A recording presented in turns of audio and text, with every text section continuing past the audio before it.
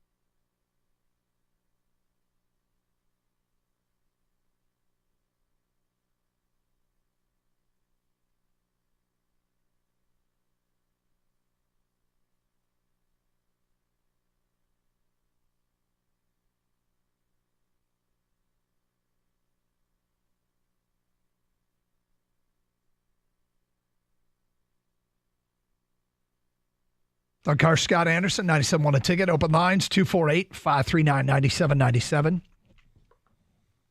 So Lions get a guard. What could be next? You know, it was funny. I was looking at the Athletics list of best players still available, and there's not, I mean, most of the guys near the top are signed. But according to them, Justin Simmons is number 22 on the list. Safety.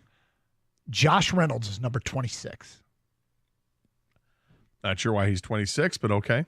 Yeah. Other name, Clowney is still on the list, right? Clowney's number 27. Like I mentioned, Quandre Diggs. Yeah. You've got Jamal Adams available. It's another safety. Yep. Stephon Gilmore. Yep. Those are names I look at. But of course they know how they feel about their depth chart right now. Do they want to add somebody, or have they freed up this money? Or are they saving this cap space for a specific reason? If Josh Reynolds doesn't come back, I'm going to be really interested to see the money, because that might tell us that the Lions, did he price himself out of what the Lions are thinking, or is it a reasonable contract and they just said enough's enough? And the thing is, he had a really good year last year. He actually did. No, he did. There's no question about that. And he just, had the unfortunate final game. Well, do they feel like, as good as he was last season, and he did have 600 yards receiving and 5 touchdowns. Yeah. Do they simply feel like, okay, if we let him go, does Khalif Raymond step up and, he takes the 40 receptions Josh Reynolds had and adds half of that total to his own total, which was 35 last year for Khalif Raymond. He played all 17 games. Is it just simply absorbed by Khalif Raymond getting a bigger role? Jameson Williams obviously is the guy who should be the benefactor. Yep. Or the beneficiary. So I don't have a problem if they pass on Josh Reynolds. I don't have a problem if they bring him back. I just don't want to see him brought back for something kind of crazy. You freed up cap space for a reason. I hope it's not because you're going to spend more than $5 million a year on Josh Reynolds. Yeah, I mean, Reynolds last year was really good for Detroit. He only had a couple drops during the regular season. He had the 2 drops in the NFC title game. But against the Rams, remember, he had a 24-yarder on the first drive. He had a 33-yarder later in that game, and was an integral part of winning a 1-point football game. And, we can't take playoff wins for granted. We're not at that place right now. But Reynolds really contributed to a big playoff win. So I suspect that it's a money issue right now, but I wouldn't rule it out. He had 32 of his 40 receptions went for first downs. It's a big stat. That's a big stat. Yep. But part of being a good GM is knowing when to get out, too. Yep. Like you hold on too long, don't fall in love with your guys, right? Dan Campbell said. And maybe Josh Reynolds has peaked. I personally think he's gone. I think they move on from him. Thank you for your service, but they brought back DPJ. They still have Antoine Green. We still have a draft available here where they could take a first-round receiver. Maybe, it's what surprised me a little bit just because how much Jared Goff likes Josh Reynolds. Even after that game in San Francisco, Goff had his back 100%. And he said he called him a stud. He goes, Josh Reynolds, stud. He knows the chemistry they have and they built over the last couple of years. But with that being said, this is a business in the end, and maybe it's time to move on. But I do think it's kind of telling that they haven't brought him back, yet, if at all. All right, we're going to turn the tables here a little bit for a Masters edition of Are You Going to Eat That? Which we've never done it the way we're about to do it. I'm going to flip it to you. Yep. Typically, you're asking me. Well, I'm going to ask you.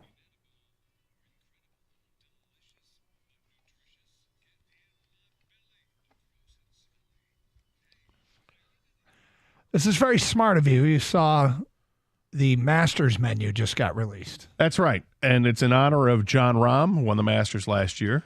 So the way it works, when you win the Masters, you get to pick the menu for the Champions Dinner the next year. Yep, which will take place April 9th. So John Rahm selected this, and it's like a whole meal, right?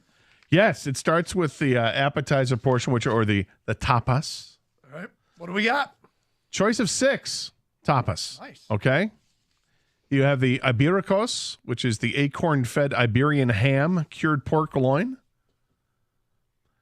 You have the Idiazabal con trufa negra, which is the it's a cheese along with black truffle. Tortilla de patatas, which is a Spanish omelet with onions and confit potatoes.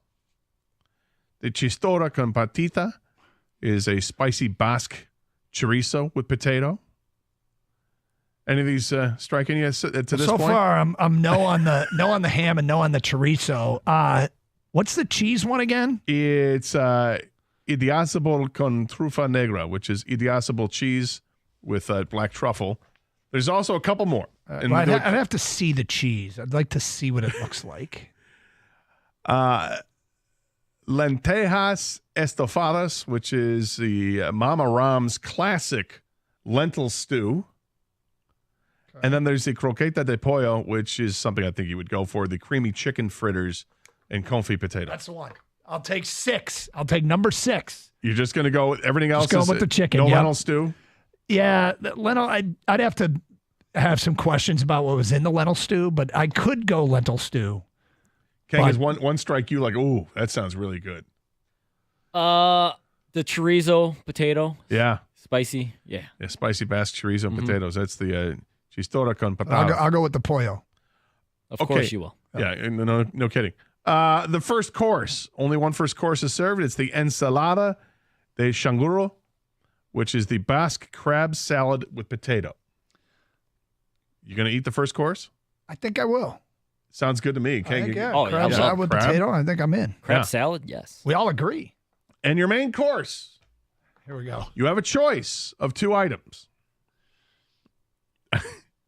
It's either going to be the chuletón a la parrilla, which is the Basque ribeye with tudela lettuce and paquillo peppers. Quick question. Is he from Spain? Sí. Okay. Or the rodaballo al pilpil, which is turbo, which is a flat fish with a Navarra white asparagus. So steak, brilliant Basque ribeye steak with paquillo peppers, or the flatfish, the turbo. So does it get awkward if I pass and pass? Not even going to eat the fish? Why you got to insult John Rahm? Okay, it does get awkward. I guess then put the fish in front of me, but then you'll just eat the asparagus. Yep, probably. Now you got to try the fish? I gotta see the fish. I hope it has the eyeball. Yeah, that's no way. No like way. Spanish I'm not style. touching that. I'm not but touching that. Come on. I'll barely touch the asparagus if it's on a plate with a fish looking at me. And then the dessert. Give me the ribeye, by the way. Yeah, I don't even like ribeye, and I'd go with the ribeye. Okay. The dessert is the milhojas de crema y nata, which is the puff pastry cake with custard and chantilly cream. That doesn't sound bad. So I'll go yes on the dessert. Dessert doesn't sound like it's too sweet. No, it doesn't. I think I've had good experience with custard in the past. So Doug is going to pass on every tapas except for the chicken fritters. Yep, chicken fritters, yes. You said you would have the crab salad. Yeah, crab's a nice crab. And then salad. you would let them put the turbo fish on your place, but you're not going to eat it. He's only going to eat those asparagus. I got to see the presentation, but I'll probably just eat the asparagus and look forward to the custard. All I got to do now is win the Masters. Or qualify for the Masters, and you could sit there and be part. Well, it's just a championship, isn't it? So I think I'm. You're left. Well, that's it. That's all you got to do. Yep. What if you have a green jacket? Can you just walk in with a green jacket and probably act like you've been there? Probably people do it all the time. You didn't say what you'd eat. What would you? I mean, the tapas. I'd try them all. I think the only thing I would hesitate. No, I wouldn't hesitate on any of it. It all sounds good. You got the cured pork loin, the Iberian ham, like that. The chorizo, yep, all about chorizo. I'd try the lentil stew. The chicken fritters sound delicious. The Spanish omelet sounds good. The cheese, I love cheese, any kind of cheese. I'll try it. Yeah, no, I'd eat everything on this. I mean, the only thing I'd hesitate is probably the turbo fish. Well, I will say, I too would have to see how it's presented. As enjoyable as it is being on this end of the segment, the best part was listening to you pronounce all these meals. I think you kind of killed it. I hope I got most of them right. Who's to argue? Right. Well done, my friend. Well done. Thank you very much. All right, something happened in the NBA last night that I think a lot of people can relate to. We will get to that today at 12:50 here on Carson Anderson on 97.1 The Ticket.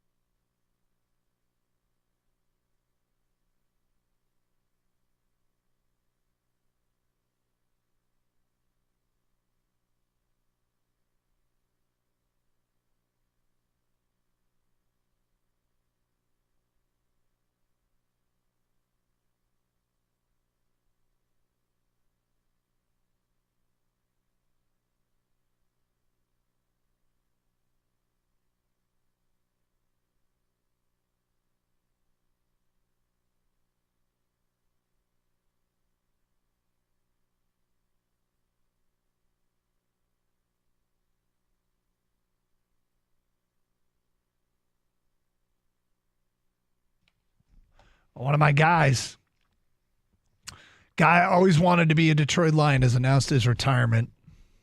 Did you see that Leighton Vander Esch? I did see that, yeah. And I immediately thought of you, actually. Yeah, look, I remember pre-draft scout of him. I like getting down the wormhole a little bit as you know, you find somebody you like and you're all right, what's this guy all about? And he was big on driving his pickup truck up into the mountains and rolling out a sleeping bag and sleeping in the back of his truck under the stars back when he was in college. And I think he would hunt and fish, and he was all on Idaho woodsman. And I'm like, let's go. He's everything you're not. Yeah, this was a eat lightning and crap thunder kind of guy. And I'm like, I hope the Lions draft him. And they did not. Did he go the pick right before the Lions? I think it was something like that. Yeah. He was a good player, not a great player, good player. Yep. Had a couple of really good years. Yep. But then had some neck injuries. Yeah. Slowed him down, but I always wanted him to be a Detroit Lion. Didn't work out. That was a draft night heartbreaker for me. That was one. Levante David was another one. Yep. That I wasn't unconsolable, but I was upset. Very upset that the Lions didn't get those guys. And Van Der Esch, I mean, again, like you're right, a lot of good years, but injuries kind of derailed. Now, did the Lions, was that the draft? Did they get Ragnow right after that? Is I think what happened?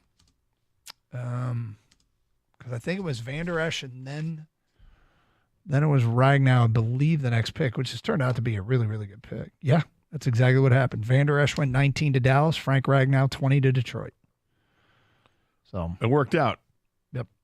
We got our guy's still playing. Well, we got the better player too. No offense to Leighton Van Der Esch. Made the Pro Bowl one year. Yep. But Frank Ragnow might be the best center in the game. Okay. So last night in the NBA, a couple things happened.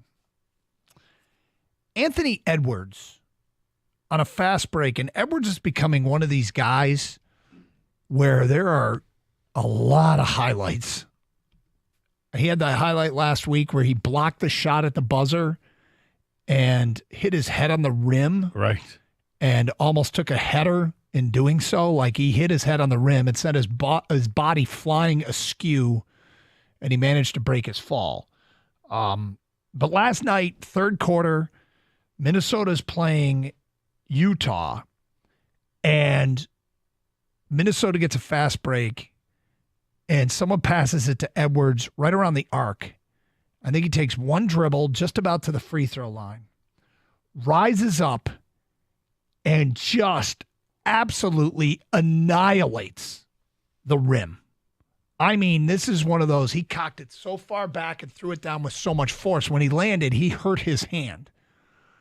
But in doing so, he completely posterized John Collins of Utah. I mean, this was a dunk. Edwards took Collins' soul. It was unbelievable. It was a massive dunk. Yes. For sure. If you haven't seen it, Google search it. It is one of the greatest posterizations of all time. Now, Edwards came down and he did hurt his hand. And Collins kind of got poked in the eye. But it was a unbelievable dunk. And Edwards is kind of starting to serve one of these up, it feels like, every game. Meanwhile, in Los Angeles, they had just tipped off the Lakers-Atlanta game. That game was scoreless. 15 seconds in, the Lakers won the tip. I think they turned it over. Atlanta got a fast break, and Jalen Johnson of the Hawks, he rose up and just humiliated Austin Reeves with a remarkable, call it what it was, crotch to the face kind of dunk. Yeah, it was in the face. His crotch was in the face. Reeves got crotched. Got crotched. And, I mean, that's more embarrassing. They were both pretty bad. And I always kind of respect the guy that tried to stop it. Was it Brandon Knight, the Piston, that got absolutely destroyed by Kang? Who was the Piston that got dunked on by the Clipper? Brandon Knight. By DeAndre Jordan? Yeah, it was DeAndre Jordan. It was Brandon Knight that got dunked on. And I always defended Brandon Knight because he tried. And I respect these guys because they tried to stop the dunks.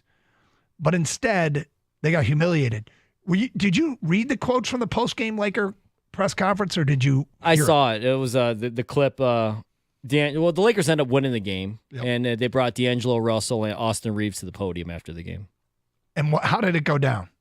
So they had asked a few questions already about the game, and then one reporter says to Austin Reeves, like, I cannot not ask you about He goes, and then Reeves stops him and goes, no, you don't have to ask me. This is why no one likes you. And I think he was joking with the reporter.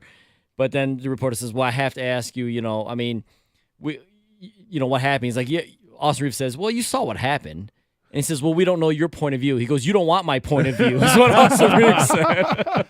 Because his point of view was darkness, hello, my friend. Yeah, it was bad. So, look, we've all had that moment that is just... I don't think a moment like that. Well, not in front of millions, but we've had moments where we are absolutely humiliated on the field of play. And sadly... I've never felt as hopeless as I feel as a hockey player who took up the game at the age of 30, okay? I didn't grow up skating. I didn't play hockey.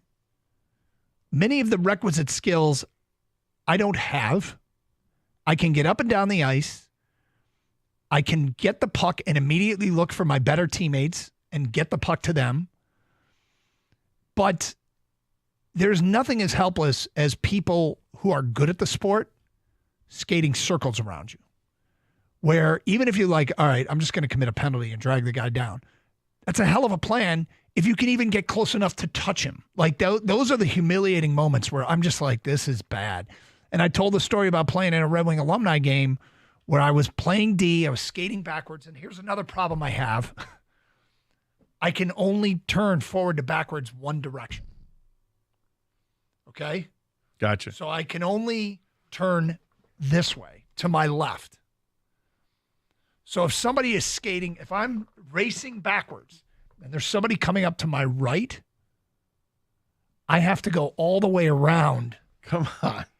Really? Yeah. I mean, look, I can't skate. I skate very poorly forward. I cannot skate backwards.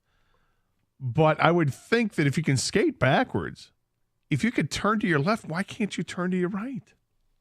I have no idea, but I can't. And I'm working on it. Like, we have 3 minutes to warm up before every game, and I'm trying to figure it out.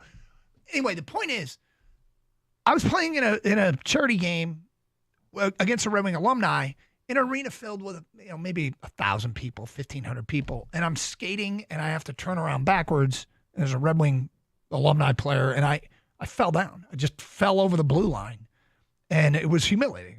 It was completely, and part of it is when you get sped up because you can't keep up with people, you do things like miss layups or dribble the ball off your foot or drop a wide open pass, like because you're trying to do everything so fast just to keep up with the better athletes. But 248-539-9797. We've talked about like mistakes you made, or I missed a free throw, or I missed a field goal, a game-winning this, game-winning that. But when did you go against somebody that was so much better than you that it was humiliating? Because it happened last night to two players in the NBA. It's happened to me in hockey quite a bit. I've played in basketball games where people that were better than me, but I think I could fake it. I think I could fake it well enough. I mean, I'm not saying put me out on an NBA court. I'm just saying when I was younger and I get into games with people that like played in college, I could accept the pass and give the ball up, But when was the where somebody was so much better than you, they humiliated you?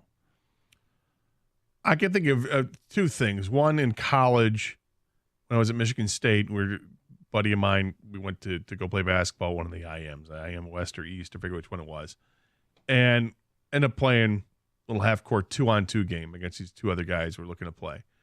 Didn't realize that one of the two guys we played against was Chris Wyszynski.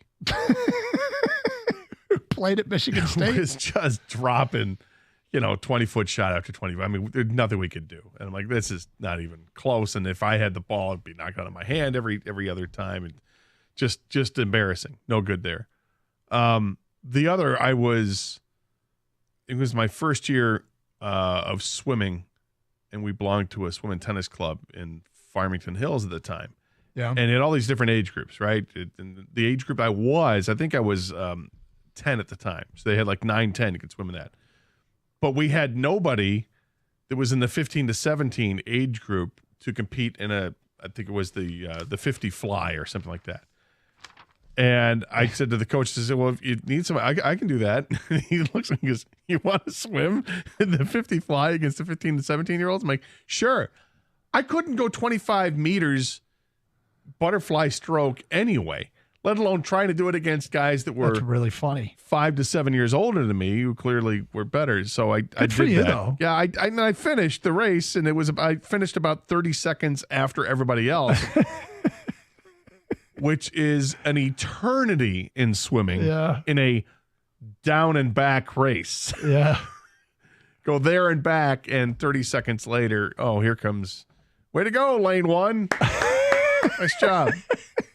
Just embarrassing. All right. When did you get humiliated the way poor Austin Reeves of the Lakers and John Collins of the Jazz got humiliated last night? If you haven't seen the dunks and the soul-crushing moments for them, I'm sure you can find them online. 248-539-9797. It's Carson Anderson, 97.1 The Ticket. Hey, the last thing you ever need, plumbing issues. If you got them, call CGC Water Treatment and Plumbing at 855-339-4242. CGC will send out one of their plumbers quickly. If you're tired of running out of hot water, call CGC Water and have them install a Navien tankless water heater. No more running out of hot water. You'll reduce your energy consumption and save money. Call CGC Water and get 10% off that Navien tankless water heater like we've got from CGC Water Treatment and Plumbing, your authorized independent Connecticut dealer.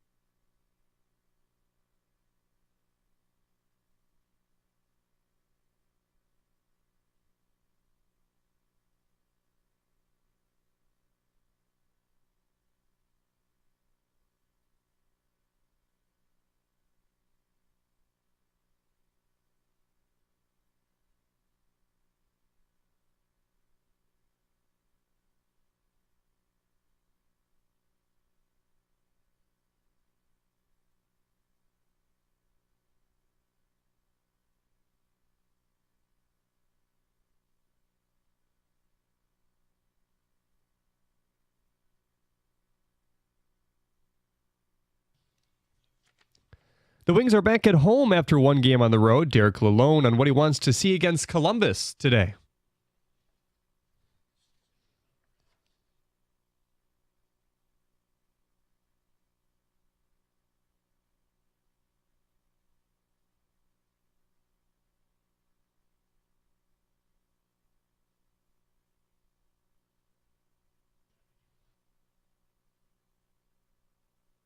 Detroit 2-0 versus the Blue Jackets this season, who sit in last place in the Metropolitan Division. Dylan Larkin was skating again for the team this morning, but is not expected to play today.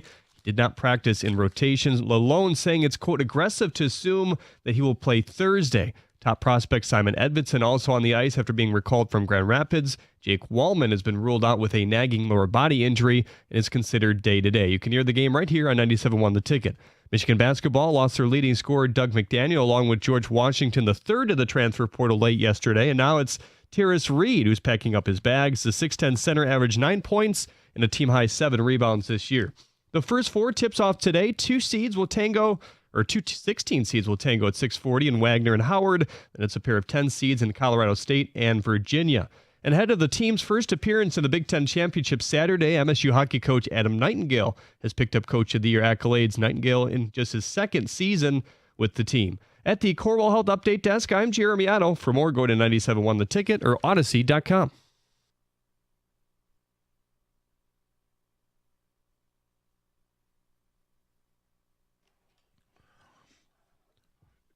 Just so we talked earlier about Michigan losing to McNeese in basketball. Yep.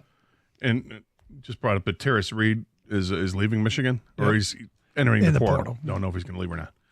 In that game against McNeese in the loss, Terrace Reed Jr. played 22 minutes. Yeah. Took 1 shot, missed it, grabbed 4 rebounds, had a steal, committed 4 fouls in 22 minutes. I was about to say, did he foul out?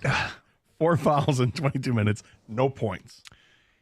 He's an interesting player. Years ago, Michigan had a player named, I think it was Josh Reed, who I made the comment on the air. He had to lead the Big Ten in attempted rebounds.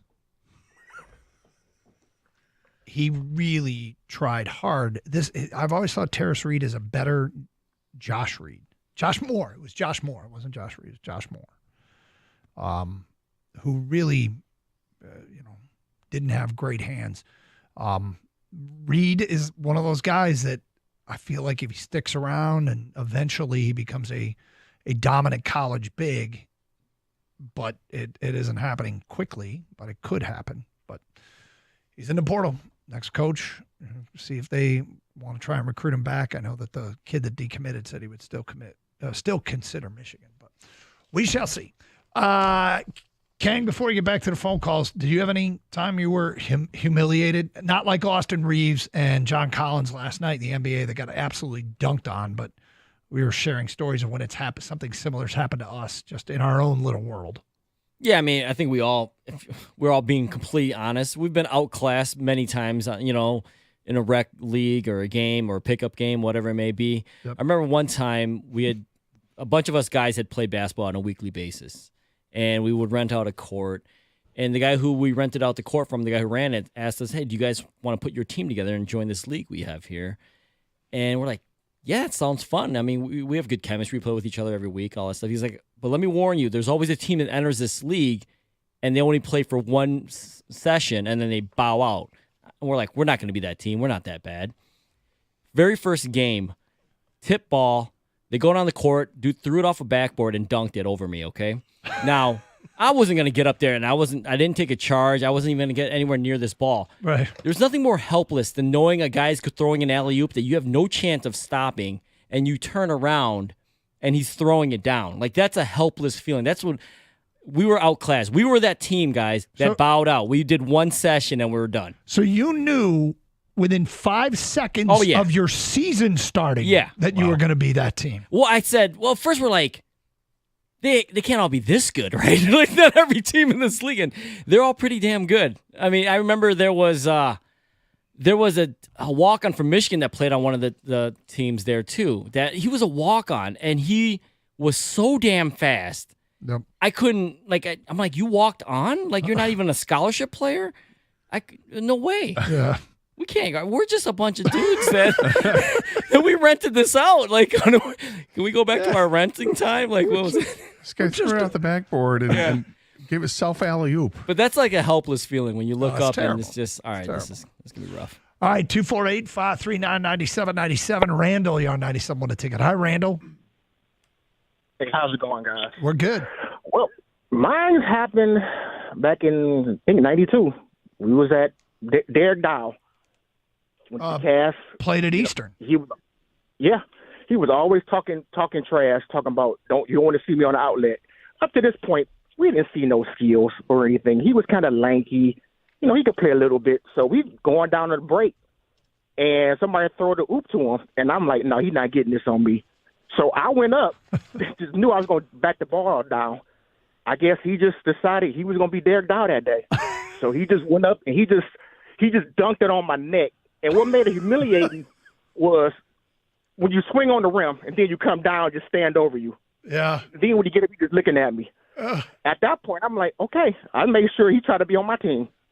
It was just bad. It was just one of those where the crowd just, they just let you know about it. Yep. And yeah. And when you're outmatched like that, it's not like you can get up and be tough about it and push him back. Like, hey, man, I'm here all day. No. You can't do that because he's like, no, I'm here all day.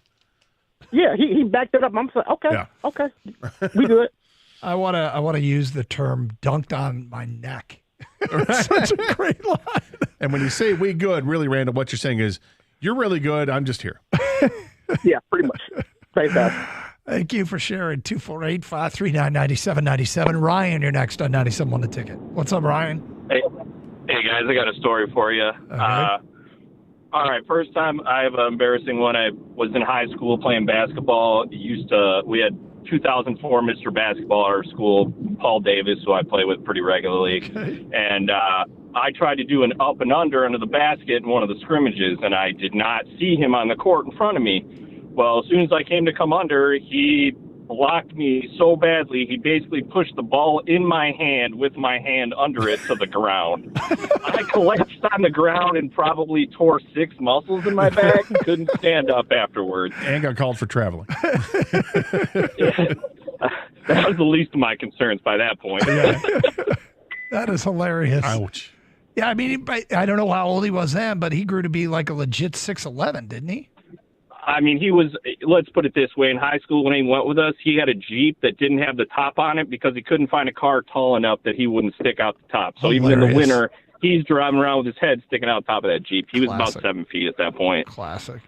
Ryan, thanks for sharing. 248-539-9797. It's like a giraffe, Doug. Don't. Let's go to Joe. You're next. Hi, Joe. Hey, how's it going, guys? All right, up? Joe. 2 quick stories if you got time for me. The first one, Doug, very similar to you. When I got out of high school, I jumped into a house hockey league with a couple of my buddies, and I didn't grow up playing hockey. Maybe a little street hockey, but never on the ice. And it was an absolute embarrassment for 2 seasons. I could not stop. I could barely skate. There was multiple times that in order to slow down, I would just crash into the boards. People would just avoid me. Couple times that I tried to avoid going offsides, I would just fall to the ice and try to army crawl across the blue line. So that's the sight. So it's so and anybody, you're like I mean, I'm in this position too at times, Joe, where you're like a pylon and people are just skating right around you. They're effortlessly going right around you. On your left. Like Ricky Bobby, right? Like, are those the other players? No, they're so fast. Yeah. So that's the one. I did that, after I got out of high school. The other one, I used to play chess with my brother and my sister, growing up. Nothing like good, never any tournaments, just for fun. So my brother ended up, unfortunately, went to jail for a couple years. And when he came out, I used to kick his butt all the time in it. He came out. He wanted to play a game. I'm like, all right, let's play. You want to get your butt whooped? Sure. Talking all this smack. And in 3 moves, he put me in checkmate. Wow. Well. And I cleared the board and walked away, and I haven't played chess since. Humbling moments. Last night, NBA, 2 guys with just absolute posterizations. Anthony Edwards on John Collins of Utah and Jalen Johnson of the Hawks on Austin Reeves of the Lakers. Embarrassing. I mean, it's part of playing in the league, I'm sure. It probably happens to more players than it doesn't. But, these 2 both were pretty epic and got us talking about the most humiliating things that ever happened to you when somebody else, not because you missed a free throw or something, but somebody else made you look silly. You guys golf. Have you guys ever golfed with like another threesome or whatever where they just outdrove you so bad where you were like, I don't even want to tee off. Like I'm emasculated. Like this is bad. Yeah, there are times where I'm the worst of a foursome, but when you're way worse, like everybody else is flirting with par and I'm trying to break 100, that's terrible. Yeah, you just need to keep the pace. You just don't want to slow things down. Yep. And you know what the funny thing is with golf, everybody seems to understand that. Unless you got two guys that have like a similar handicap and they're playing for money, that's when the trash talking goes. But if I get outdriven by 40 yards by someone, I'm like, it's a hell of a drive, man. Nice job. And you just kind of go your own way on that. You just don't want to be the guy that everybody's waiting for. No, you don't want to be that guy. Because you're still in the bunker. 248-539-9797, 97.1 the ticket.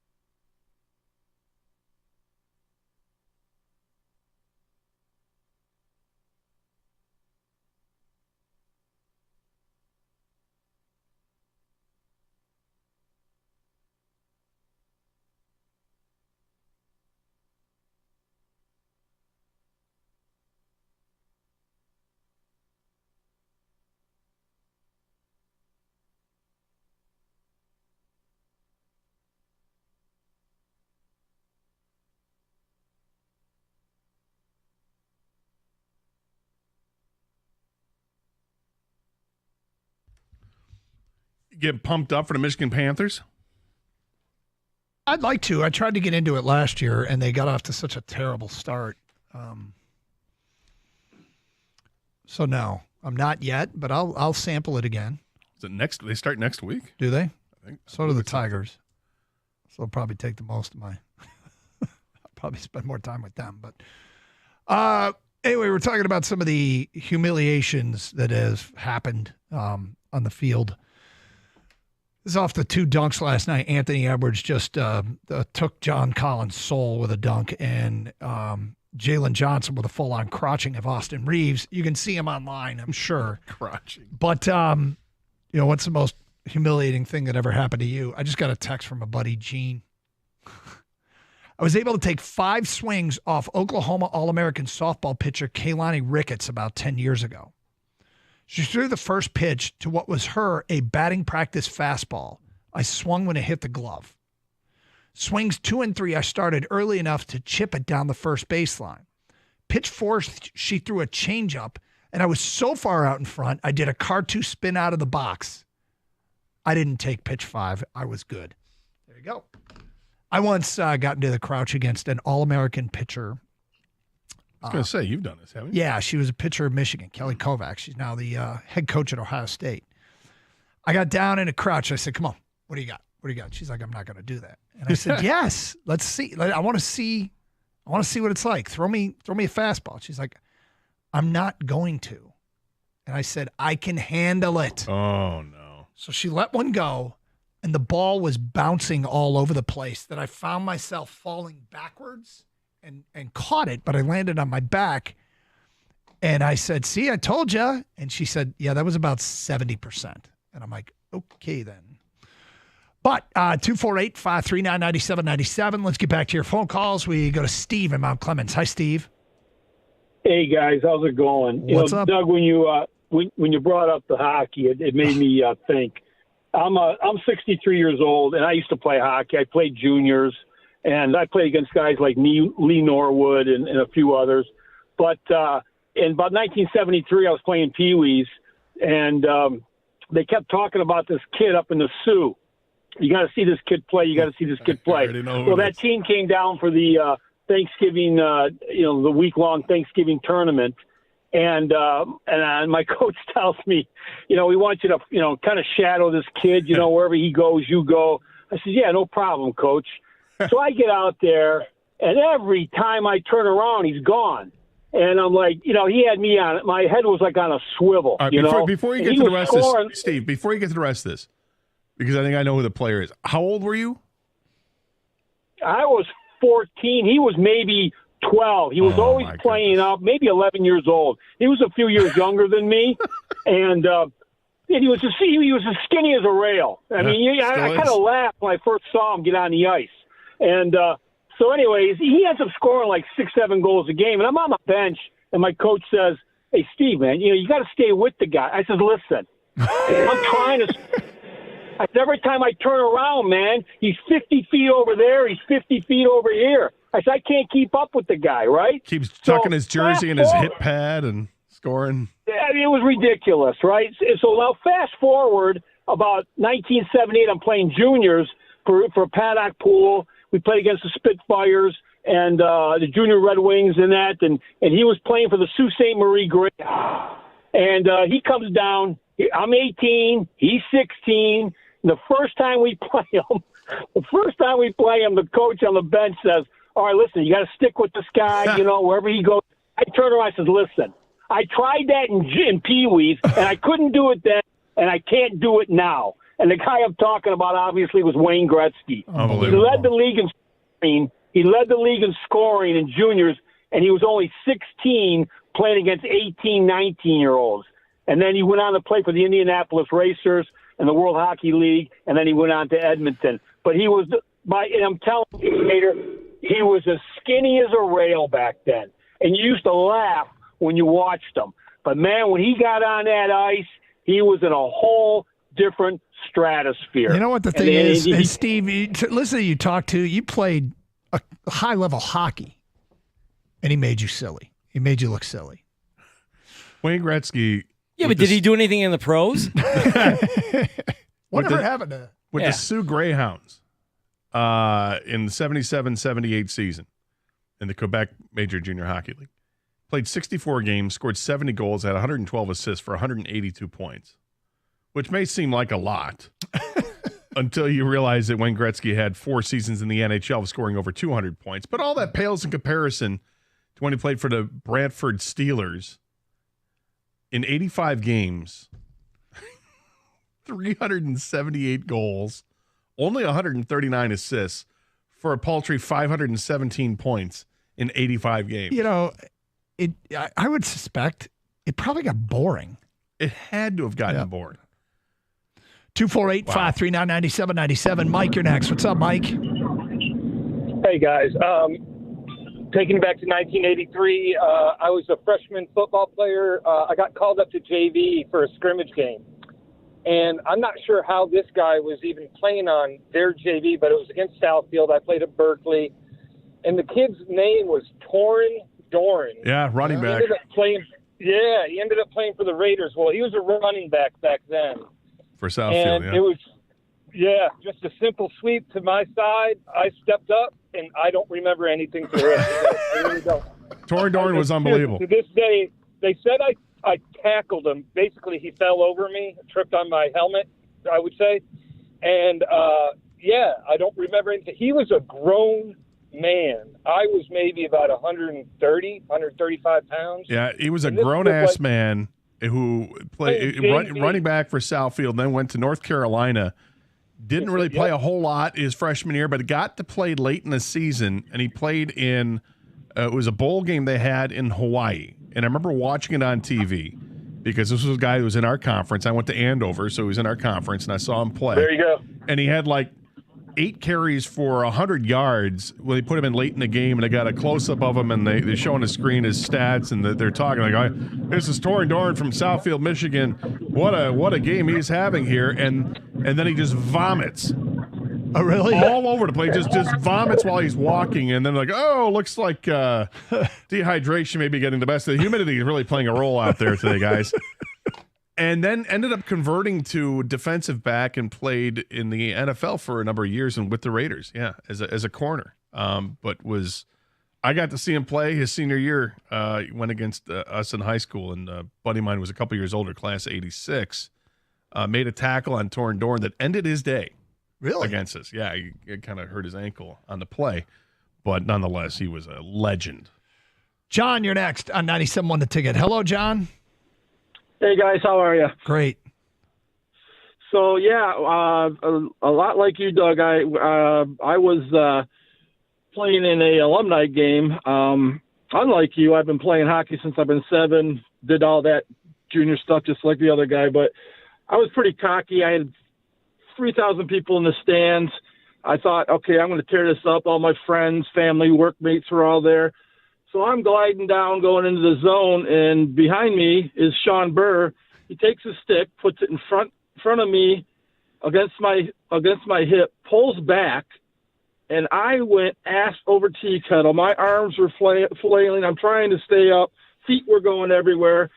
Fell on my butt, and I heard about that for probably 6 months from everybody I knew of how horrible I looked out there. He had to have picked me up and said, "All right, this guy's being cocky in warm-ups. I'm gonna pick this guy out and humiliate him." Put him in his and place. He did. That's so. Put me in my place. You just reminded me of, and John, that reminded me of a story. Gosh, so many bad hockey stories. We have relatives in San Diego, and they came to town. They were coming to visit us, and we picked them up from Metro Airport and drove straight to a game at Yost Ice Arena. I had a game. And, they're from San Diego. They're all California natives. Hockey to them is something that we do here in the Midwest and the northern states and Northeast. So they're not familiar with it, but I'm like, yeah, I play, and we're going straight to the game. And it was at Yost Ice Arena. And I start the game. I'm on the bench. And the first thing I do is I step over the boards and into a rush down the ice. And I'm like, this is going to be so awesome. It would be really cool if I scored first shift. And I'm going as fast as I can. And I take one stride too many, try to stop, smash into the goalie, hit the net, knock it off its moorings. We go flying. I'm down on the ice. I hurt a rib.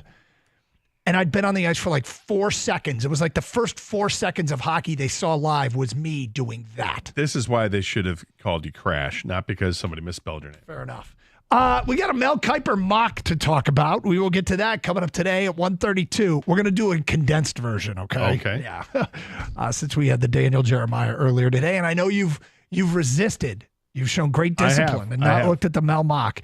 We'll get to that today at 1:32. Does it make sense for the Lions? 97.1 The Ticket.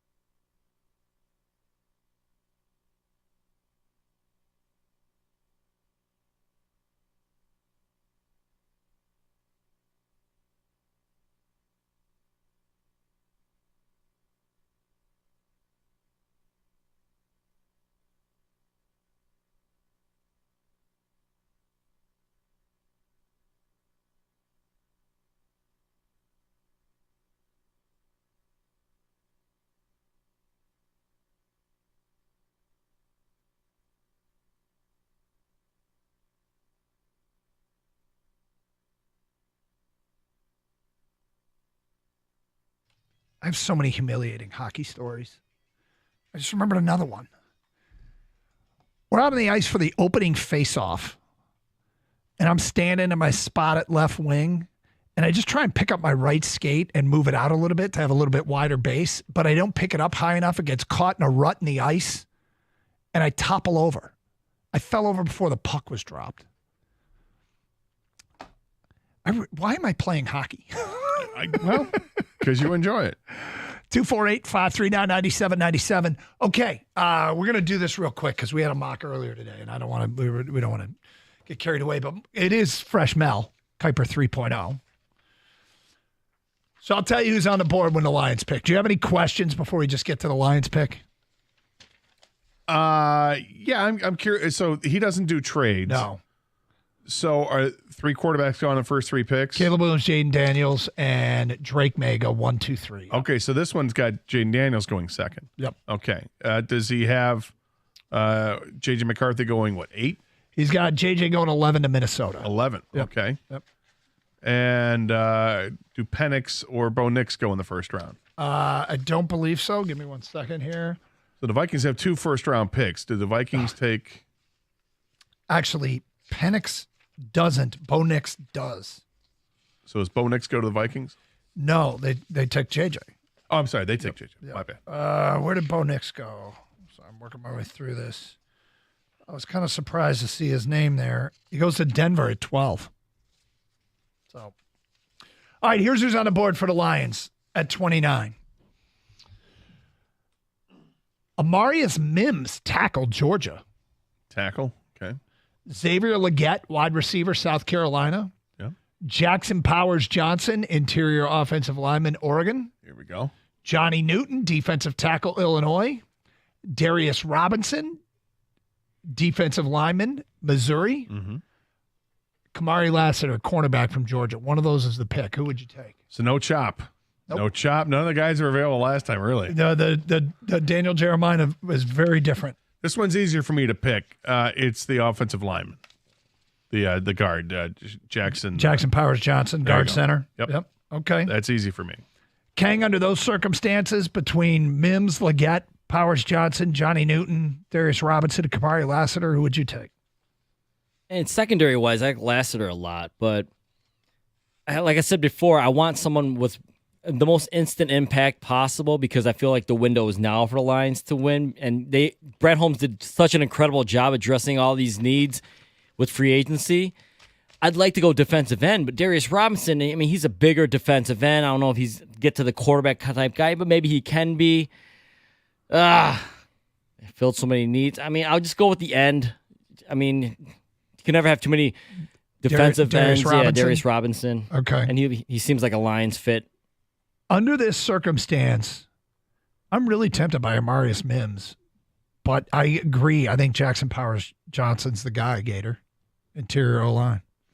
Pick is in, according to Mel Kiper, with the 29th pick. The Detroit Lions select Xavier Legette, wide receiver, South Carolina. And he writes, how good is this Detroit roster? GM Brad Holmes has done a stellar job since he was hired in 2021. He's filled the Lions' biggest offseason hole with a trade for underrated cornerback Carlton Davis, which gives some flexibility here. I'd like to see the Lions add another playmaker for quarterback Jared Goff. Legette is rising my rankings after he ran a 4.39 40-yard dash, tested well in the other drills at the Combine. And while I quibble with South Carolina for listing him at 6'3", when he's actually 6'1", I won't hold it against him. He had a fantastic 2023 season, 1,255 yards, 17.7 per catch. He dominated corners on crossing routes, lining up in the slot. This is a way to improve the Detroit offense. So what do you think of that? You made a face. Well, I mean, it's because it's not what I would have done. I don't mind the player necessarily. You're going to be enamored with speed like that, a 4.39 40 time, 6'1". Okay, but I'm looking at the offensive line is a position of need for the future. You just signed Zeitler, but it's a 1-year deal. You don't know how long Frank Ragnow is going to stick around the league because of his injuries. So, yeah, I'm looking at the guy who might be the best at his position group. That's what I want. Another interesting name that we mentioned earlier, how it seems like Enos Rakestraw is not showing up in anybody's first round anymore. Neither is Keon Coleman. Both players I like. So, a lot of choices. And they're in pretty good shape at 29. I usually, it doesn't feel like a great place to be drafting. It's awesome because it means what happened the season before, but it feels like there's going to be some quality choices that can help this team at that position. 29. All right, cool. That's the Mel mock. Didn't want to get too carried away because we did a full-on Daniel Jeremiah one earlier. But it is fresh Mel. Yep, can't ignore fresh Mel. 248-539-9797. Let's go to Chris. You're next on 97.1 The Ticket. Hello, Chris. Hey, guys. How you doing? Good, thank you. Good. So back in middle school, about 8th grade, on the basketball team, during practice we were running some drills attacking the basket. Now, I had to go up against one of the taller kids on the team, and he probably had about a foot on me. I'm one of the shorter guys. So I go and attack the basket, try to do a layup. He swats me so bad that I fall to the ground. Ball bounces off the ground like a spiked volleyball almost. And the whole team starts chuckling. And I look over. This is the worst part. Parents were allowed in the practices, always watching on the sideline. I see my own dad. He's laughing at the fact that I just got squatted and I'm laying flat on the ground. Come on, Dad. That's not right. No. That sucks. Even Dad laughing at him. Talking about this because of the humiliating dunks last night in the NBA. If you haven't seen Anthony Edwards' dunk or Jalen Johnson's dunk, go quick Google search because they were something else. Can happen in the NBA, but what is your most humiliating moment on the field of play? 248-539-9797. DJ's in Detroit, and he's on 97.1 The Ticket. Hey, DJ. What up, though, fam? You all right? We're great. How are you? I'm good, man. So y'all touched a spot with this one because basketball is my thing. So I got 3, and I'm going to make them quick. All right. Freshman year, 14 years old. I'm 6'6", 14 years old. So I'm right on varsity, right out of middle school. We in the summer league game. The coach, they're doing the out-of-bounds play on the opposing team's rim. Coach saying, so when the ball's at the ball, you got to put your hands up. As soon as I turn around, they throw a lob in front of the rim. I turn around. Maurice Taylor's testicles were literally in my face. I fell down. I remember I was 14 years old, though. So you get what I'm saying? But I remember that like it was yesterday. That's number 1. Number 2, junior year, Detroit Cooley is playing Southfield Lathrop. So you know how you try to oil can the coach to make sure, to let them know, coach, you're running hard and you're hustling back and all this nonsense. That's called false hustling basketball. So I'm false hustling. I'm sprinting back. They throw the outlet to the right wing. Gray throws it ahead. I'm like, you know what? I'm 6'6". I got 36 inches. I'm about to go get this. Man, this dude took 2 dribbles, man. When I tell you this dude windmills, so about halfway when I see he windmill, I literally put my head down like, oh, Lord, this wasn't a good decision. And I ducked. That was Mike Chappelle. Mike Chappelle got me on the wing. I remember like it was yesterday. The last one, which probably could have been first, my 10th grade year. Y'all picture this. 10th grade year, my high school history teacher used to call me the Sasquatch because I was so big and so young. So every time I would score a basket, the Sasquatch. This is what Mr. Fancher would say, right?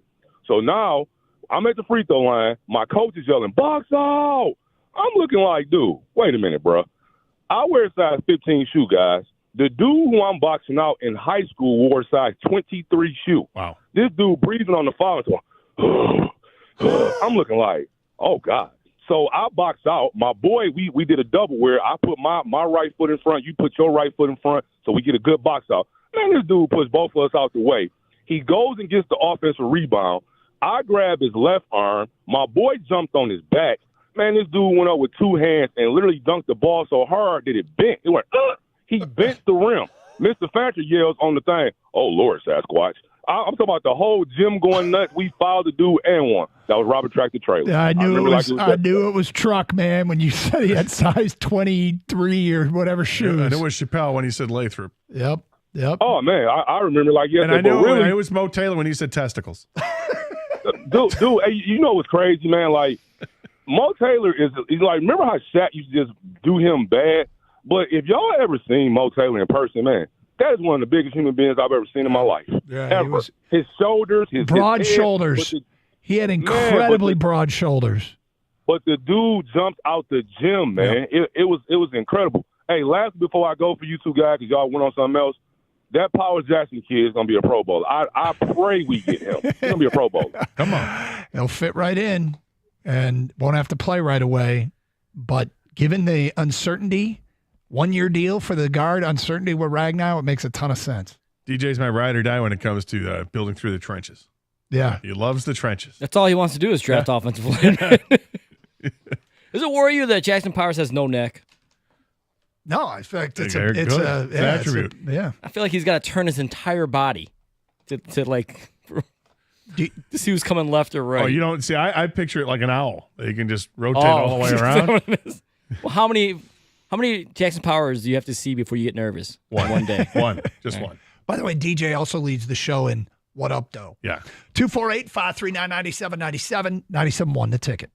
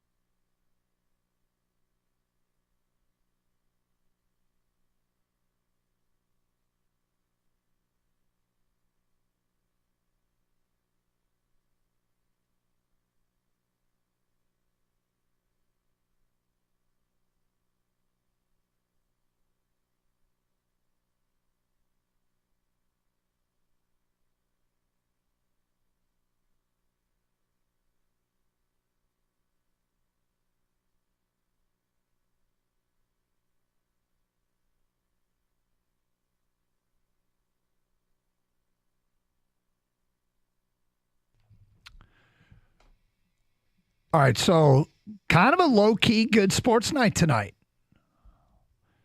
You got the Red Wings debuting. Not debuting. Simon Edvinson's played here before. Edvinsson back with the Red Wings playing tonight. You said that, and that's at 7:00. Tigers are 6:05. Is that MLB TV? No, I think that's Bally's. Is Bally's carrying it tonight? I believe so. Okay. And you have first 4 game. NCAA tournament. Because I want to see where the Red Wings be playing. Yeah, NCAA tournament starts at 6:40. So you have a 6:05 Tiger game, a 6:40 playing game between Wagner and Howard, but that's followed up by Colorado State, Virginia, so some bigger names there. And you got the Red Wings at 7:00. So it's not kind of underrated sports night. Some stuff to watch. 248-539-9797, and we'll be talking about them tomorrow and getting you more set for March Madness. In the meantime, let's get back to your phone calls. We got a Tom in Detroit. You're on 97.1 The Ticket. Hello, Tom. Hey, guys. What's going on? How you doing, sir? Good. My brother went to Syracuse University, and he had rented a house, and I used to spend my summers there. And when I was in 10th grade, I went to Boeheim's basketball camp.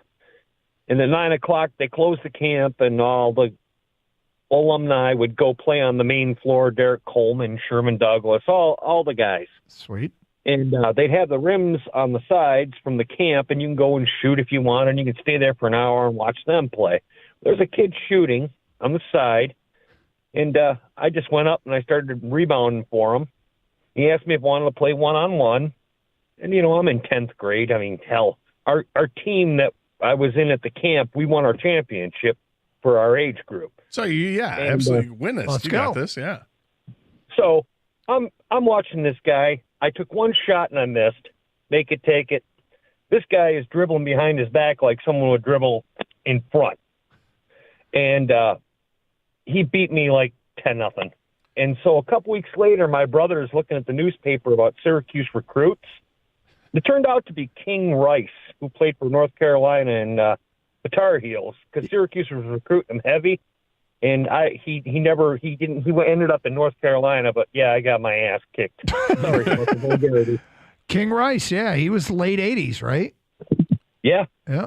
Wow. So you faced him when he was in high school? Yeah, he was high school from 83 to 87 and went on to North Carolina. Yeah. 248-539-9797. What's that? He's a head coach. King Rice is? He is, and has been a head coach for 12, 13 years now. At what level? If they won their conference, they'd be in the tournament. Is it Mississippi University for Women? It is not. It is Biblical Studies? It is not. It is on the East Coast. Champion Biblical Studies? No. Laterno? Is he a head coach at Laterno? He's not at Laterno. On the East Coast. Starts with an M. It does. Merrimack. Monmouth. Okay. You knew this, Kang? No, I looked it up. Oh, okay. Come on, man. Sorry. I didn't even know King Rice was a real name. Yeah. That's why I looked it up. Yeah. Never. Is he related to King? Is he English? They won. They won. This is what sucks about the tournament in a way, right? Like you had a couple of back-to-back years they win the conference, but they didn't win the conference tournament, so they end up going to NIT. And they went 28-8 and 27-7 in back-to-back years, but didn't win the tournament. So It's like Toledo. Have you seen their recent seasons? Mm-mm. It's actually kind of brutal, but it's a system. You got to win your tournament, right? Well, yeah, it's like Campy at OU. He's had some really good years where they didn't win the conference tournament, so they don't get in. Yeah, I got a quick. He's had some bad years. Okay, too. so here's the last 3 years of Toledo basketball. Last 4 years, but I think they only didn't get in the last 26-8, 27-8, 20-12. 3 years like that didn't get into March Madness.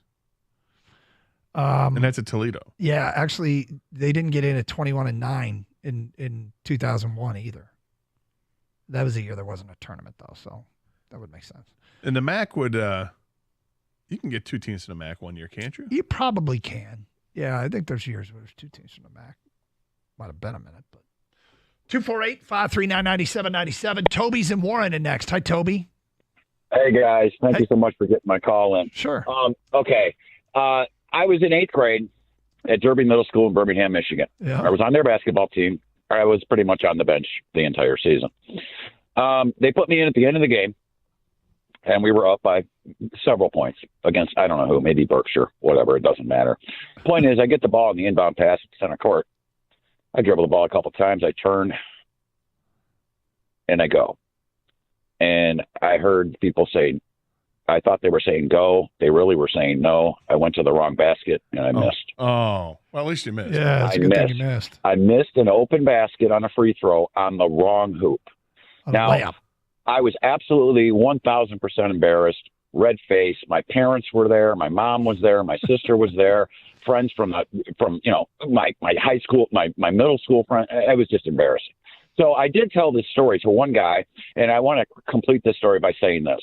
I explained that exact story to this guy that missed a free throw in a college basketball game championship over in Colorado, some small school in Colorado, and he was all upset. And I told him that story, and I made him smile for the first time all night because he felt terrible that he missed the free throw to win the game. And I told him that story, and it made his day. Hey, at So least you have a nice afternoon. Yeah, your Go story's Red Wings, my story's worse and than everything. yours. You made it feel better.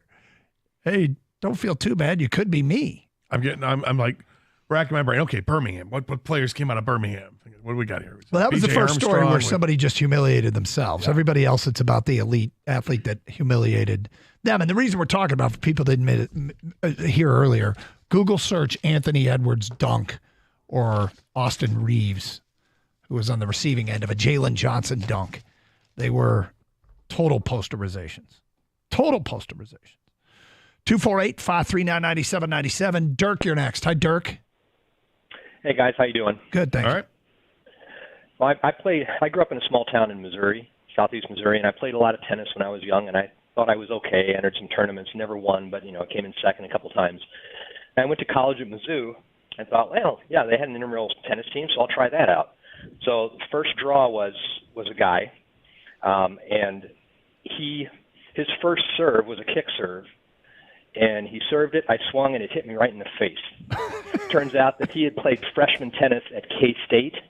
I didn't know that, so it turns out I wasn't as good as I thought I was. Really embarrassing. And actually, I did win a game, but I think he let me. Yeah, I was about to say, how fast was it over? It was over quickly. Pretty fast. Yeah. It was pretty fast. But. Hey, thanks for your phone calls. 248-539-9797. Again, we have a underrated sports night tonight, so I hope everybody does indeed enjoy it. Tigers at 6 are on the Bally's Extra channel. Okay. And the Rings are on Bally's. Okay. At 7. So, and And course, by the way, you can hear the Red Wings right here on 97 The Ticket. And just a reminder, today is a good day for everybody to once again familiarize yourself with where True TV is on your cable system. Always a good time of year. Just a reminder. Good PSA, Doug. What's that? Good PSA. Yep. It's what, True TV, TNT, and USA Network, I think. Well, outside of the regular old CBS. Here's the other reason, TBS part of Might be TBS. The other reason why you want to do that, pretty much the play-in teams. Yeah. Normally one is made the Sweet 16.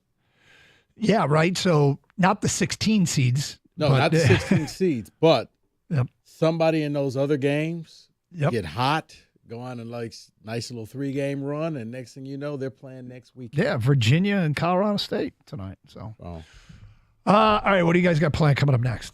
A little bit of Lions. We'll talk a little bit of tournament stuff, but Lions talk now with the signing of Ziegler. Have they reached the point of best player available? Yeah. Is that now where they are, where there's no really specific need, or is there? We talked about it a little bit, but you guys, I'm sure, will be able to expand on it more. So I'd like to see him do a little more. Yep. I'd like to see him get at least one more signing. And I've got my guy. I'll just tell you, as I've said on the air already, Quandre Diggs. Okay. Yep. For me, it's I don't know what I'd take a pass on Clowney for a year. I'm not against that either. It's another name I brought up, and depending on what the cost is, but Stephon Gilmore, another one that one of those three guys or all of those guys. Actually, might be able to. Have a great show. Stay safe, everybody, and treat each other with respect. 97.1.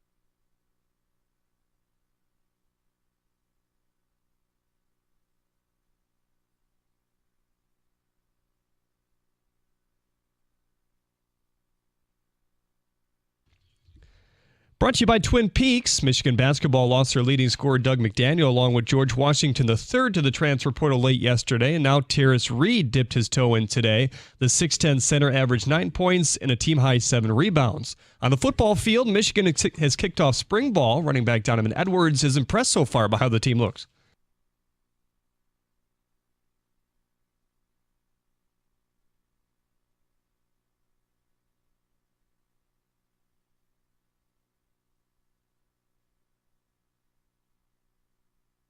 The Red Wings face the Blue Jackets this evening, who sit in last place in the Metropolitan Division. Dylan Larkin was skating again for the team this morning, but is not expected to play today. Derek Lalonde saying it's, quote, aggressive to assume that he will play Thursday. Top prospect Simon Edvinsson was also on the ice after being recalled from Grand Rapids. Jake Wallman has been ruled out with a nagging lower body injury as well. He's considered day-to-day. You can hear the game right here on 97.1 The Ticket at 7. Lions receiver Amon-Ra St. Brown is set to be a part of a new Netflix series called Receiver. The show will feature 8 45-minute episodes. The Tigers are back in action today against the Phillies. Jack Flaherty is coming off his best outing of the spring. He'll make his start for Detroit today. Hear the action on the Bet 1270 beginning at 6. Tigers pitching ranked second behind Atlanta for the most strikeouts this spring. The first 4 tips off tonight. 2 16 seeds will tango at 6:40 in Wagner and Howard. Then it's a pair of 10 seeds in Colorado State and Virginia. At the Coral Health Update Desk, I'm Jeremy Otto. For more, go to 97.1 The Ticket or Odyssey.com.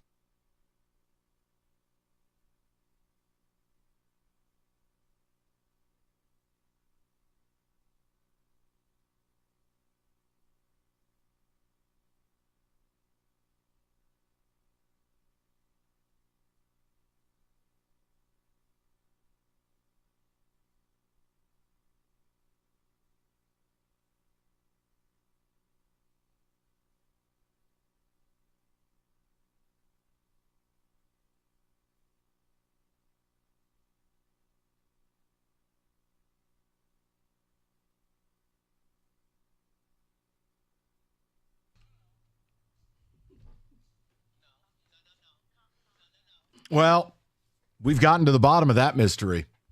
It wasn't stolen. It was thrown out.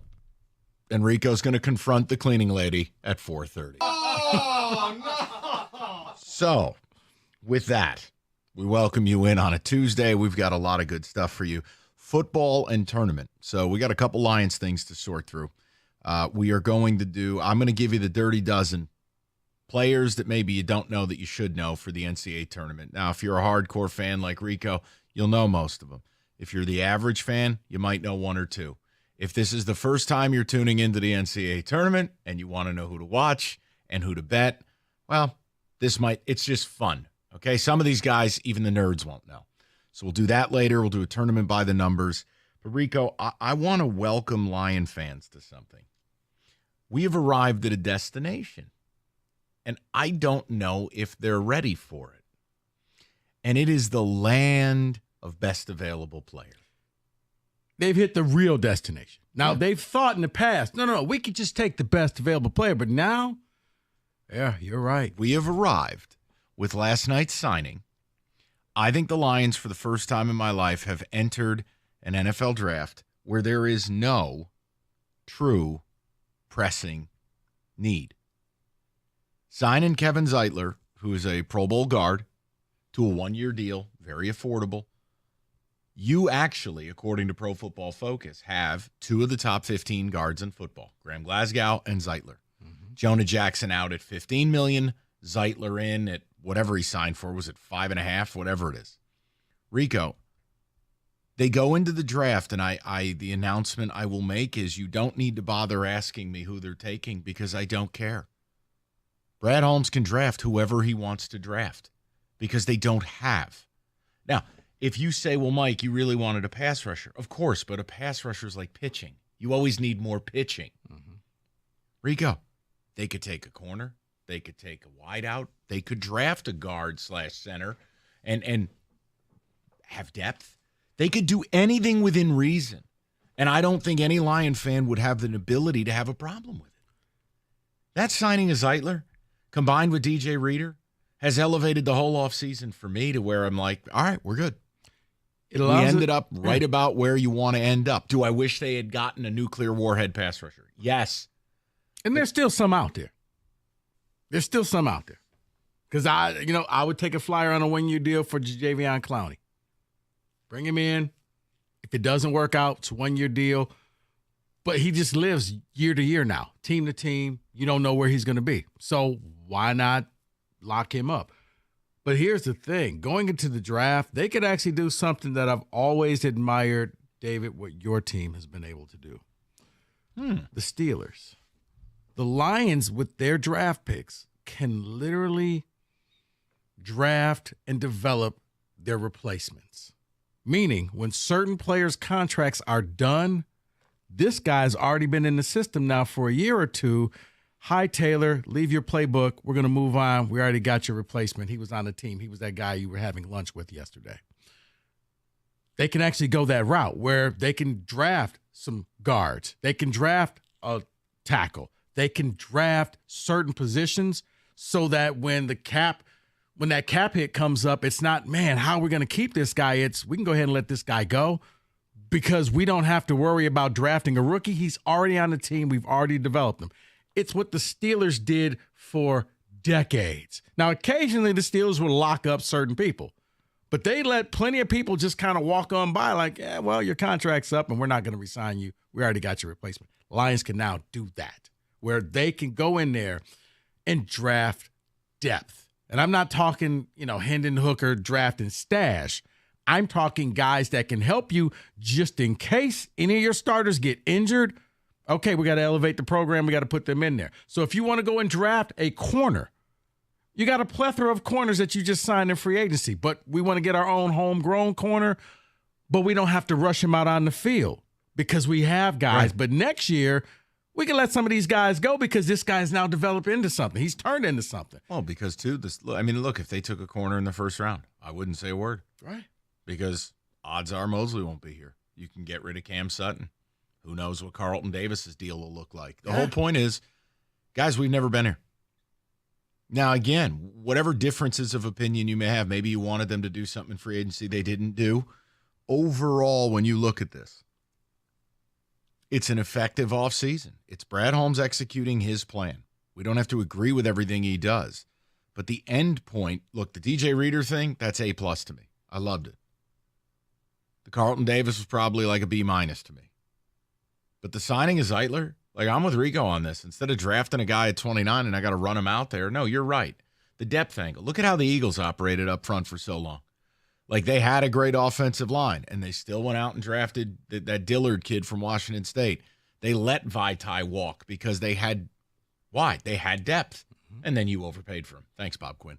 The point is maybe it's the ultimate indicator that this team is ready to start a real Super Bowl window. More on that later because ESPN had one of the dumbest takes I've ever heard. We'll do that at 3. But I'd like to know where the people are with it. Look, I love how all this stuff happens at like 7 o'clock at night after we're off the air. Mm-hmm. Thanks, guys. But look, Zeitler played for my G-men. He's a really good, albeit old, offensive lineman, but clearly took less money because he wants to win. Clearly, leaving a place like Baltimore. But think about what you just said. What? The Lions have now become that team. I'll take less money. Oh, pay cut land. Because I want to win. Yeah. Because I see a good team. Normally, what did you just say about Vaitai? You had to overpay for him to get him here. You don't have to do that anymore. No. That's a sign that you're a for real team, that you're a half, is when people are willing to leave money on the table because they want to be a part of this, because they think you're special. Yeah, and again, it's the short-term deal up front. So I'd like to know where Lion fan is with it. Are you comfortable now that they have addressed the glaring hole at guard with Jonah Jackson? They have shored up the middle of their defensive line and DJ Reader. They have added a lead corner. They have done the things you need to do. Now, again, do I wish they had added a true, dedicated pass rush guy? Yes, I don't believe Marcus Davenport is that. But in reality, where you don't get to fill every single need every year, guys, I think the Lions are going into the NFL draft, and they're in one of the 5 best positions of any team in football because you don't have to start anyone you draft. Do you understand? Like that is a rarefied air that A, it's a credit to the general manager, and B, it shows you're in your window. And C, it shows what I think is going to happen. It's the best time to trade back because I don't need to get a starter. I don't need somebody who comes out there day one. So, hey, if you didn't take a quarterback in round 1 and Bo Nix is there and you want to get that extra year, give me a call, work out a deal. I'll take that pick plus this other pick, and you can have this one, and we can move on because you don't need anybody. No, just get assets. Because the guard one position, I was starting to say, okay, maybe you need to get a guard, draft a guard. You don't have to now. You have every position position there. And that's why I said, even if you wanted that edge rusher, if one is available, fine. But yeah, I would pick up the phone and call Clowney and, hey, 1-year deal. Come on in. Be our guy opposite of Aiden. Can you do that for us for 1 year? And if we don't like you, we'll send you back packing. 248. You mean like every other team he's ever played Right. for? 248-539-9797. So we want to start with some football. We'll mix in the tourney. I think the Lions made a very effective signing last night. And if for all intents and purposes, free agency's done, you go into the draft with no glaring need. That doesn't mean you can't get better. That doesn't mean you don't want certain things. I'm saying need. I've never seen the Lions operate in that manner. I've never been able to go into a draft feeling that way. They could take a wide receiver, I wouldn't care. They could take a D-end, I wouldn't care. They could take just about whatever they want that isn't named quarterback or some form of kicker. I was about to say, no, you're not going to take a kicker in the first round. You know, well, the Janikowski principle. Right. But I'm just, it's easy now. Now Brad Holmes can do what he wants to do, which is find his best player and just go and get them. Because, Rico, I'm with you. Everyone wants to trade down every year. I would love to. But you know what else it empowers Holmes to do? If he feels there's one guy, let's say he only has 23 first-round grades. He's picking at 29. Holmes has shown you, I'll move up to 6 spots. I will get the guy I want. I think it empowers him to do that. That was a great signing last night. I love stuff like that. See, I think it leads to, like, lack of desperation. Maybe that's too strong of a word, but, yeah, you know what? I can just relax. I'm not desperate. I can let other people be desperate and pick up the phone and call me, and I could take advantage of them. So yeah, he could move up, or kind of in that real Patriot way. Man, the Patriots was the king of the trade down because they were always locked and loaded. They didn't need anything. I think starting with this topic, it's going to set us up for the 3 o'clock to show you how stupid ESPN is and how stupid Mike Greenberg is. Honestly. It's one of the dumbest takes I've ever heard. Because the Lions are just starting their Super Bowl window. It's here. It's in the now. We'll get to that a little later. Somebody said Cat Williams on that one. Here, I don't care. I'll hit the button. 248-539-9797. Rico, go ahead. Let's talk about the Chevy dealer in the area that's been leading the way. It's Hamilton Chevrolet in Warren at 14 Mile and Mound. Andrew Pavlik and the sales staff want to be your Chevy dealer. They will guarantee you the lowest payment on your next Chevy, period. And all March long, Hamilton Chevrolet is giving back to the community. They're participating in the Truckloads of Hope campaign. It's a donation drive that has supported over 400,000 people. Stop in, drop off some essential shower and household items for this great cause. Hey, while you're there, check out Hamilton's great inventory, including the newest Rico deal, a new 2024 Chevy Blazer EV. For all of you who are trying to help out the environment, this is an all-electric SUV. It has over $9,750 worth of available incentives, and yes, almost $10,000 a year in incentives. So the Blazer EV has the power to go the distance, and Hamilton has them in stock, ready for immediate delivery. You know what I say, the best deals are found at 14 Mile and Mound. Just stop in and see my guys at Hamilton Chevrolet for details and make Hamilton Chevrolet your Chevy dealer. Visit HamiltonChevy.com. Together, let's ride.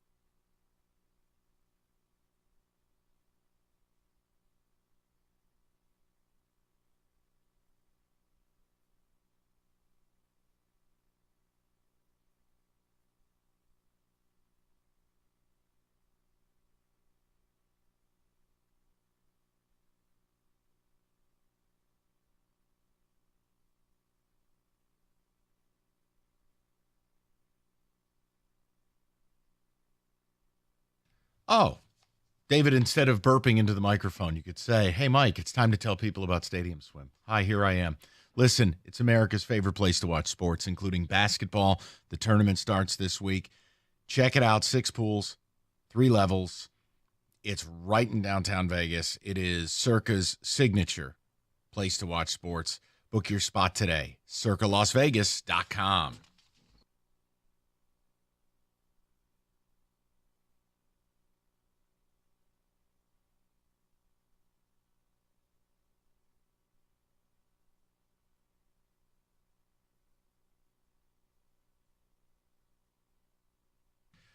All right, we're going to get to the people.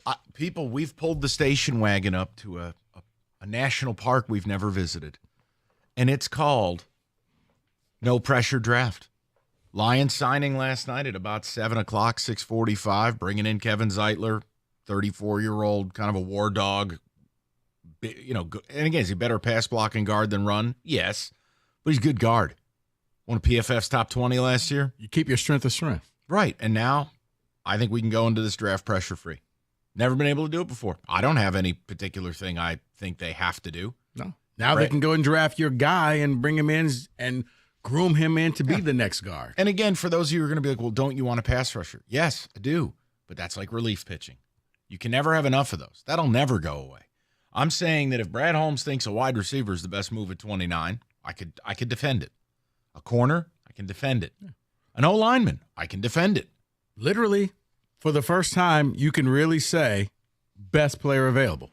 Who's ever at the top of the list, oh, okay, well, you didn't plan on taking this wide receiver. Or, heck, at this point, Mike, if they said, you know what, there's a tight end that slid. Okay, sure. Oh, we're going to do what the Patriots used to do. The old Gronk and serial killer double dip. Yeah, you don't have to have Skipper come in as eligible. You can have a real tight end. Yeah, like this guard just fell to us that we had a high first-round grade on, but now we can get him, 20, no problem. Like, it's a weird place, Kenny. It's a weird spot to be in. I mean, it shows you're a Super Bowl team. You have to begin recognizing that and operating that way. It's right here, right now. It's why ESPN is dumb. We'll talk about that. Let's go to Ivory to lead things off on a Tuesday. Hi, Ivory. Hey, good afternoon to you guys. What's up? Yeah, so what I really like about what their approach is, and it all comes in winning for the most part, because if they haven't been successful pretty much as they've been over the last year or so, this might change things. Winning solves a lot of things. But I think also, like, what I really like is at this point, like you said, no pressure. For me personally, my number one on my list is you want to keep your strength of strength to keep the ball rolling. I mean, like, if somebody like a Odunze or Neighbors fell to 29, which is not going to happen, of course you take them. Mm-hmm. But I would still draft offensive linemen, like Powers Johnson, or if Graham Barton is there, because, what better way to learn than from the vets already on the roster. And also, like you said, to just, if somebody gets injured or anything.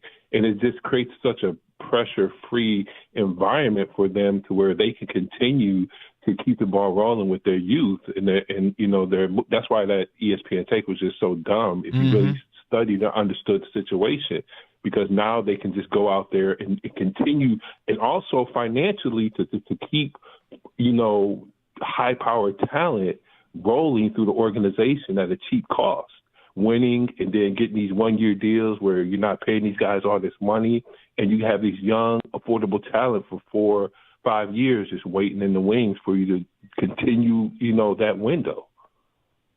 Yeah, I mean, think about it. You get the depth, because last year, what was the big thing? When Jonah didn't play, the line wasn't the same, and those were the games that the Lions ended up losing. Now you have somebody already on the bench backing them up.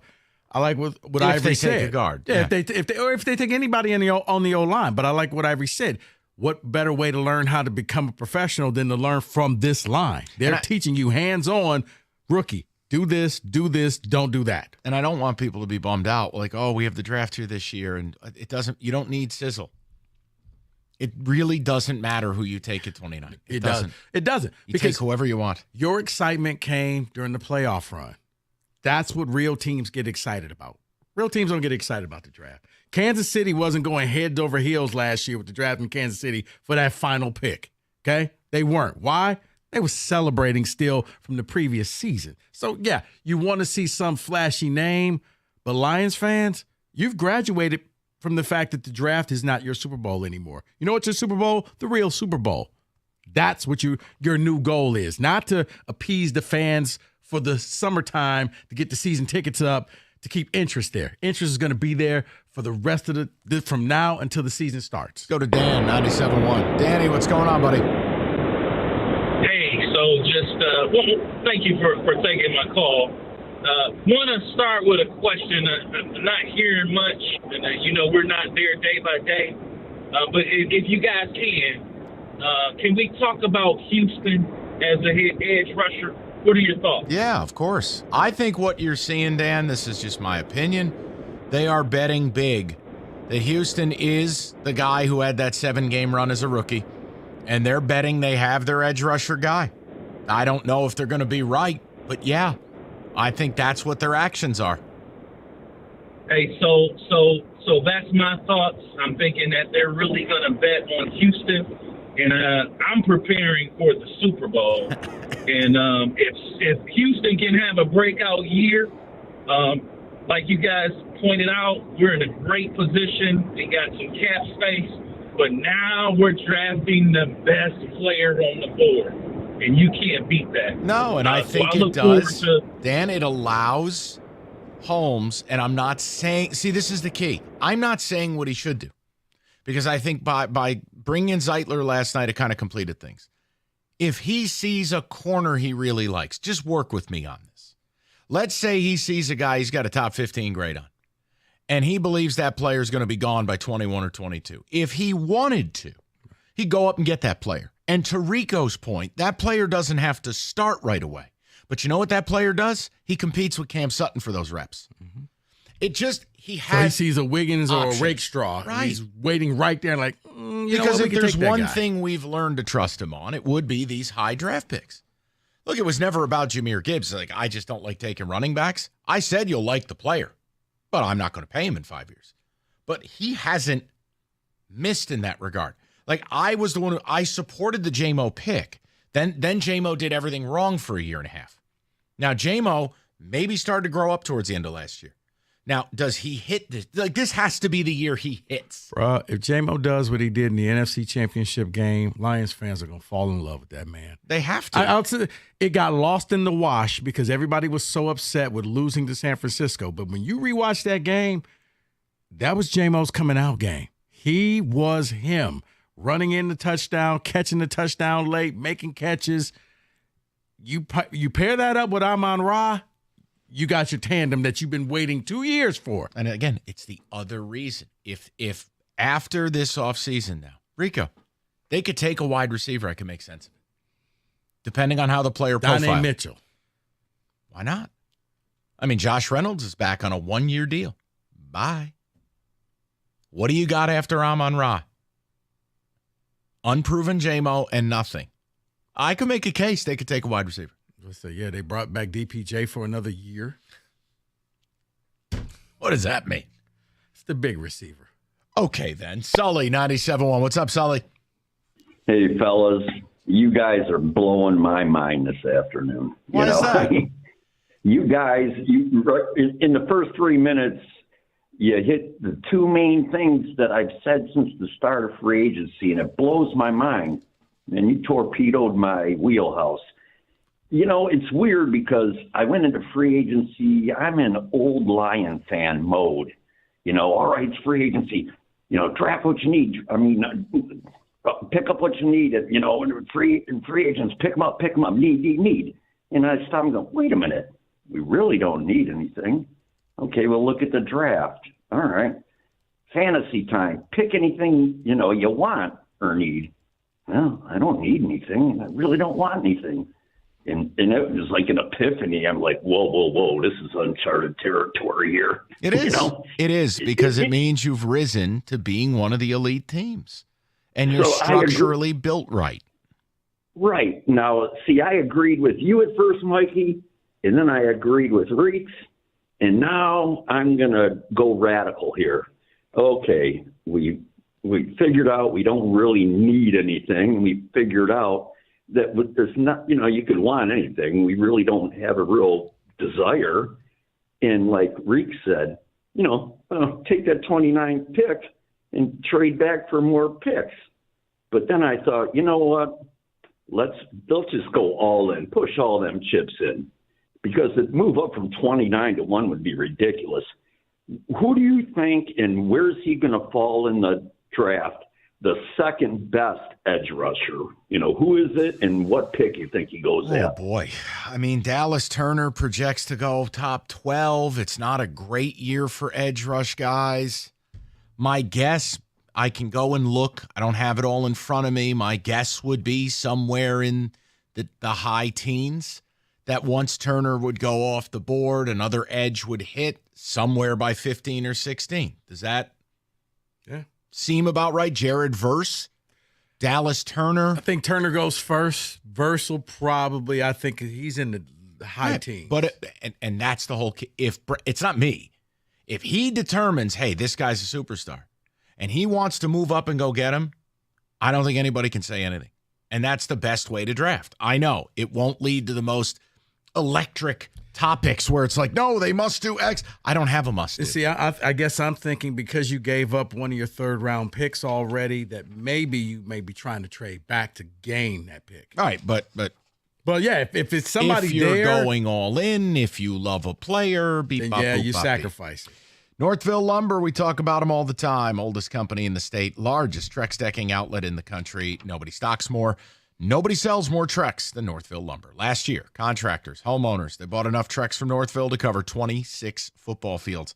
How do you move that much product? You move it because it's in your warehouse. Because there's no middleman. You buy it, you take delivery of it, you're done. You can beat the spring rush, save with their low prices, and no matter what, if you need it, they'll introduce you to a Trex certified pro. So call Northville Lumber today or simply go to northvillelumber.com. That's northvillelumber.com.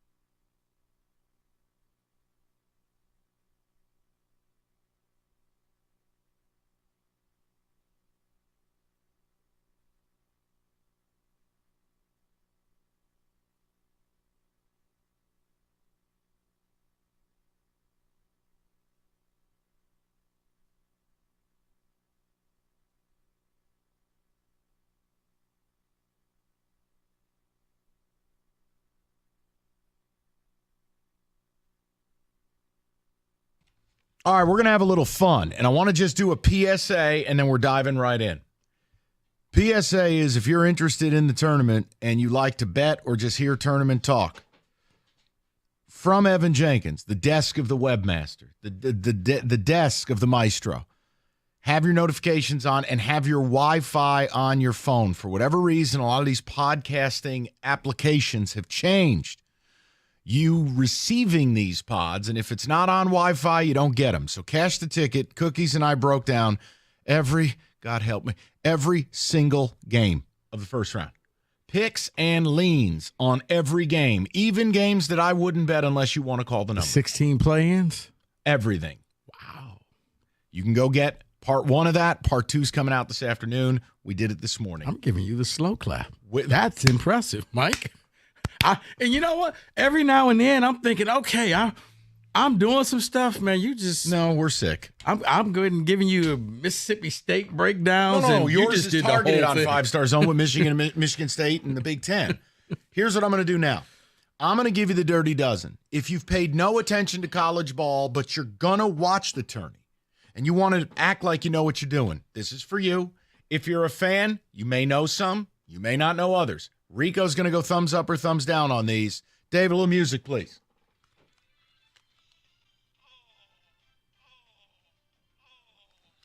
All right, the dirty dozen. These are players I like that you may or may not know but should know. We start out with number 1. Are you ready? No. Hopefully this is my boy. But Hold okay. on. I want to start out by way of England, by way of Montana, by way of Utah State. Great Osobor. This guy is built like a refrigerator in sneakers, 6'8". They list him at 260.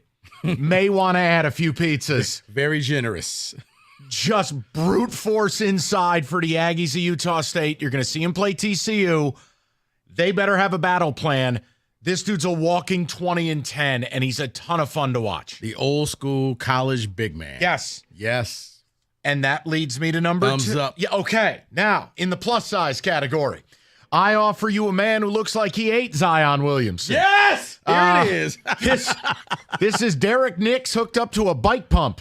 I give you DJ Burns, the dancing Build-A-Bear for NC State. I have never been happier for a team that I don't root for to make it into the tournament so you guys can see him. To quote the old Colt 45 commercial, don't let the smooth taste fool you. Okay? Don't look at this man and say, oh, he's just too big to play. He should be playing football. He's like some walk-on football player. Nope, wrong. Feet of a dancer. Yes. And he's taking the post up at the 3-point line and just backing you to booty, drop step, booty, up and down. This dude is just like, it's unbelievable. He backed down Baycott from 20 feet out. You're looking over at your coach like, what am I supposed to do?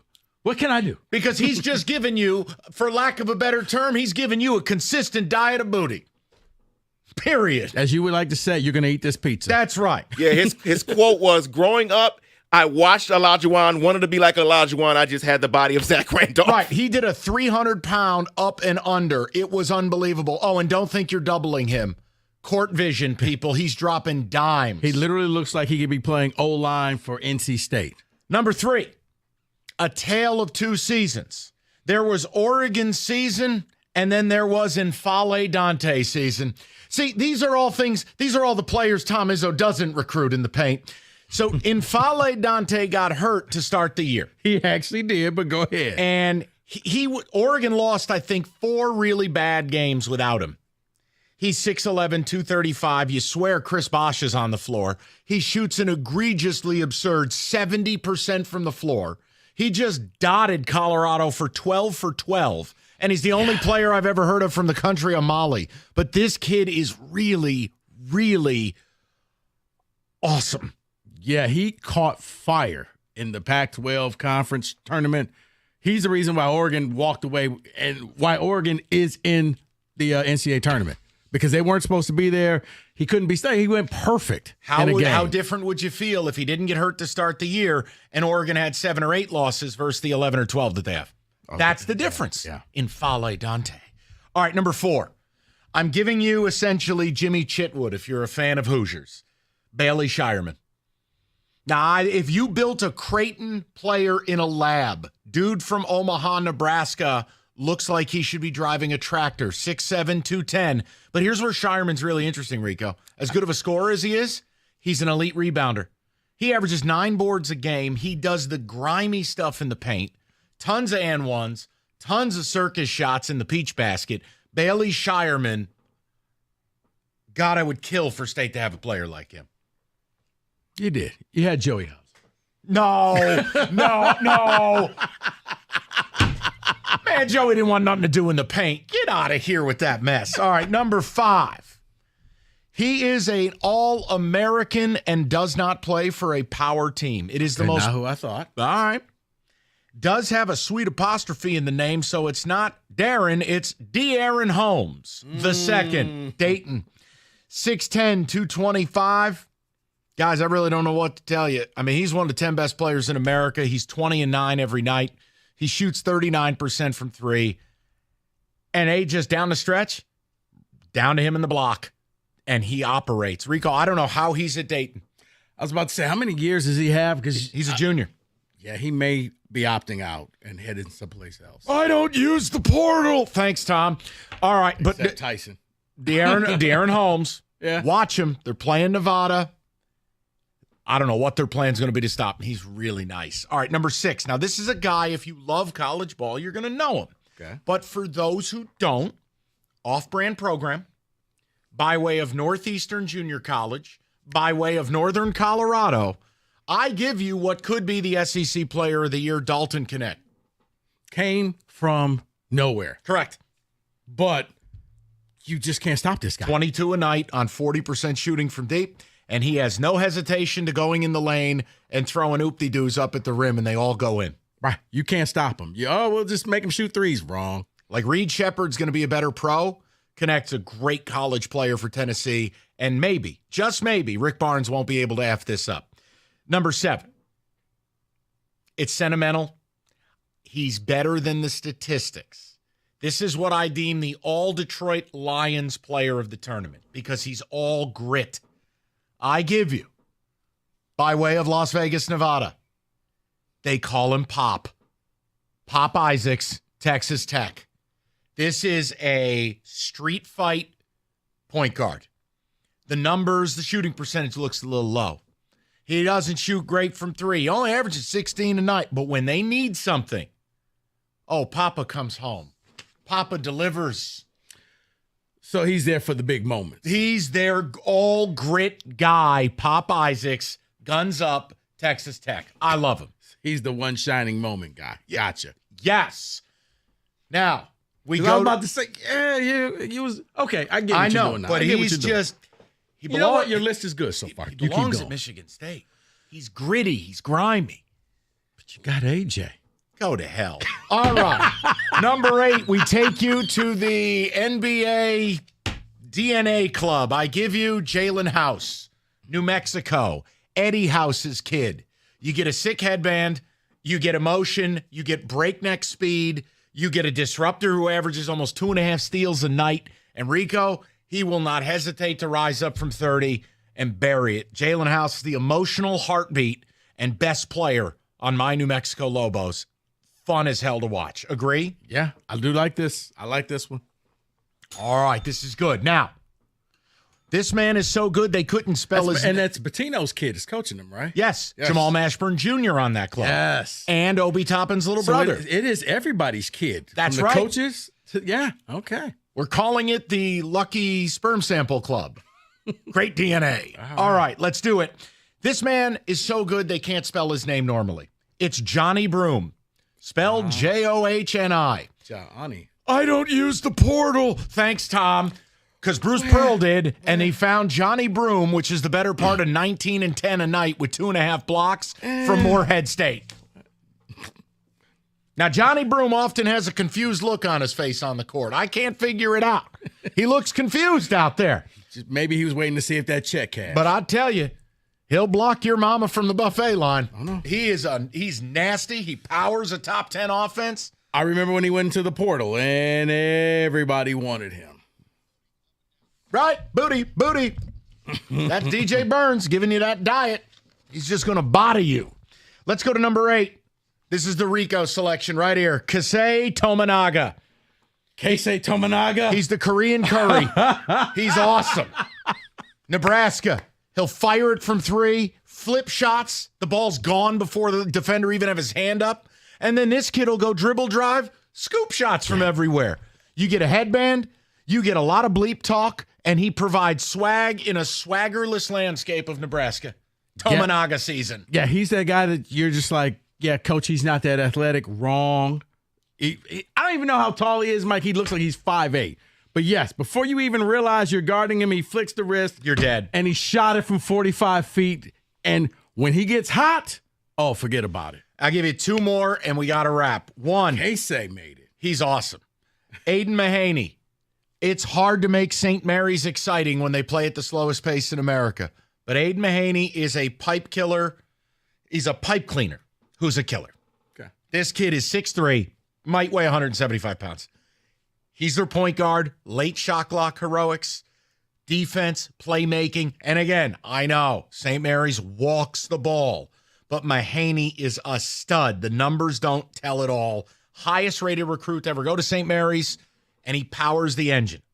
Okay. The last one, typically a kid I would hate, but I really like this kid because he's the coach's son, but he's also your Larry Bird, Missouri Valley Conference Player of the Year, Tucker DeVries. You need 22 a night? I got you. You want 7 boards? Sure, no problem. How about 4 dimes a night? Oh, and I'm one of the best defensive players in the conference. Yeah, we'll roll that all in one package. It's called Tucker DeVries and Drake, and it's why I think they're going to win their first round game. Though, now, if I missed anybody, hit him, text him in. That is your names to know, even if you're a nerd like us, for March Madness.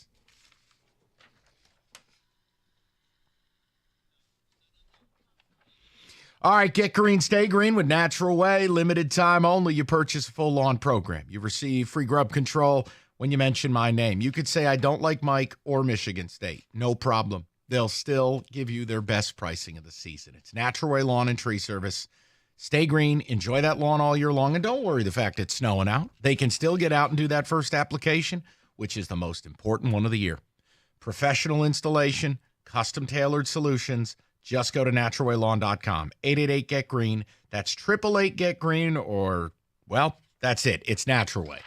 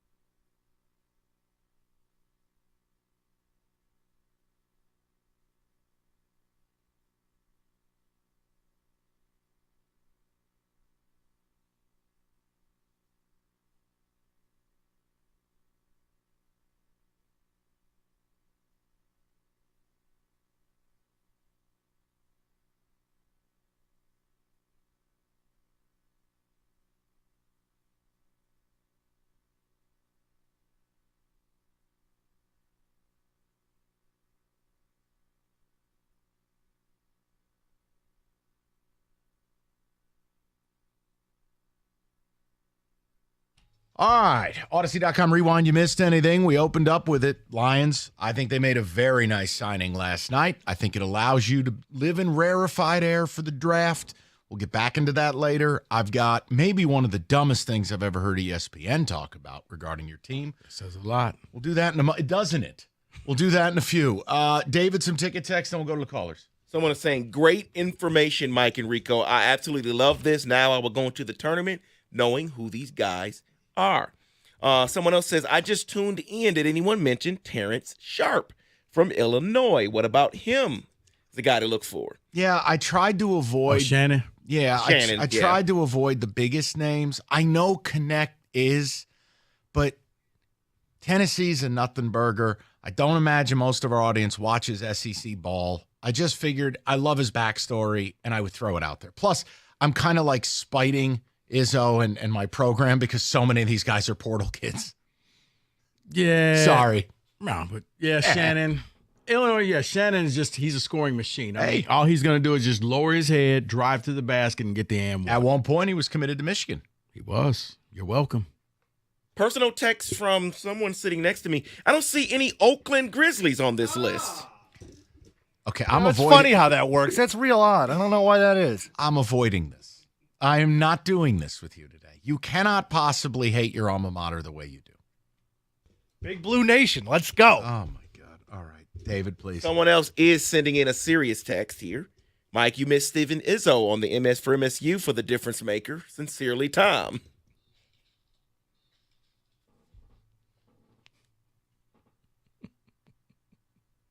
Someone else is asking, you did give us 12, Mike, but I want a 13. Give me number 13. I would go Damask from Illinois. Not bad. The point forward. Good one. A lot of people look at Terrence Shannon Jr., but Damask is the guy. He is that. He can do everything. He's a point forward. He's not a true point guard, but he has the ball in his hands. He can score. He can rebound. He can post up, a la the way Wisconsin point guards used to do, and just bully you down low and then score the easy basket. That's a good one because he's not their star, but he's very important. Like you know what's funny is like Houston, you know they're good, but very few people like know the players. Jamal Shedd has been there forever, but when that shot clock goes under 10, they just hand him the ball and they're like, well, figure it out. And Shedd will rise up in your face and hit a jumper. Yeah. See, Houston to me, and Kenny could maybe appreciate, they're kind of like the Wings, how we talk about the balanced scoring of the Wings, and everybody has over 10. That's kind of Houston to me. You pick your poison. No real superstars, but somebody will get the job done. All right, let me get a couple of calls in the mix, and we'll go right back to Lions conversation. Chad, 97.1. What's up, Chad? How you doing, buddy? Hey, Mikey, thanks for taking the call. When I was sitting there listening to your rundown, that was pretty darn good. Yeah, Connect, I had no idea who he was. I throw on a game, in January, and I'm like, who the hell is this kid on Tennessee dropping free from the logo? And I was like, who is this kid? So, yeah, that was a good one. Connect is someone that I had no idea who he was till January, so that was a good poll, Mike. Can I add one for the people? Yeah. I watched a kid this weekend that stood out to me watching the SEC tournament, Walter Clayton Jr. from Florida. They get up and down. Yep. The kid is so fast with the ball in his hands. Defense to offense in the blink of an eye. I think Florida's fun to watch. That kid is a lot of fun to watch. They are. Walter Clayton Jr. It's funny. It's Chad. There are 3 teams in the SEC this year that can all put up 100 anytime they want. Florida, Bama, Kentucky. The action. Look, guys, I admit it. Yeah. Oh, you went to Michigan State. I don't care. I don't enjoy watching the Big Ten. I watch the SEC and the Big 12. But here's the funny thing. You know what's probably the most entertaining game that Michigan State played was the exhibition game against Tennessee. And that's when I found, they played Tennessee at the Brothers Center. It was for charity, but that's when I was like, the Connect kid is fantastic. They couldn't stop him, Mike. I don't use the portal. And I think, the final score, it was like they didn't, nobody fouled out. So the score got weird. It was like high 90s, but it was entertaining at the most. Like, wow. That's when you thought, okay, maybe these 2 teams are going to be good. Well, one lived up to it. Kenny. I got a surprise for you. Undersized big man. Trey Townsend. Ooh, congratulations. Hey, he's the best player to ever come out of Oxford. And he's the son of 2 Golden Grizzly athletes. Mike, have you ever been to Oxford? Okay. I'm trying to help you not hate your alma mater, man. Jesus. Let me go to Mike, and then we'll get to the Lions. Mike, go ahead, buddy. What's up, fellas? How you guys doing? Good, Mike. What's up? Listen, man, I must say, the Lions general manager, man, I've been on his head. I really have. I mean, this guy, I got to give him his props, man. They're sticking to their guns. They're doing their homework, and they're sticking to their plan. And this crap seems to be working, man. Aaron Glenn, you're on the clock, baby. You got stuff in your tool belt. Strength and conditioning coach. All summer, you're going to have to work and get these guys in top shape. Golf, let's get your footwork together.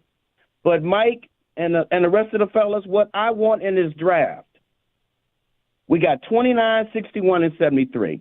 I'll get a wide out at 73. We need a difference-making athlete. We need an elite-type athlete on the defensive side of the ball that can get you something crunch time.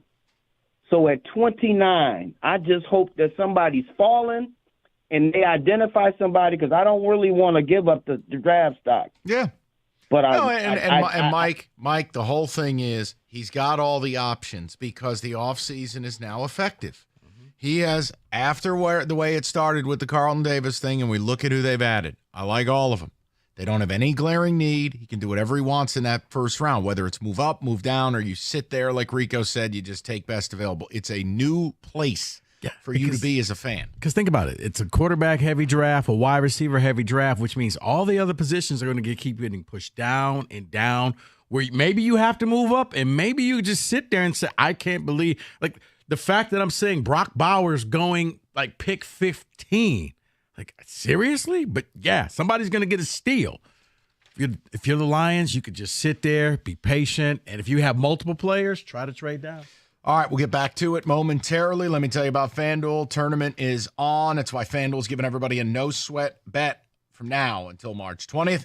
And it doesn't matter if you're on FanDuel or new to it, whatever it may be, bonus bet's back if your bet doesn't win.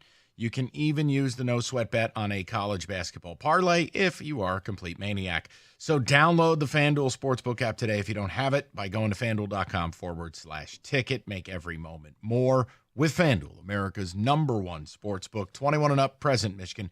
Refund issued, non-withdrawable bonus bets that expire 7 days after receipt. Max refund $5 unless otherwise specified. Restrictions apply. See terms, sportsbook.fanduel.com. You got a gambling problem, call 1-800-270-7117.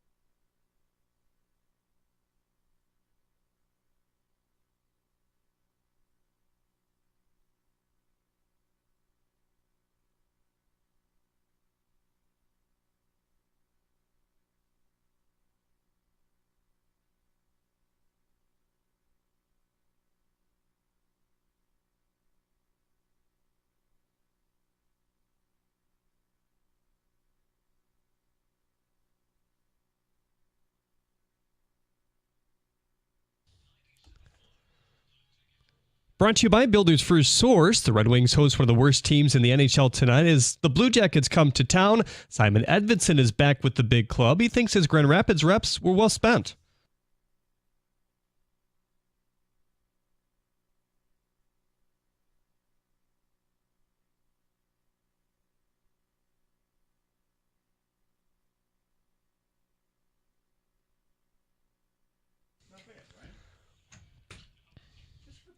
Edvinsson played 2 games with Detroit earlier this year. With the Griffins, he paced the Blue Liners with 8 goals and 21 assists. The Wings will be without Dylan Larkin, and it doesn't sound likely he'll be ready to go Thursday either. Jake Wallman also that's not good. Jake Wallman also day-to-day with a lower body injury. You can hear the game right here on 97.1 The Ticket at 7. Ahead of the team's first appearance of the Big Ten Championship Saturday, MSU hockey coach Adam Nightingale has picked up Coach of the Year accolades. Nightingale in just his second year with the team.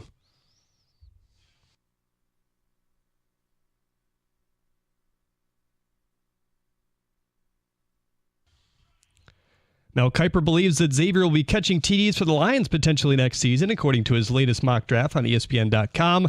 The Lions will pick 29th in the first round. The South Carolina wideout ran a 4.39-second 40-yard dash, which has allowed him to rise up teams' radars. Leggett had over 1,200 yards last season and scored 7 times through the air. The Tigers are also back in action today against the Phillies. Jack Flaherty, coming off his best outing in the spring, makes the start for Detroit. Hear the action on the Bet 1270 beginning at 6. At the Corewell Health Update Desk, I'm Jeremy Otto. For more, go to 97.1 The Ticket or Odyssey.com.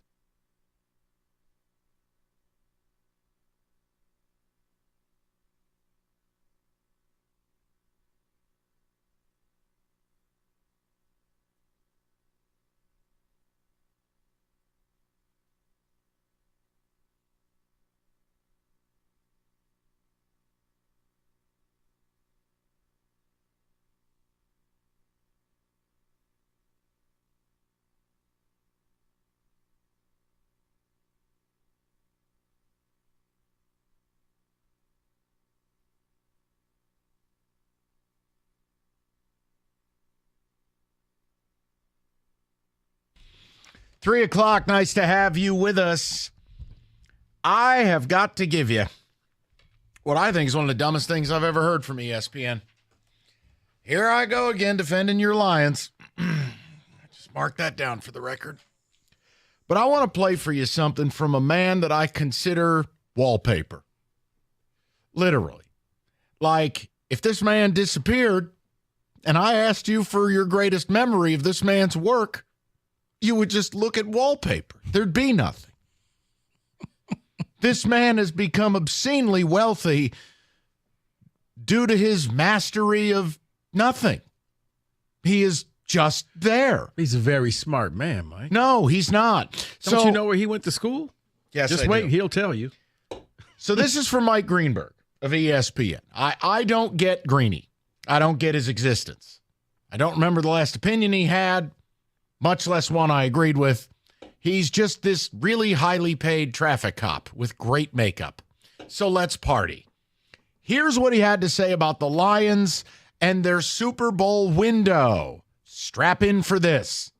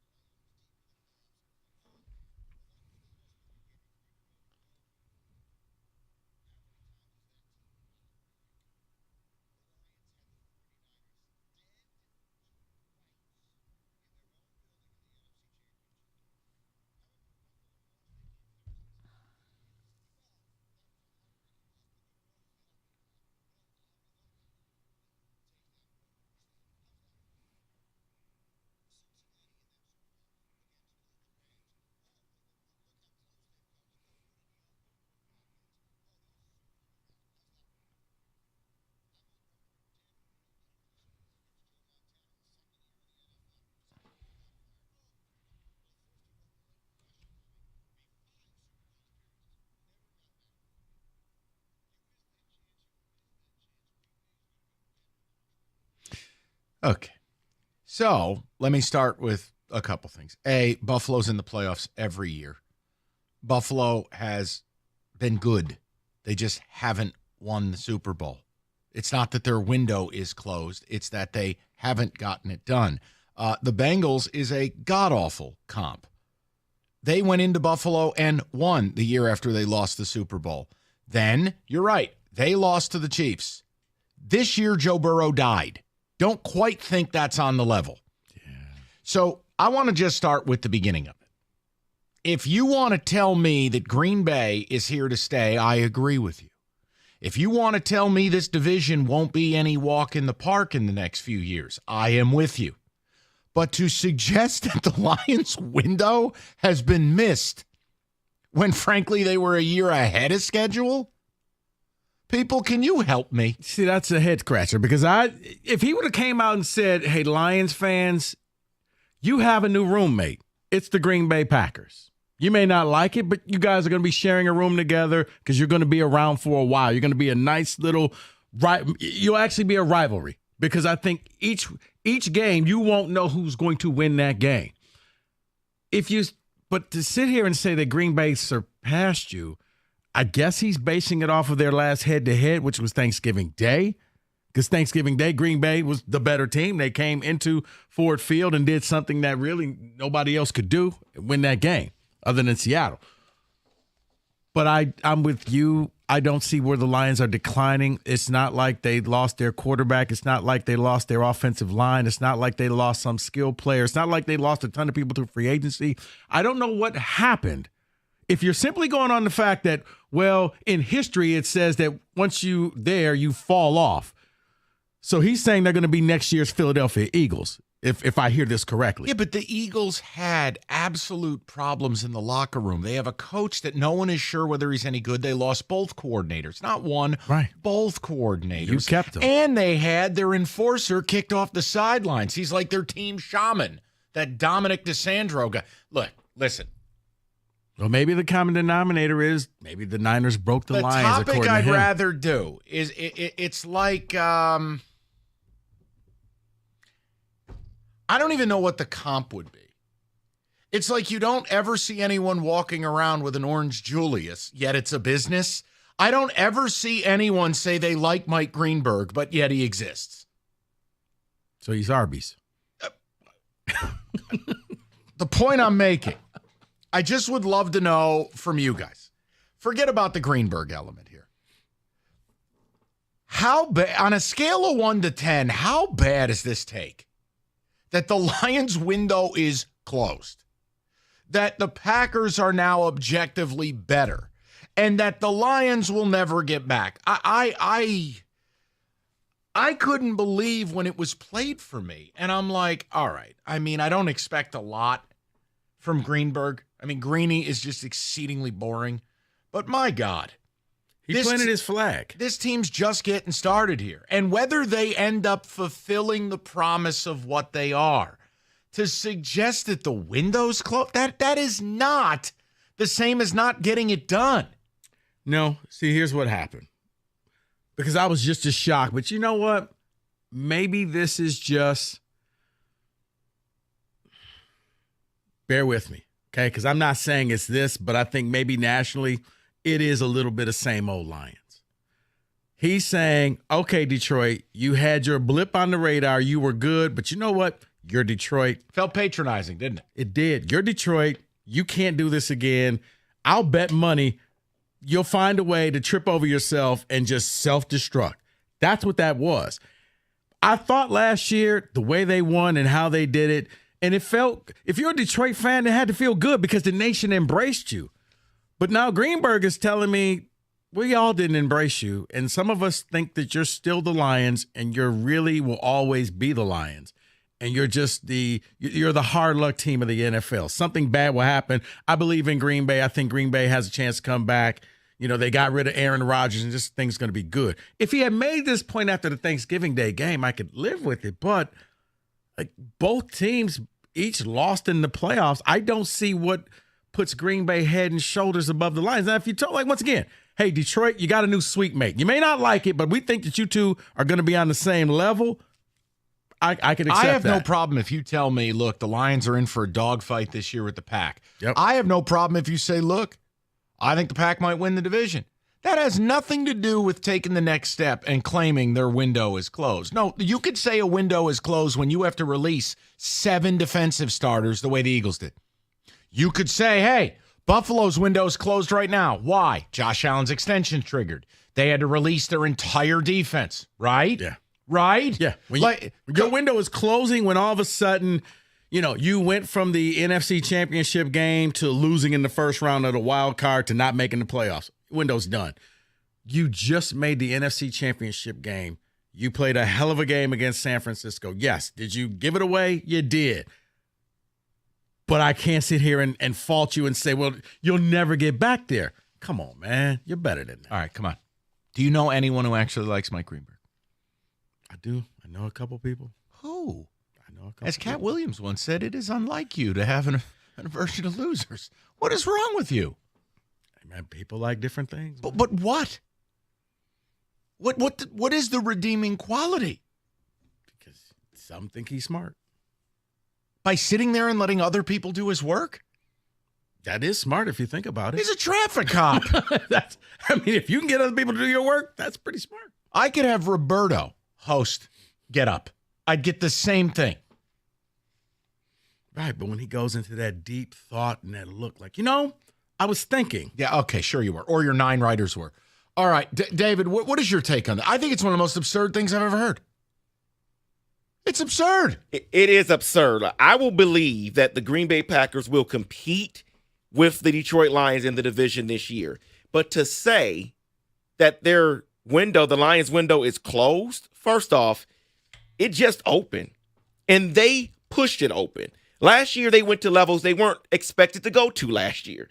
They were expected, everyone said, win the division, win a playoff game. Right. They went all the way to the NFC Championship game. They pushed their window open. It will be open for years now. David, right. Like, when I look at a team like the Cleveland Browns. You did it with Flacco, and it was kind of a piecemeal type of thing. If you told me, guys, that's a one-off, won't happen again, Watson's not that good, I could buy that. But both coordinators came back, your coach is there, nothing major has happened, you've actually added to the roster. Jahmyr Gibbs is going to get better. Sam Laporta is going to get better. J-Mo's getting better. J-Mo's getting better. And for everybody who said we blasted J-Mo, Aiden Hutchinson. Right. Brian Branch. Right. Now, I'm not including Jack Campbell just for the sake of argument. Let's just keep it rolling. Kirby Joseph. Look at what you've added. The defensive line is going to be better. The offensive line should not take any noticeable step back. You got one of the best tight ends in the game. I just don't understand it. Right. Your running back situation. Yeah, good luck with that. Like, I don't know. That's your boy. That one, I didn't understand that at all to say that it's closed because I really wish somebody would have followed up and said, tell me why. Follow up? It's an echo chamber. There's nothing to follow up. It's not like they're taking calls. I would have needed somebody to you know what, Greeny, tell me why. I would have walked off the set. It's like, I can't do this. This is ridiculous. Get me somebody with a brain. I got to go. This guy's got makeup in his brain. Get out of here. You know how much makeup those TV people wear? I do. My God. You forget, I used to work in TV. Right, we're out here El Natural. Ain't no makeup for us. We got faces for radio. 248-539-9797. I'd love to hear from you. ESPN, First Take, First Step, Get Up, whatever the hell the show's called. Awful. I think one of the most egregious takes about the Lions ever. There, I said it. Perfect temperature to sleep, 68 degrees. What is not up for debate, the best mattress made. It is the iComfort Eco. Supportive, designed to keep you cool, comfortable, and feeling restored. Or Serta's Perfect Sleep for pressure-relieving comfort and support while you maintain a balanced sleep temperature. Serta, made in Michigan, have been for 110 years. Just go to Serta.com to find a retailer near you.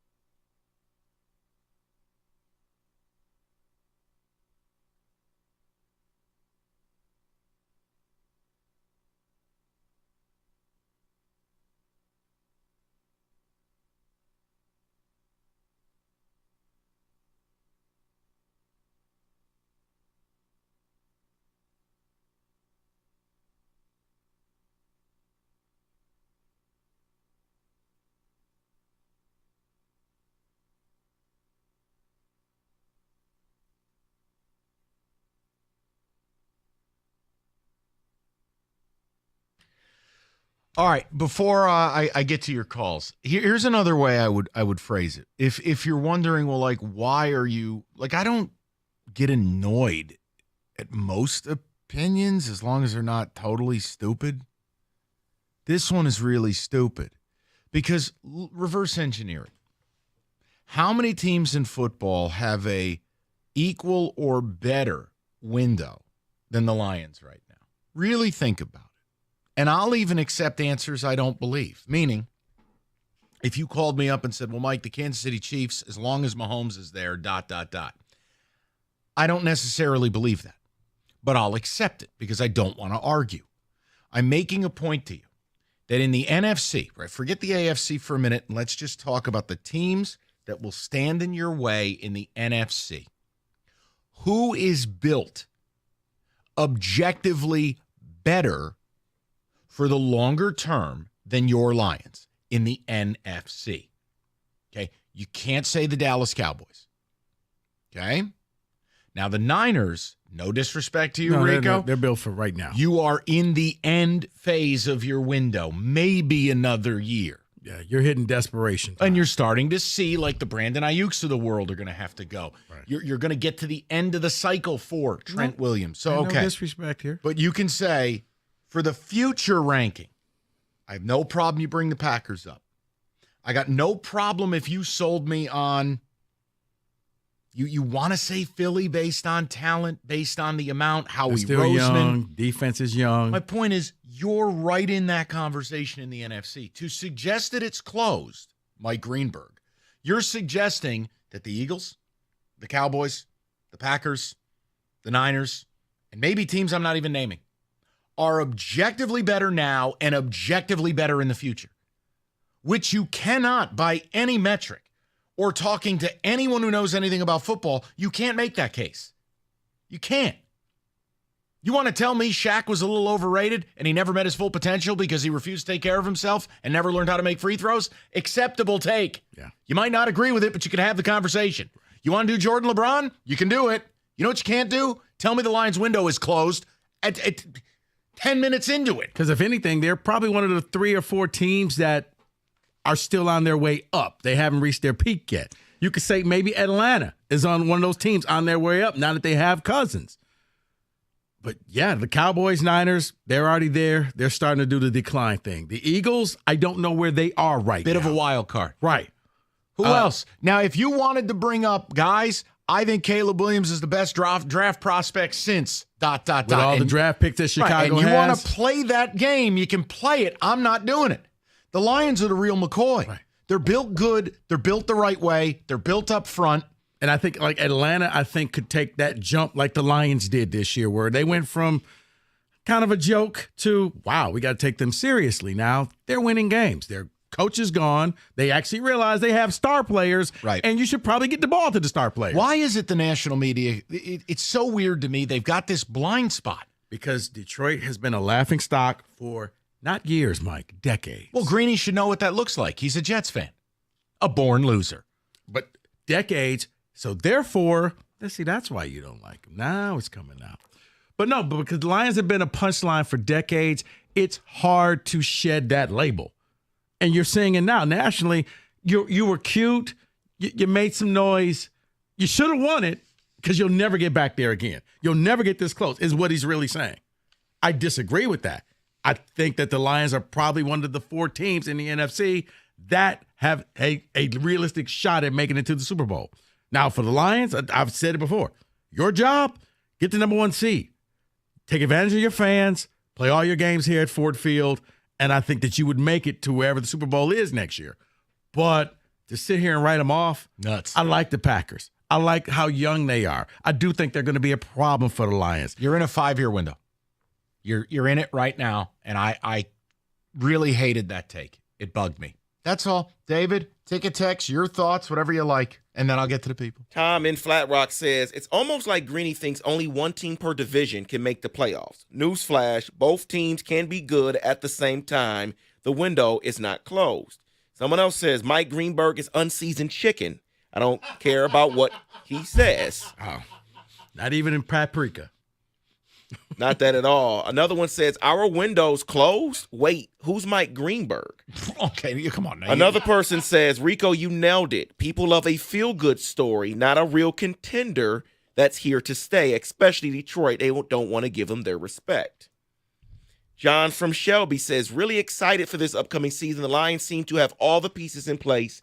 Now it's time to just bite some kneecaps and take it all the way. Also, F. Mike Greenberg. I mean, to me, probably the two most dangerous teams because they're young. Well, three. I think the Packers are good.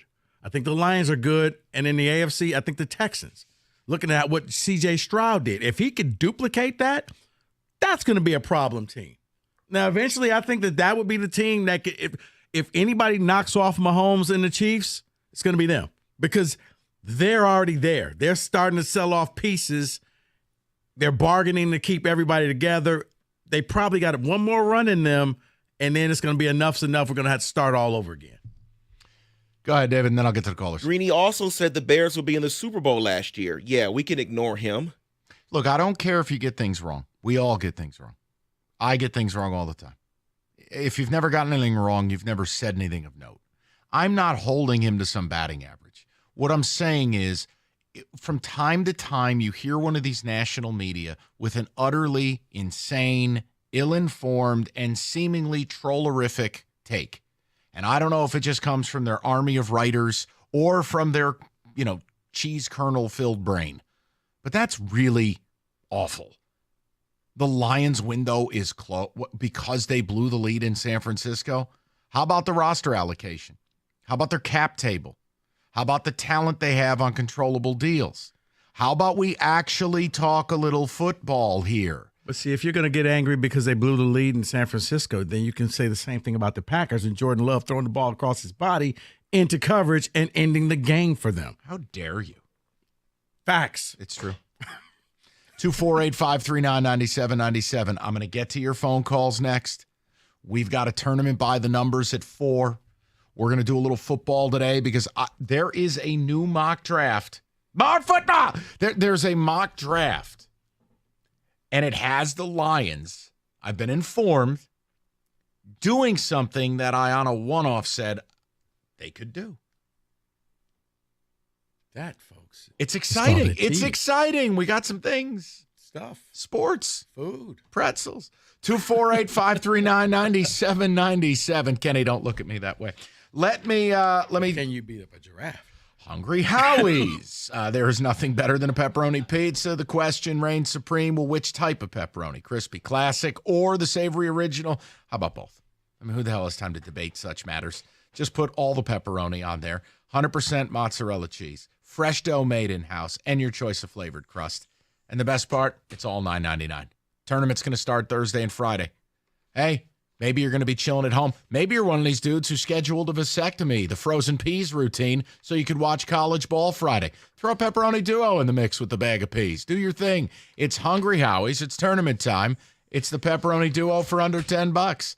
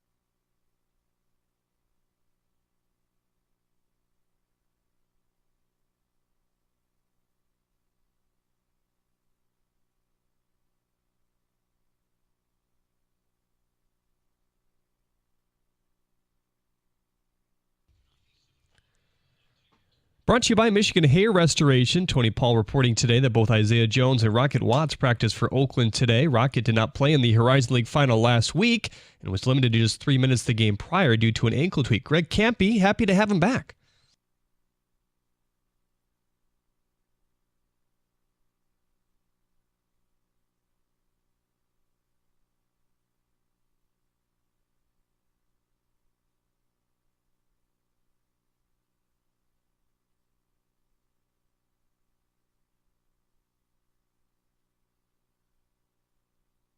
Mike, do you have thoughts?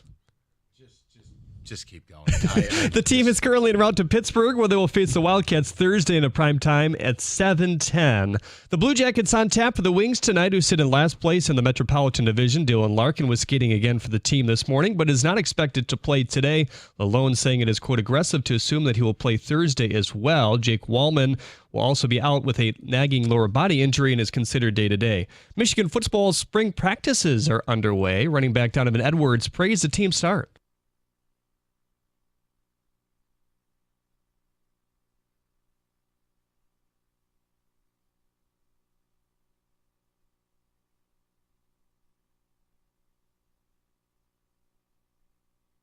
At the Coral Health Update Desk, I'm Jeremy Otto. More at 4 at 971theticket.com.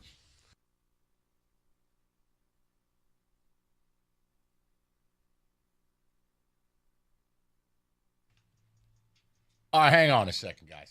I have to do this. I have to do it. Now, let me just say I am not angry when I say this, but I cannot stand when coaches do this stuff. How can Greg Campy say what he just said about Rocket Watts? First of all, no, Rocket Watts can't compete with Kentucky because Rocket Watts couldn't hack it at Michigan State. Second of all, Rocket Watts has never averaged so many as 9 points a game in his career. Not 19, 9. See, I thought he was talking about the other guy. He was talking about Rocket Watts. Okay. Because he said it was Third two of guys. all, Rocket Watts plays 17 minutes a night. And if Rocket Watts were any damn good, Rocket Watts wouldn't have left the Power 5. He went from Michigan State. Where did he go, Rico? Mississippi State. How'd that go? It didn't. He's at Oakland. That's right. Got injured, though. Didn't he go to Toledo? No. No, there wasn't a stop in between? No. Oh, that was the joke I made that the only rocket he should ever get is the one on his shorts. All three of his teams made the tournament. The point I'm making is, come on, man. Don't that's not even fair to the kid. Yeah, he was talking about Rocket Watts. He has the Power 5 body.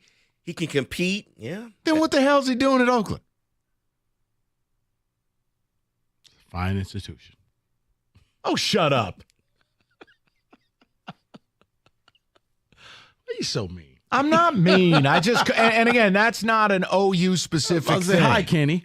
No. No. I'm saying coaches everywhere do stuff like this. Yeah, the coach. And it's not even fair to the player. I mean, what else is he going to say? No, you don't say We that. have no chance. No, you don't say that. I'm just saying Rocket Watts. If anything, talk up Trey Tompkins. Right. You can love on your players, but knowing that he played at a Power 5 school, you can't say that about him because it didn't work there. No, I think some of it is just kind of coach speak. You want to make the, Kentucky and Cal like, And that's we what got to look out for Rocket. Wait a minute. That's what I'm trying to do is make coach speak great again. I can't stand coach speak. It drives me insane. Just don't do that. Yeah, but when you go honest coach speak, then people are like, oh, well, it's a delicate balance. Because, you look at Pitino, basically said, my team sucks. And guess what? The tournament committee said, you're right. They do suck. Rocket, I just pulled this. It's unbelievable. Rocket Watts has never shot better than 41% from the field. He has never shot north of 26% from three. He has never averaged even 9 points a game. And I'm hearing about he's going to play a major role against Kentucky. Come on, man. Please. Go get, I'll tell you what. Go find Kay Felger, see if you can put him in a Rocket Watts jersey, and see if anyone notices. Now that I can get down. Hey, call up Rowley Marshall, see if he's got anything left. Where's that Petros kid who played there for 30 years? Petrus, whatever his name was, the power forward. You remember him? I do. Now, he had a Power 5 body. He was only like 6'5". But, he reminded me of that Mancuso kid for Northwestern. Oh, the Rocket Watts thing. And you know what? I admit it. Part of it bugs me because I was so excited when State got Rocket Watts, and then that excitement dissipated quickly. Yeah, he hasn't had a good story from his now he actually went to a fake high school. He did? Yeah. Where? He ended up going to He went to Detroit West Lutheran? No. He went to the school in Ohio. But the coach, it was like one of those like an IMG, but then the coach left. And then they were just like, okay, well, what do we do? We don't. And it's not Bishop Sycamore. No, it wasn't Bishop Sycamore, but it was another school where it was very similar, except for the head coach was also like a teacher and all of that. And he got a job somewhere else. So Rocket was like, they were everybody was left in limbo. Like, okay, did we just graduate? Like, what do we do? Like if the teacher doesn't show up for class, Right. do we get to leave? Right. Kind of thing. Yeah. So How did the Mississippi State thing come about? I guess he thought he was going to go down there and get more playing time. Let me help you. He didn't. 248-539-97. It was one of those things that, probably listened to too many outside people who said, oh, you should be the man at Michigan State. And it's just like, dude, you're playing your freshman year. Like Right, and you're also shooting 35% and 25% split. Right. It's like, but no, he had people in his camp who thought that he should be the man. We're going to go to Don, 97.1. Hi, Don. What's going on? Hey, guys. Good afternoon. Afternoon. So, when I heard your statement, reading Mike Greenberg's statement, I about fell out of my seat because he couldn't be more wrong. And I drive a truck for a living, so that's not a good thing. So, I have 4 reasons why the Lions are actually in their prime, and many of them you've mirrored. But I think the first reason I thought of, and I'll preface it with like a small little tiny clean joke, is Chuck Norris is in a room and Dan Campbell walks in. Chuck Norris leaves. The reason why the Lions are viable is because of Dan Campbell. This guy's got a chip on his shoulder, and he's ready. He's ready to take this team where it needs to be. The reason number 2 is they're really young. It's a super young team still, and everybody's under contract for a while, and they have cap space. The reason 3 is their defensive line got better, along with their defensive backfield this year, and we expect the draft to even include that. And then the 4th reason is their offensive line, guys. You've talked about it. Their offensive line is completely the best line in the NFL, and it's not going to change. I'm with you from a coaching standpoint and from an identity standpoint. It's built for the long haul. Like this is not, Dan Campbell is a player's coach. There's a care factor. I think people want to play for him. I think that helps you.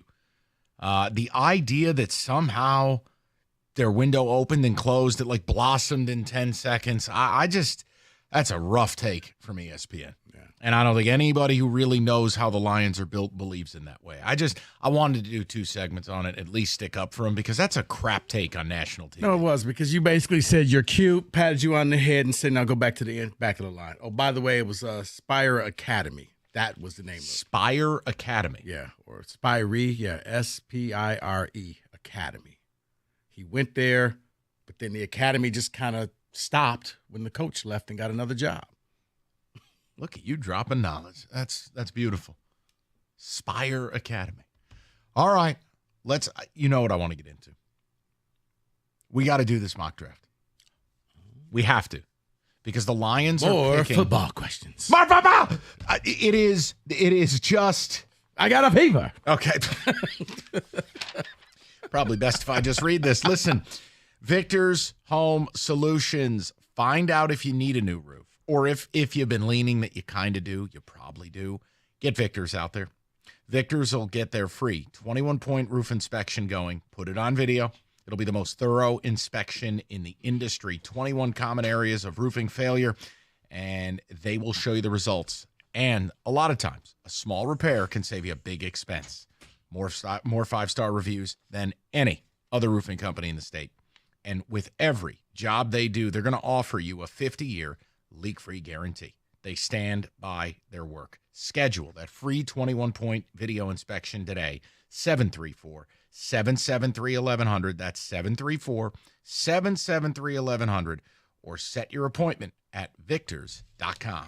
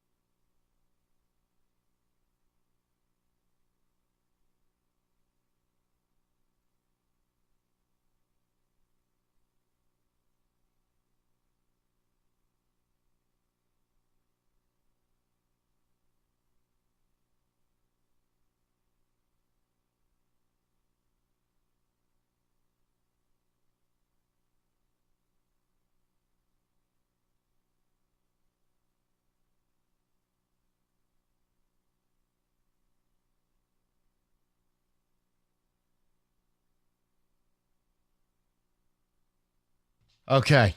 This is exciting. And Kenny's favorite show often says they have a fever and the only cure is more football. David, music.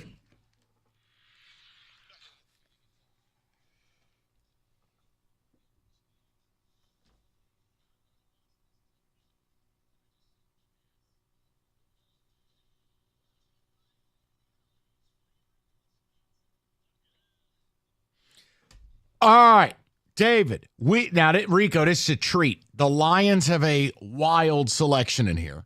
It is also 17 quarterbacks in the first 18 picks. This is the Kuiper Hairspray mock. Let's go through it. You're right about the quarterback, so let's just start with them, man. Chicago takes Caleb Williams. Washington takes Jaden Daniels. New England takes Drake May. I'll just skip along. I'll get to all the quarterbacks here, okay? Let's go to number 11. The Vikings take J.J. McCarthy. And at 12, the Denver Broncos select Bo Nix. How offended is Rico Beard that 5 quarterbacks are off the board before your godson, Michael Penix? Very, very offended. But I understand the injury thing, so I'm not going to sit here and get mad. Teams are taking a look and making sure that he's going to be healthy. But you said JJ at what pick? 11 to the Vikings. How offended are you, Mike, that your team said we don't need a quarterback? Daniel Jones is our guy. Yeah, I've pretty much given up on life. So I don't have the ability to be offended. I've given up on my team. See, because from everything that I'm hearing, somebody's going to move up to get JJ. And I think it's a consensus that he's a first-round QB, but, man, you're going to pay a lot to get him. It's desperation. Look, even John Jansen, who's the ultimate Michigan homer, admits JJ's not a top 10 pick. But it's never about that. If you don't have a quarterback, you have to do dirty things to get one. That's it. I just think it's hilarious. Bo Nix at 12.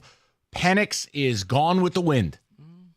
And I know what you're trying to get the Giants to do. We're not doing that today. David, continue with the interesting selections, please. Yeah, so at 4 and 5 and 6, we have wide receivers.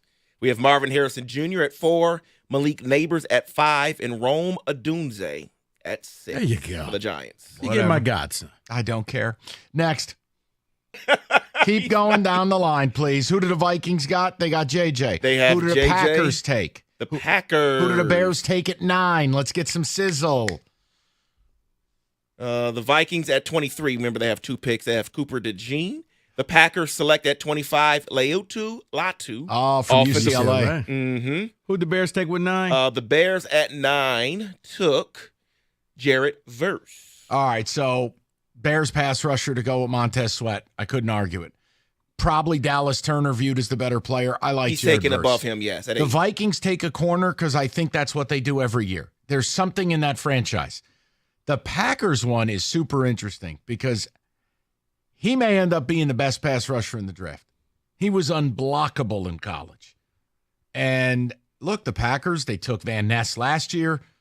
They're loading up. You're going to have to get to the quarterback in this division with Caleb and with Goff and with, let's say it's JJ. If you don't have a pass rush, you're going to get eaten alive.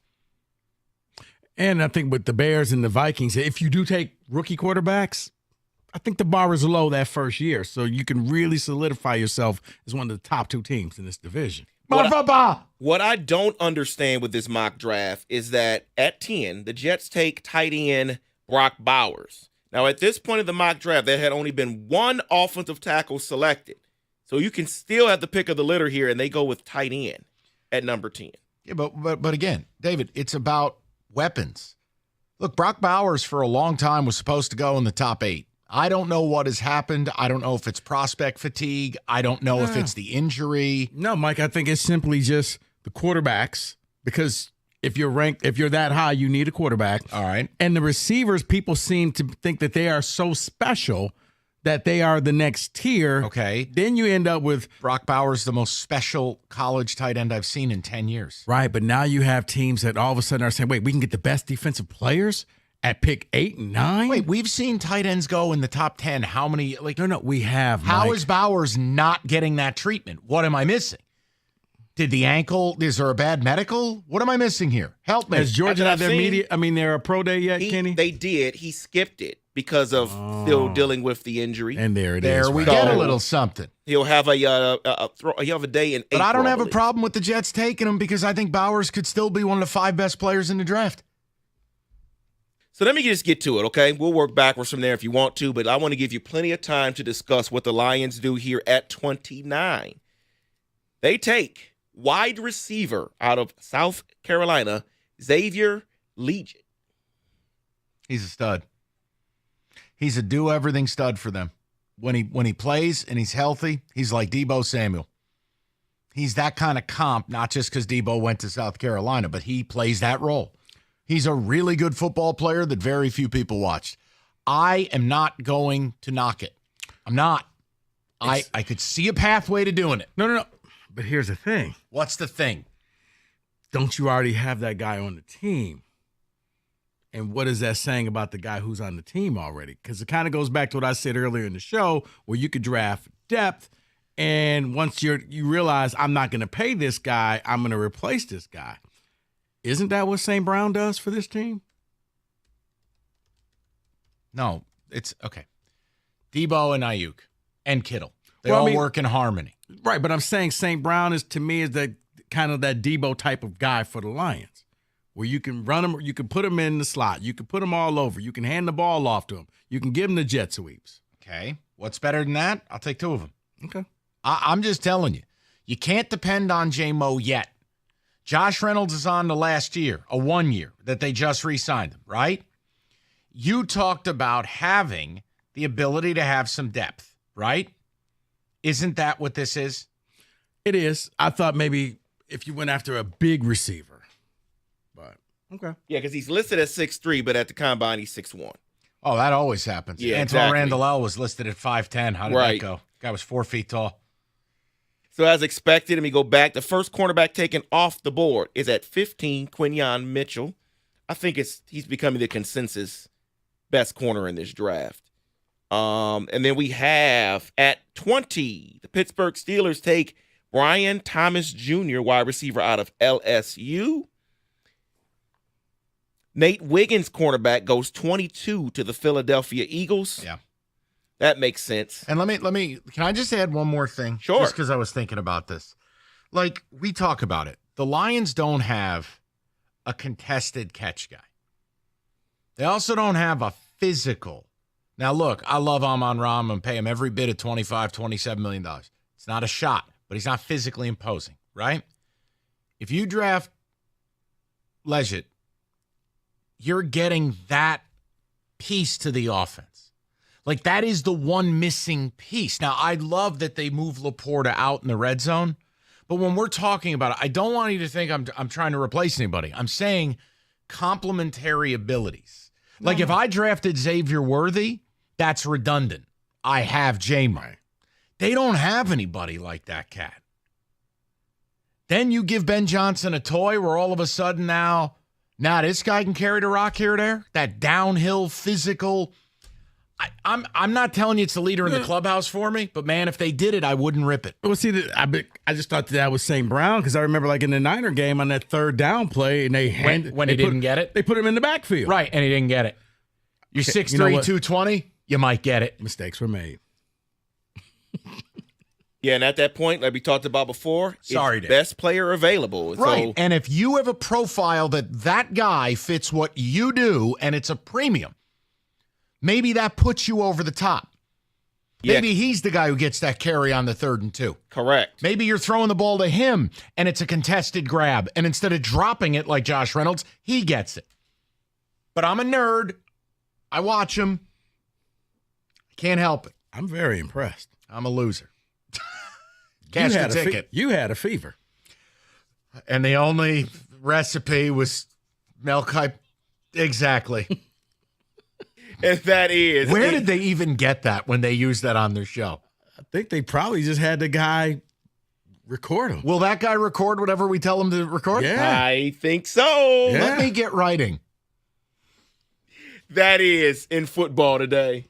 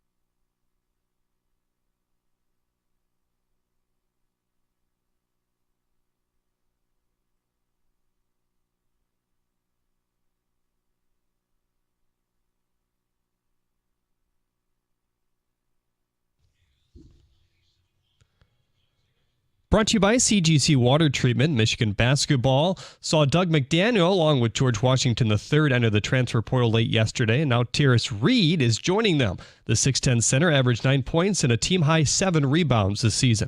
Lions wide receiver Amon-Ra St. Brown is set to be a part of a new Netflix series called Receiver. The show will feature 8 45-minute episodes, is along the lines of the quarterback series from last year. Lions also officially announcing that Pro Bowl offensive lineman Kevin Zeitler is joining the squad. Zeitler spent the last 3 seasons with the Ravens and has allowed 3 or fewer sacks since his rookie season. The Red Wings have lost 8 of their last 9 and are 1 point back of the hot Washington Capitals for the second wild card spot. Derek Lalone on how to get a win versus Columbus tonight.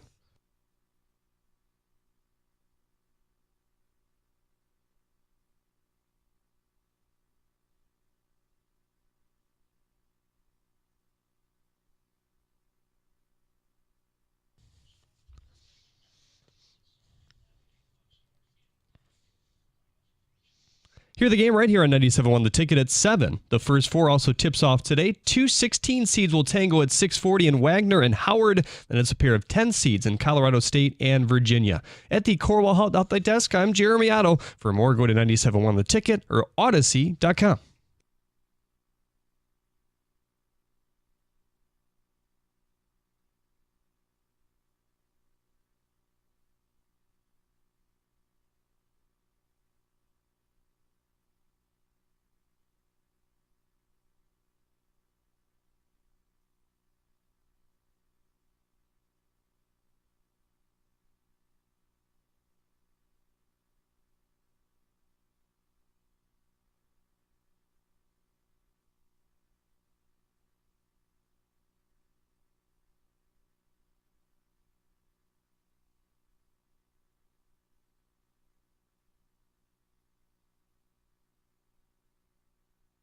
Hey, Kenny, before we get to anything else, one segment on this.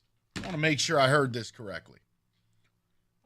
Is it win or be fired tonight in Kenny G. Cott's world for the voice you heard in that update? If they come out like they came out against Arizona or against Pittsburgh. Stop I want you to stop for a second. Go ahead. David, I feel like there has to be a level of House of Cards music or something because Kenny just took a serious tone I've never heard. Kenny... He looked into the camera like Richard Nixon and said, "I'm not a crook." We're going to need some music for this. But Kenny, I want to hear your soliloquy here, please. Exactly. No. Kenny, Wings, Blue Jackets tonight. The Blue Jackets are the worst team in the Eastern Conference. It's that simple. But they have a cannon.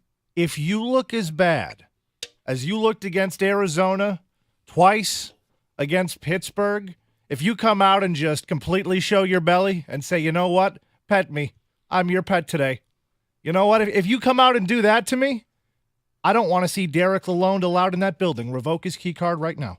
LCA, the practice facility, all of it's gone. Derek Lalonde deserves to be fired out of that Columbus cannon. A win or be fired game from Kenny Cott. They better show up, man. They got a defensive shakeup. Simon Edvinsson is here. Simon Edvinsson, the guy I've been asking for months now, is finally here. Can't wait for him to lose an edge, tip over, and give up a short-handed goal. Michael, you take that back right this second. Right this second. And there's Edvinsson. Oh, he blew a tire. First shift, he rolls his ankle, done for the rest of the year. Gone. Don't even put that evil on me, Ricky All right, Bobby. Kill the music for a minute because I want to ask this question to Red Wing fans, and we'll get back to tournament by the numbers and some Lions stuff. I'm just still laughing over part of Kenny's answer. What? I think David heard it. Oh. I'll leave it alone. Well, he didn't say anything about Yzerman this time. No, he didn't. No. The point is, they win Saturday. A little bit of relief creeps in. They come out and no show against the Penguins Sunday. If they lose tonight, they will be losers of 9 out of 10 games. The teams that are on your heels have games in hand. Mm-hmm. Kenny is calling for Lalonde's job if they lose tonight. Yeah, I mean, guess what? I don't think he's unhinged. I don't think he's wrong. You'd have to do something. And that's why I asked Kenny yesterday, could you just ride this out and say, fix this, you have to the end of this season. And after that, You don't make the playoffs, there is no negotiation. There's nothing else. You're done. So I look at the Simon Edvinsson thing. They're bringing up core pieces. We already saw Mo Sider. We see Lucas Raymond. These are guys who are going to be here for a while. Now you're bringing up another guy, and the team isn't trying. So when that happens, I don't want my new players, my core foundational pieces, to be learning in that system. Whatever's working, whatever he's trying to make work is not working. And if he continues to do this, go down that path, yeah, I can't let him guide my young players, help them develop. I can't have that because it'll stunt their growth. It'll stunt their development. So, but if you fire him, are you just pulling the plug on this season? Or are you hoping that the next coach can jumpstart it and get you back on the winning track? The way things have gone around the league, it might be the opposite. It might be just a spark the team needs. There's accountability. Something's actually happening. There are 6 teams that are in the playoffs or on the cusp who have made coaching changes this season in season. The NHL is unlike any other league where firing the coach actually works. The NBA, you fire a coach, you spin a wheel, you're still in the lottery. The NFL, very rarely do you fire a coach and end up in the playoffs. MLB, again, hockey, it's like currency. See, I want to know if the hockey elite thinks Kenny's unhinged. I don't. I think if you end up losing 9 out of 10 and crater, losing to the Pens and then losing to that dreck, which is the Columbus Blue Jackets, even though they have a cannon, you got to try something. The team is taking on water right now. That's my issue, is it doesn't look like it's getting all that much better. They had one good game, I think it was against Vegas, where they looked okay. They looked all right. This is the team that we've kind of been watching all year. Once Dylan Larkin comes back, we're going to be full steam ahead. And if Derek Lalonde is doing this crap where the team is just coming out unmotivated, unwilling to try in the defensive zone, I can't let my young players learn from that. I just can't do it. When they were playing the sound in the update, the look on Kenny's face, listening to Lalonde, Kenny was absolutely disgusted. Yeah.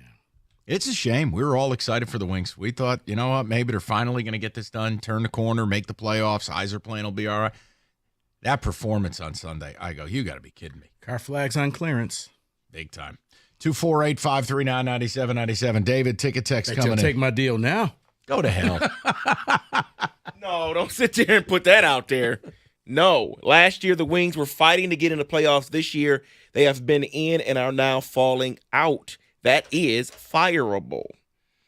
This is the players, not the coach. How can you come out so flat? Yeah, but it's the coach's job to have them ready to play. I mean, that's it. You can't absolve coach and management. You want to go to the management level? This is the group you assembled. You want to go to the coaching level? This is the group that you have to get motivated and manage egos and keep them on an even keel. Like, it can't always just be, well, the players stink. Well, you can't trade a whole locker room. You have to make a decision in real time what can shake this thing up and unify this group. Because Kenny's right. I don't care if you're a neophyte like myself or you're the second coming of Don Cherry. Any level of understanding of sports, you watch this Red Wing team since February 28th, lacks effort. Certainly lacking levels of detail. They lack effort. Or as the hockey people say, they lack jump. There's no jump. There's nothing. There's nothing. And if you're one game and you kind of look like you're in a slump and you're, happens. I can understand that. I can wrap my head around that. In fact, I'd even put that on the players because maybe they just weren't mentally prepared. But when you're doing it for, 9 out of 10 games, 6 out of 7 games, 7 out of 8, once it just starts to pile up and you're in a playoff race, this is when you're supposed to be motivated.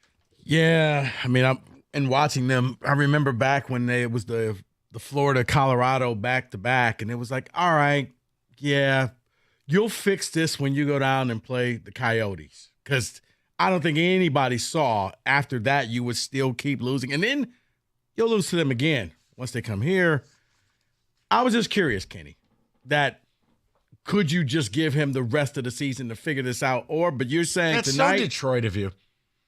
It's always next year or give him another chance. No, I'm asking the question to Kenny. You shouldn't even ask it. Do you give him a chance because you were so close? No. You fix this, but tell him, if you're Yzerman, dude, if you don't make the playoffs, Just grab some cardboard boxes and clean out your office. But see, you have to understand. You went to a fake high school. You know, you got into Harvard. Why am I catching strays? Kenny and I are men of the streets. You got to understand.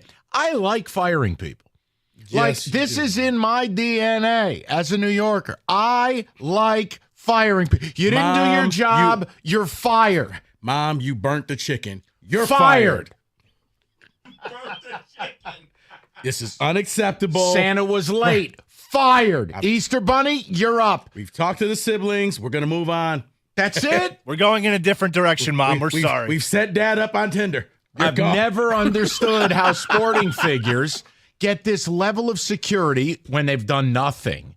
Yet the average guy moving around here misses one quarterly budget and he's flat on his ass. Derek Lalonde, you cannot be the captain of the Titanic and sail again. No, but the reason why, because you have so few games left in the season, that 15 of them. Maybe you say, okay, this is it for you. Make it, you're in, lose, we're done. There is no gray area. There's no negotiation. Let me ask a question. Kenny, is it time in the Iser plan, regardless of what Lalonde does the last 15 games of the year, for a big-name coach? This was real expectations, what we were wanting this year, right? Yes. Is this acceptable towards that goal? No. Absolutely not. I don't care if it's a big-name coach. I don't care who it is. You need a change in that locker room. You need a change of And voice. that's why I asked. Like, if it was 30 games left, I mean, okay, yeah, but because it's 15 and you're like, one game out of the playoffs as of now, you can still fix this.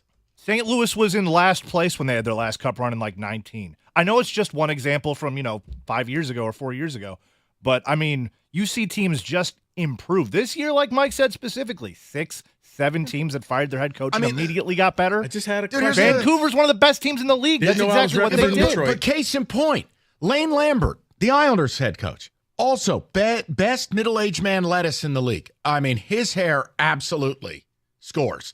The point is, Lane Lambert was 20 games over 500. He got whacked. They had 95 points last year. He got whacked in the middle of this season, and they dug up the dead body of Patrick Waugh. And they're probably better off for it. But that's my point, is that Derek Lalonde doesn't have a good season to draw on. Who is Derek Lalonde? Who are these people?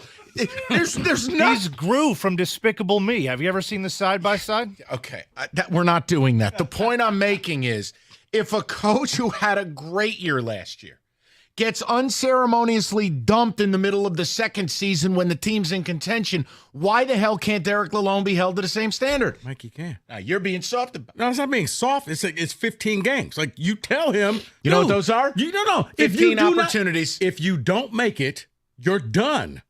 You put yourself in this situation, get yourself out. And what I say, how is that soft? Treat your head coach like a relationship. Ultimatums don't work in relationships.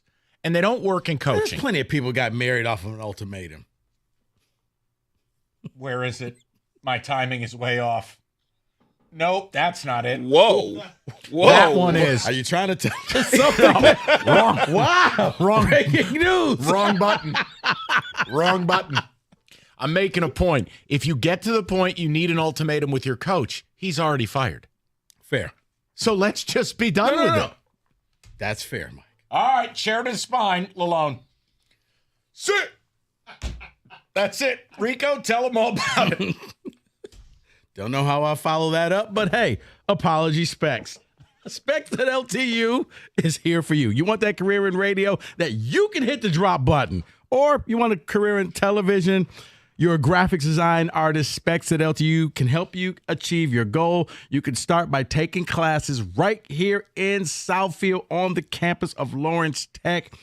Specs at LTU can help you achieve that goal, because right now there's a lot of people in the Odyssey building who graduated from Specs. So what are you waiting for? Be curious. Visit the website, ltu.edu/specs, to learn more about the broadcast media arts, digital media arts, and graphics communications program taught through Specs at LTU. You're going to be taught by instructors like yours truly who work in the business, and with the hands-on approach and expert faculty, you're going to learn the practical skills you need to succeed in today's media industry. And the beauty of Specs, you don't have to wait until the fall. New classes are starting all the time. Head over to the website, get yourself enrolled in the next class. ltu.edu/specs. And once you're there, make magic by enrolling in Specs at LTU certificate program today.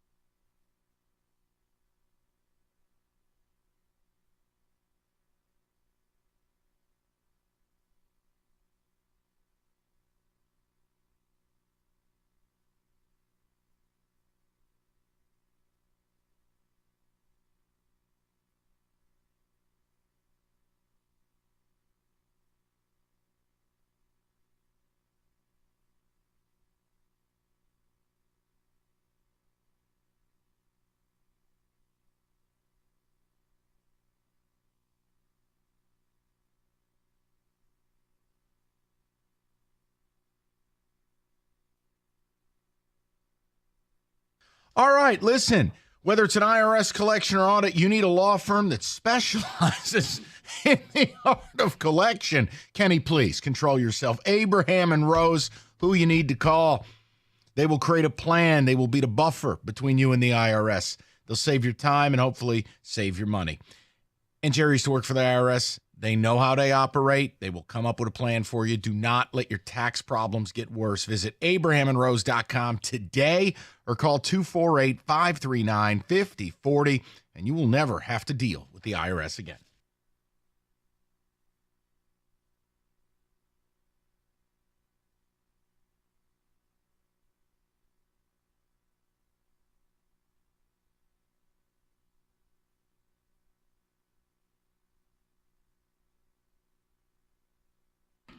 All right, we're going to have a little fun. It's going to be a continuing series this week, so to speak. It is the tournament by the numbers. Or not. Or David's asleep. Then reverse. David's not paying attention. All right, well, you know More what? football.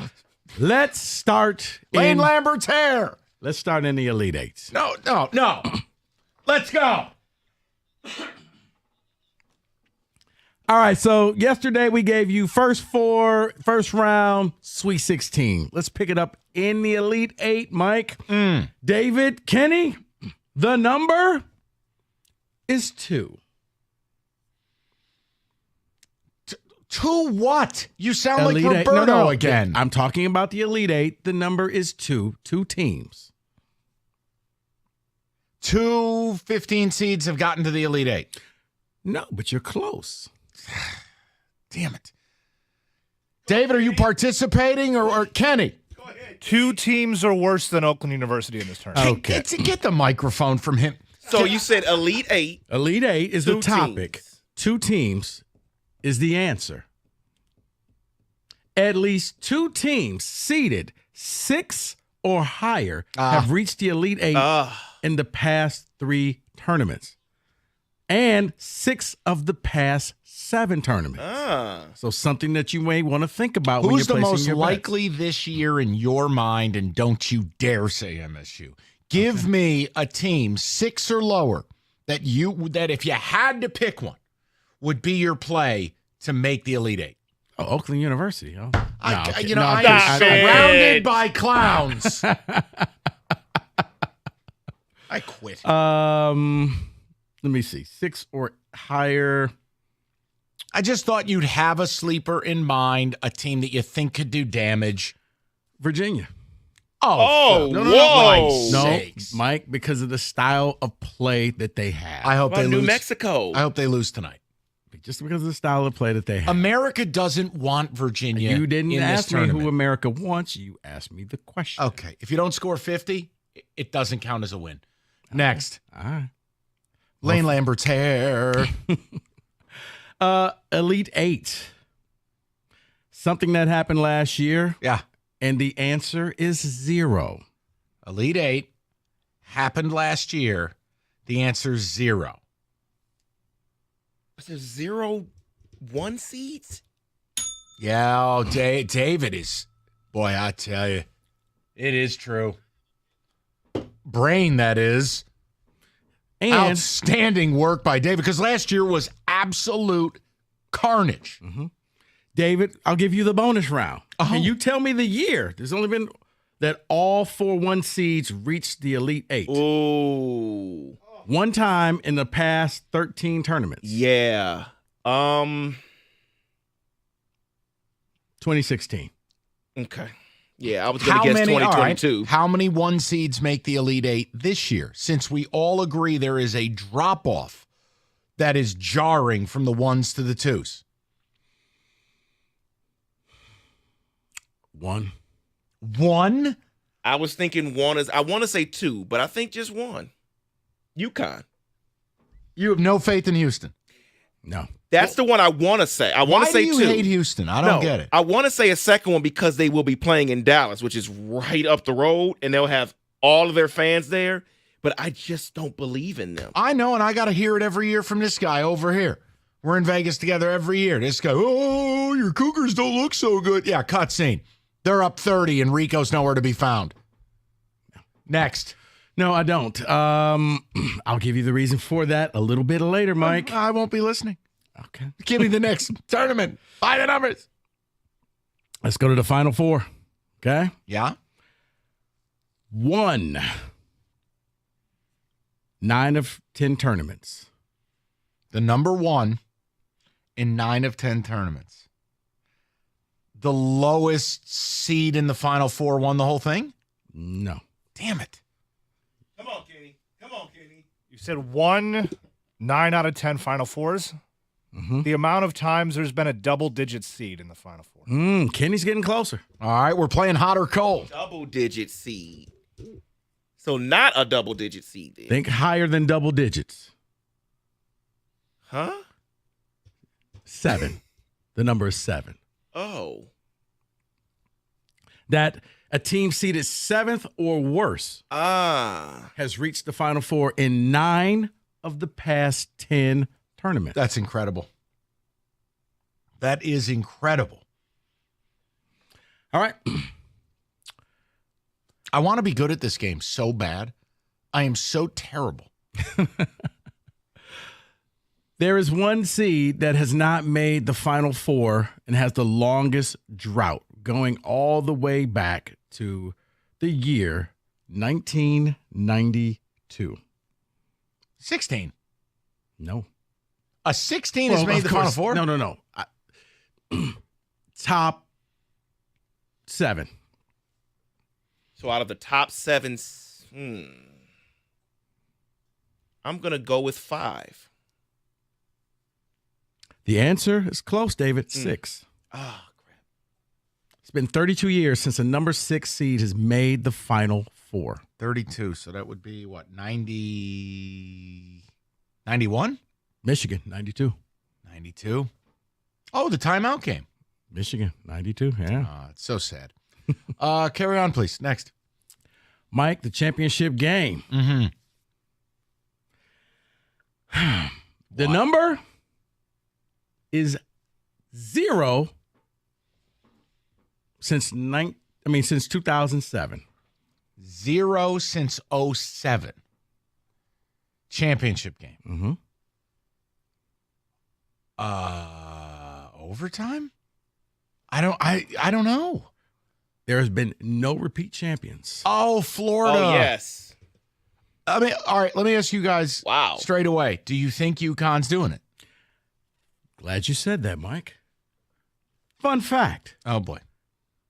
Since then, 2007, no defending champ has advanced past the Sweet 16. Say that again? Since 07, no defending champ has advanced past the Sweet 16. Mm-hmm. Wow. Wow. Whoa.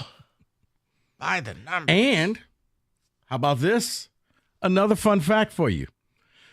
Not only that, the defending champs have lost in either the first or second round in each of the past 6 tournaments. 3 of them were 1 seeds: Kansas, Baylor, Villanova.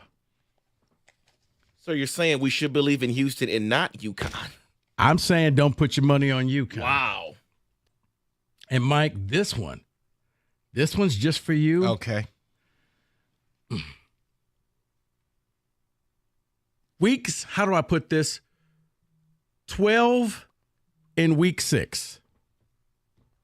Let me just help you out because that's confusing. Week 12 and week 6. No. 12 in week 6 of the season. Yeah. If you are in the top 12 of the AP poll, chances are you're going to win the title. Why? Because that's how it's been since 2003. Week 6 is the week to watch in the AP poll because the winner is somewhere in that top 12. The top 12 this year: Arizona, Kansas, Purdue, Houston, UConn, Baylor, Marquette, Creighton, North Carolina, Gonzaga, Oklahoma, Tennessee. And I'll give you a number. The number is 0. 4 years, Valentine's Day. The amount of times MSU has not been in the AP poll. Haven't been ranked after Valentine's Day in 4 years. But I just don't know, need the portal. if you ever want to know who's going to win a national title, week 6 of the season, that's the key poll of the AP because your champion is in the top 12. By the numbers. That's by the numbers.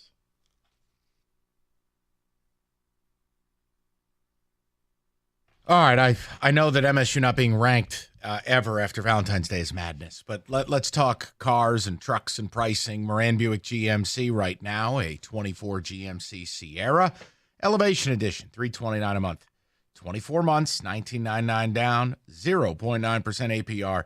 And if something's wrong with your vehicle, you need service. MoranExpress.com. It's very simple. You get the free loaner, you go about your day, do the things you got to do, all while getting the highest rated service in the industry.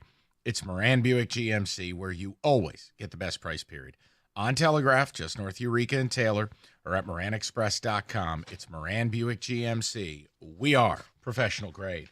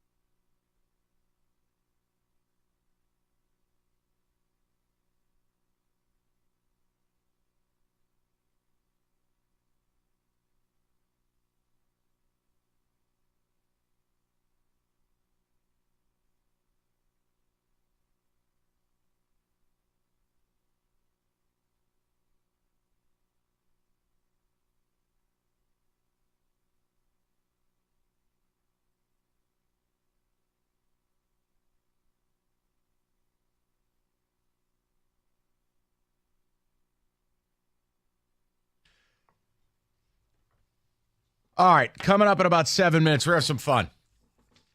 Kind of thinking of like water cooler prep. You have better things to do in your life than watch college basketball before the tournament. I'll give you what I deem to be the dirty dozen of players you should pay attention to, or they're fun, or something interesting to watch. That way, you're prepared. Yes. You know what? I would like to make an amendment from what I said. There is a double-digit seed that I could see making it to the Final Four. Who? New Mexico. That'd be a dream state for me. I love them. I love watching them play. Why? Because if you listen to yesterday, they're that magical number. They're an 11 seed. 11 seeds kind of go far lately. We'll get to it. I wanted to just pass this along before the ticket text, and then we'll get into the players to know, faces and places. Did you see this? Because we're heading to Vegas for the tournament. Did you see this report about Bruno Mars? Now, first of all, I kind of have a problem with it. Like, you take one anonymous source and you just put it out there, and it's like, I don't know. But the reports are Bruno Mars owes MGM $50 million in gambling debt. 50 million. Now, let's put context to this. This was reported by News Nation. They made claims that he had racked up over $50 million in gambling debt. They cite an anonymous source close to the situation, and they said that Mars allegedly made, you ready for this? This was the part I care about. I really don't care what rich people do with their money if they're only hurting themselves. $90 million a year through his residency at MGM. So I didn't realize Bruno Mars had a residency in Vegas. Oh, yeah. I just thought he stopped making music. Well, $90 million a year, and he's using a large chunk of the profit to pay off his gambling debt. Quote, he'd only make $1.5 million a night after taxes. They basically own him. Now, MGM has come out today saying these are completely false allegations. Mars has, quote, no debt with MGM. Well, first of all, even if he did, do you think they'd put him on Front Street? Yeah. And second of all, this ain't 1955. Bruno Mars isn't going to end up in an oil drum at the bottom of Lake Mead.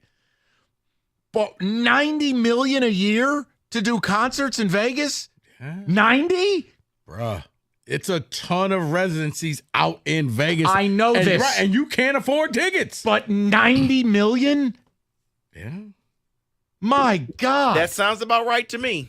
Yeah. Now, what was it when they built the Sphere? U2 was doing shows out there. What were tickets? Like $2,500 a pop? I believe so, yeah. What is it with you people in live music? Bruh. Everybody wants to pay all this money to go see these people. Usher. Who wants to see his tired ass? Man. Oh, it was sold out every night. What world am I in? For I don't years. know, Mike. I'd like to introduce you to the world because you're in your own world. Usher sold out tickets, like cheap seats, I think was like $600-$700. Yeah, that's Adele. Yeah. Because I was Mariah's out in Vegas been out there. and it was this couple with like all Adele stuff. Like, we just got back from the Adele. It's like, you don't mind me asking, how much? Oh, we got a nice price. They were like $850 a piece. It's like, plus all the swag. Like, you literally pay like $1,800 worth of stuff. What the hell kind of swag does Adele have? T-shirts, hats, She's not the Utah Jazz. What do you mean swag? Like what? Adele concert T-shirts. Would you get an Adele Pro Combat helmet by Nike? Like what the hell kind of swag do you buy at a concert? They had swag. It was Adele cowboy hat. Swag's the album. And you don't even buy those anymore. They're on your phone. No, the swag is you were at her concert in Vegas, so you got to get a T-shirt with her. Wow. On stage. Right. Oh, no, those residencies. Now, Bruno Mars. What level of that do you believe? You could say 0. You could say it's a lie and they're trying to smear the guy. $50 million? I guess if I would need to know, like, is he like big into football games? I mean, everybody knows he likes to gamble, right? Like he used to be a card player here or there, and he lives out there. Okay, these are all fine things, but think about this. The only way you could ever get that deep in the hole with the casino is if you're making money for the casino. There is no scenario. Right, Because remember, if you want to run a line, you got to have the assets liquid for them to draw upon. This isn't the Wild West in the 1970s where somebody takes markers all over town. Everything is centralized. I just $50 million. What are you playing? I think that maybe it's just one of those nights where you're just out there and you make that ridiculous bet. I'm going to put, $1 million on black. Do you know the reason I don't view it as impossible? Do you remember this was Atlantic City, not Vegas, and I think it was the early 80s. Was it Leonard Toews or Howard Toews, the guy who owned the Eagles? He lost the team because he gambled his fortune away getting hammered in Atlantic City. And then he tried to sue the casinos for saying you lent me credit when I could barely sign my name. Yeah. Look up who owned it. I think it's spelled Toews, not Taves like the Blackhawk, but the owner of the team. And I mean, it's not impossible. Yeah, it's Leonard Toews. Because you really don't know what people do in their private lives. It's not my business. I don't care what Bruno Mars is doing. I'm making a point. If he's making $90 a year, I can think of a lot better stuff to do than gamble 50 of it away. I'm just making a point. I don't care. Oh, and by the way, first of all, going to the Usher show, not you, but if you go with a significant other, you're taking that relationship in hand because Usher may pull her on the stage and sing to her. And yep. So, there have been cases of, really, we're done. And the seats are expensive. A friend of mine went to the show. Why do I feel that friend is actually you? No, it wasn't me. Don't lie. I promise you it was not me. No, he's $2,000 a seat. To go see Usher. Right. He had a hookup, though. But, $2,000 a seat. A hookup, and it's still $2,000 a seat. No, he didn't pay the $2,000, but he had the hookup. It's not about what people are spending. People do whatever the hell they want. I don't get paying to see someone when you have the music on your phone. It's the experience. Live music is something different, man. What experience? No, they don't even sing. That's that man right behind David. It's the show. It's the experience. No, he's a bird brain who's probably on eBay right now trying to buy a pair of Kisses underwear. I don't want to ask him anything. It's an experience that you see the show. There's certain people that, yes, listening to the music is one thing, but man, when you go to the show, you have the live band. I'm a fan of live bands. I want to just hear it on my phone. I want to see the drummer and the synthesizers. The thing is, David, there's not too many people now that I actually would like to pay money to go and see. Except Usher. No, I didn't go see. Well, yeah, because the guy I want to see is I was old. just like, oh, man, I saw those prices like, that's not going to happen. Yes, Dave. And besides, you take a relationship in your own hands if you go to see Usher. Did this happen to you? No. True. Oh, okay. No, it sounds very personal. Let's just say it's an interactive concert. No, who was the? What kind of interactive are we talking about? Who was the here? celebrity? It was like a celebrity. It was couple. Asia Wilson. Oh, the couple. Oh, you're talking about Keke Palmer. Yeah. Who? I gotta Google who the hell that is. Keke Palmer's no longer with her. Right, actress. All right, baby daddy because of that. Yeah. Oh, I thought you said she was dead. No. Oh, my bad. No, she went up on stage and it was just like, okay, wow, this just happened. So no, there's not too many people that I would want to see. All right, so there's your and Prince just died, so I got nothing. You hate to see it. So that's your Vegas possible gambling debt. Oh my God, people pay what for concerts report of the day. I'll tell you how Mike enjoyed the Usher concert. Yeah, he didn't. Say goodbye to busted brackets because FanDuel lets you bet every game at a tourney. Whether you're betting on an upset or just having a little bit of fun, maybe you're chalking out with the one seeds, whatever it is, new customers, $200 bonus bets if your first $5 bet wins. $200 to use on spreads, money lines. Pick who's going to win it all. Last year I gave you UConn plus 2,800. I probably got a bad pick this year, but I don't know, man. I kind of did Kentucky at plus 3,500. FanDuel.com/ticket. Bet on college hoops until the final buzzer. 21 and up, present Michigan. First online real money wager only. $10 first deposit required. Bonus issue. Now withdrawable bonus bets that expire 7 days after receipt.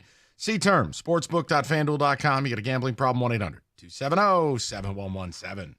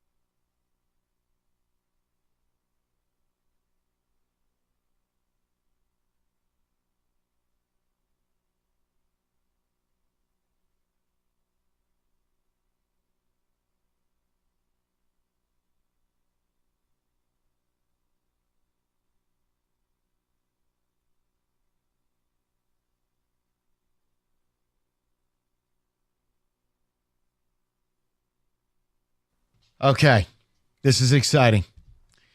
And Kenny's favorite show often says they have a fever and the only cure is more football. David, music.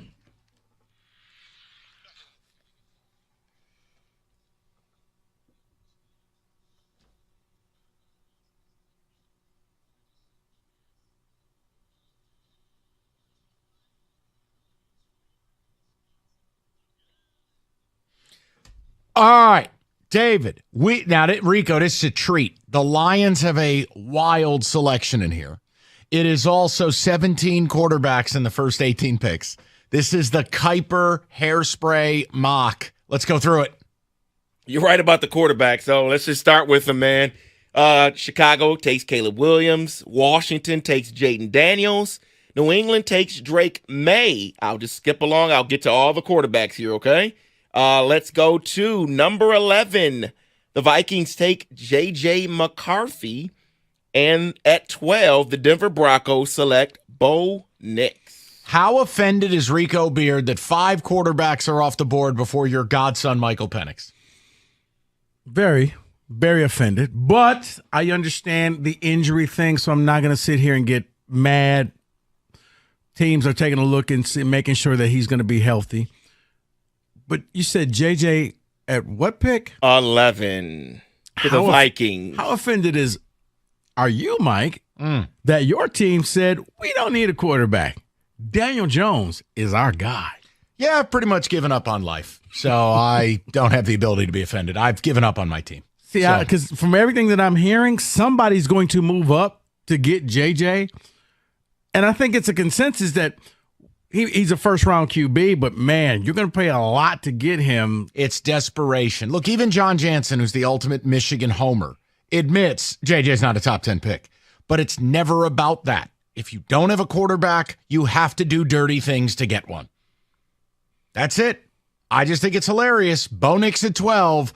Penix is gone with the wind. And I know what you're trying to get the Giants to do. We're not doing that today. David, continue with the interesting selections, please. Yeah, so at 4 and 5 and 6, we have wide receivers. We have Marvin Harrison Jr. at 4, Malik Neighbors at 5, and Rome Odunze at 6. There you go. For the Giants. You get my godson. I don't care. Next. Keep going down the line, please. Who do the Vikings got? They got JJ. They have Who do the JJ? Packers take? The Packers. Who do the Bears take at 9? Let's get some sizzle. The Vikings at 23. Remember, they have 2 picks. They have Cooper DeJean. The Packers select at 25, Leotu Latu. Oh, from UCLA. Mm-hmm. Who'd the Bears take with 9? The Bears at 9 took Jarrett Verse. All right, so Bears pass rusher to go with Montez Sweat. I couldn't argue it. Probably Dallas Turner viewed as the better player. I like He's Jarrett taken Verse. above him, yes. The Vikings take a corner because I think that's what they do every year. There's something in that franchise. The Packers one is super interesting because he may end up being the best pass rusher in the draft. He was unblockable in college. And look, the Packers, they took Van Ness last year. They're loading up. You're going to have to get to the quarterback in this division. With Caleb and with Goff and with, let's say it's JJ. If you don't have a pass rush, you're going to get eaten alive. And I think with the Bears and the Vikings, if you do take rookie quarterbacks, I think the bar is low that first year, so you can really solidify yourself as one of the top 2 teams in this division. What I don't understand with this mock draft is that at 10, the Jets take tight end Brock Bowers. Now, at this point of the mock draft, there had only been 1 offensive tackle selected. So you can still have the pick of the litter here, and they go with tight end at number 10. Yeah, but again, David, it's about weapons. Look, Brock Bowers for a long time was supposed to go in the top 8. I don't know what has happened. I don't know if it's prospect fatigue. I don't know if it's the injury. No, Mike, I think it's simply just the quarterbacks because if you're that high, you need a quarterback. All right. And the receivers, people seem to think that they are so special that they are the next tier. Okay. Then you end up with Brock Bowers, the most special college tight end I've seen in 10 years. Right, but now you have teams that all of a sudden are saying, wait, we can get the best defensive players at pick 8 and 9? Wait, we've seen tight ends go in the top 10. How many? No, we have. How Mike. is Bowers not getting that treatment? What am I missing? Did the ankle? Is there a bad medical? What am I missing here? Help me. Has Georgia had their pro day yet, Kenny? They did. He skipped it because of still dealing with the injury. And there it is. There we get a little something. He'll have he'll have a day in April. But I don't have a problem with the Jets taking him because I think Bowers could still be one of the 5 best players in the draft. So let me just get to it, okay? We'll work backwards from there if you want to, but I want to give you plenty of time to discuss what the Lions do here at 29. They take wide receiver out of South Carolina, Xavier Legette. He's a stud. He's a do-everything stud for them. When he plays and he's healthy, he's like Deebo Samuel. He's that kind of comp, not just because Deebo went to South Carolina, but he plays that role. He's a really good football player that very few people watched. I am not going to knock it. I'm not. I could see a pathway to doing it. No. But here's the thing. What's the thing? Don't you already have that guy on the team? And what is that saying about the guy who's on the team already? Because it kind of goes back to what I said earlier in the show, where you could draft depth, and once you realize I'm not going to pay this guy, I'm going to replace this guy. Isn't that what St. Brown does for this team? No, it's okay. Deebo and Ayuk and Kittle. They all work in harmony. Right, but I'm saying St. Brown is, to me, is the kind of that Deebo type of guy for the Lions, where you can run him, you can put him in the slot, you can put him all over, you can hand the ball off to him, you can give him the jet sweeps. Okay, what's better than that? I'll take 2 of them. Okay. I'm just telling you, you can't depend on J-Mo yet. Josh Reynolds is on the last year, a 1 year that they just re-signed him, right? You talked about having the ability to have some depth, right? Isn't that what this is? It is. I thought maybe if you went after a big receiver, but okay. Yeah, because he's listed at 6'3", but at the combine he's 6'1". Oh, that always happens. Yeah, Antoine exactly. Randall was listed at 5'10". How did that go? Guy was 4 feet tall. So as expected, and we go back, the first cornerback taken off the board is at 15, Quinyon Mitchell. I think he's becoming the consensus best corner in this draft. And then we have at 20, the Pittsburgh Steelers take Brian Thomas Jr., wide receiver out of LSU. Nate Wiggins, cornerback, goes 22 to the Philadelphia Eagles. Yeah. That makes sense. And let me can I just add one more thing? Sure. Just because I was thinking about this. Like, we talk about it. The Lions don't have a contested catch guy. They also don't have a physical. Now, look, I love Amon-Ra and pay him every bit of $27 million. It's not a shot, but he's not physically imposing, right? If you draft Legette, you're getting that piece to the offense. Like, that is the one missing piece. Now, I love that they move Laporta out in the red zone, but when we're talking about it, I don't want you to think I'm trying to replace anybody. I'm saying complementary abilities. Like, if I drafted Xavier Worthy, that's redundant. I have J-Mo. They don't have anybody like that cat. Then you give Ben Johnson a toy where all of a sudden now this guy can carry the rock here or there. That downhill physical. I'm not telling you it's the leader in the clubhouse for me, but man, if they did it, I wouldn't rip it. Well, see, I just thought that was St. Brown because I remember like in the Niner game on that third down play, and when he didn't get it, they put him in the backfield, right, and he didn't get it. You're 6'3", 220, you might get it. Mistakes were made. Yeah, and at that point, like we talked about before, it's best player available. Right, So, and if you have a profile that guy fits what you do and it's a premium, maybe that puts you over the top. Maybe he's the guy who gets that carry on the 3rd and 2. Correct. Maybe you're throwing the ball to him and it's a contested grab, and instead of dropping it like Josh Reynolds, he gets it. But I'm a nerd. I watch him. Can't help it. I'm very impressed. I'm a loser. Cash the ticket. You had a fever. And the only recipe was milk. Exactly. And that is. Where did they even get that when they used that on their show? I think they probably just had the guy record him. Will that guy record whatever we tell him to record? Yeah. I think so. Yeah. Let me get writing. Okay. This is exciting. And Kenny's favorite show often says they have a fever and they only cure is more football. David, music.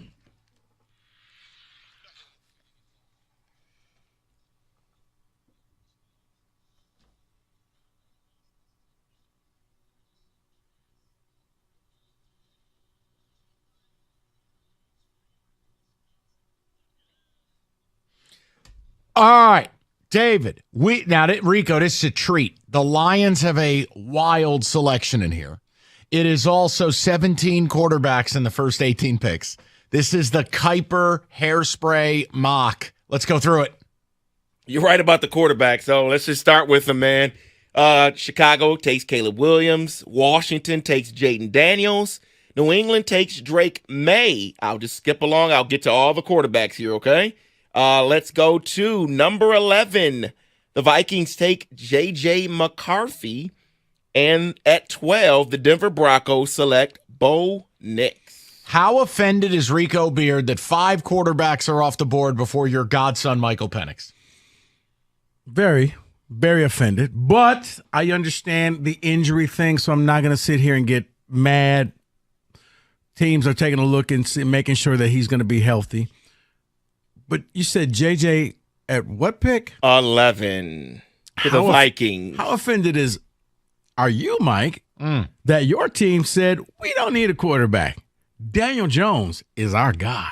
Yeah, I've pretty much given up on life. So I don't have the ability to be offended. I've given up on my team. See, because from everything that I'm hearing, somebody's going to move up to get JJ. And I think it's a consensus that he's a first-round QB, but, man, you're going to pay a lot to get him. It's desperation. Look, even John Jansen, who's the ultimate Michigan homer, admits JJ's not a top 10 pick. But it's never about that. If you don't have a quarterback, you have to do dirty things to get one. That's it. I just think it's hilarious. Bo Nix at 12. Penix is gone with the wind.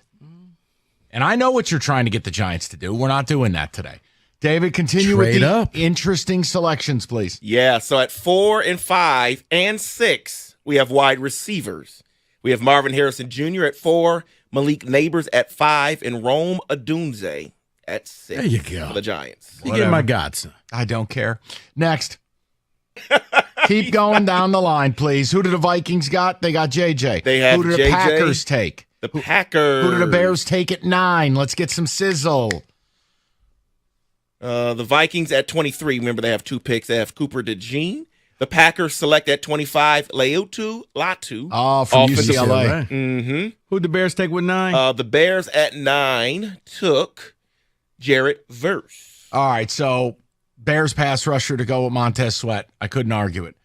Probably Dallas Turner viewed as the better player. I like He's Jarrett taken Verse. above him, yes. The Vikings take a corner because I think that's what they do every year. There's something in that franchise. The Packers one is super interesting because he may end up being the best pass rusher in the draft. He was unblockable in college. And look, the Packers, they took Van Ness last year. They're loading up. You're going to have to get to the quarterback in this division with Caleb and with Goff and with, let's say it's JJ. If you don't have a pass rush, you're going to get eaten alive.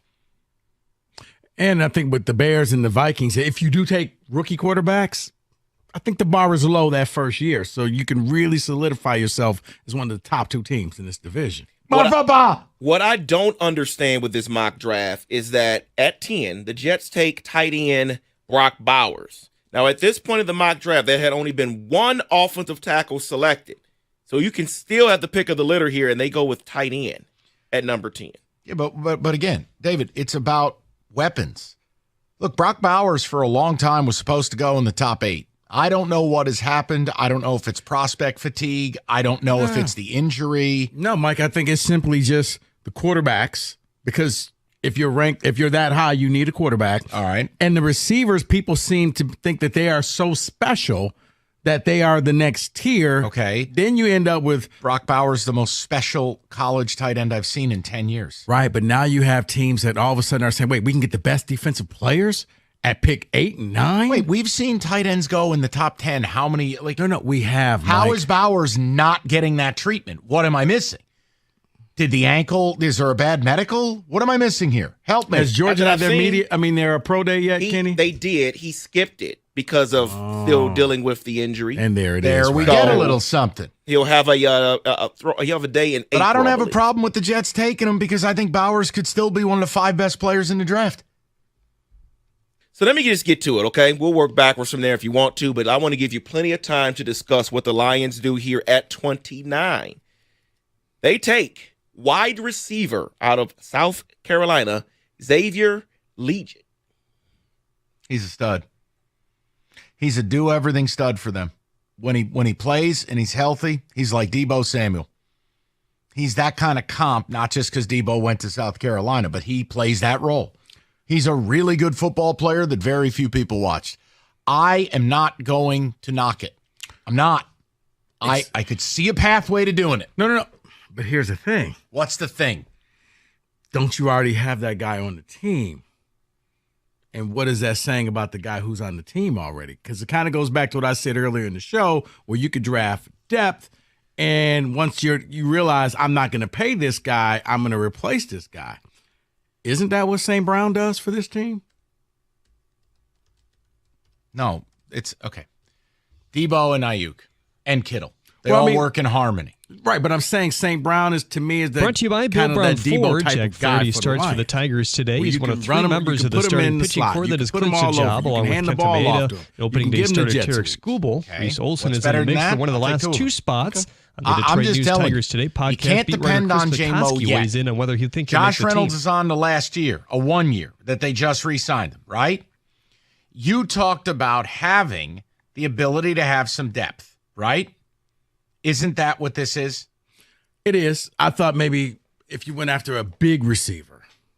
But, okay. Yeah, because he's listed at 6'3", but at the combine, Philadelphia he's is Detroit's 6'1". opponent this Oh, that evening. Here always the action on happens. the Yeah, Bucks Zach on Randall 70 was at listed at 6. 5'10". Started How by does Zay he go? Jones and That was guard 4 Rocket feet Watts tall. practice for Oakland today. So as Rocket did not play expected, in and the he go back, Horizon the League first final cornerback last week. taken off It was the limited board to is just at 3 minutes the 15, game prior Quinyon due to an Mitchell. ankle tweak. I think Team currently en he's route to becoming the Pittsburgh consensus ahead of their Thursday tip best with corner in this Kentucky, draft. where the spread is 13.5. And then we the Wings have are back at home at this evening. 20, Only Columbus Pittsburgh in town. Steelers take Get a pregame beginning Brian at 6:45 Thomas right Jr., here wide on receiver 97.1 out of The Ticket. LSU. At the Corwell Health Update Desk, I'm Jeremy Otto. For more, Nate go to Wiggins, 97.1 The cornerback, Ticket goes or Odyssey.com. 22 to the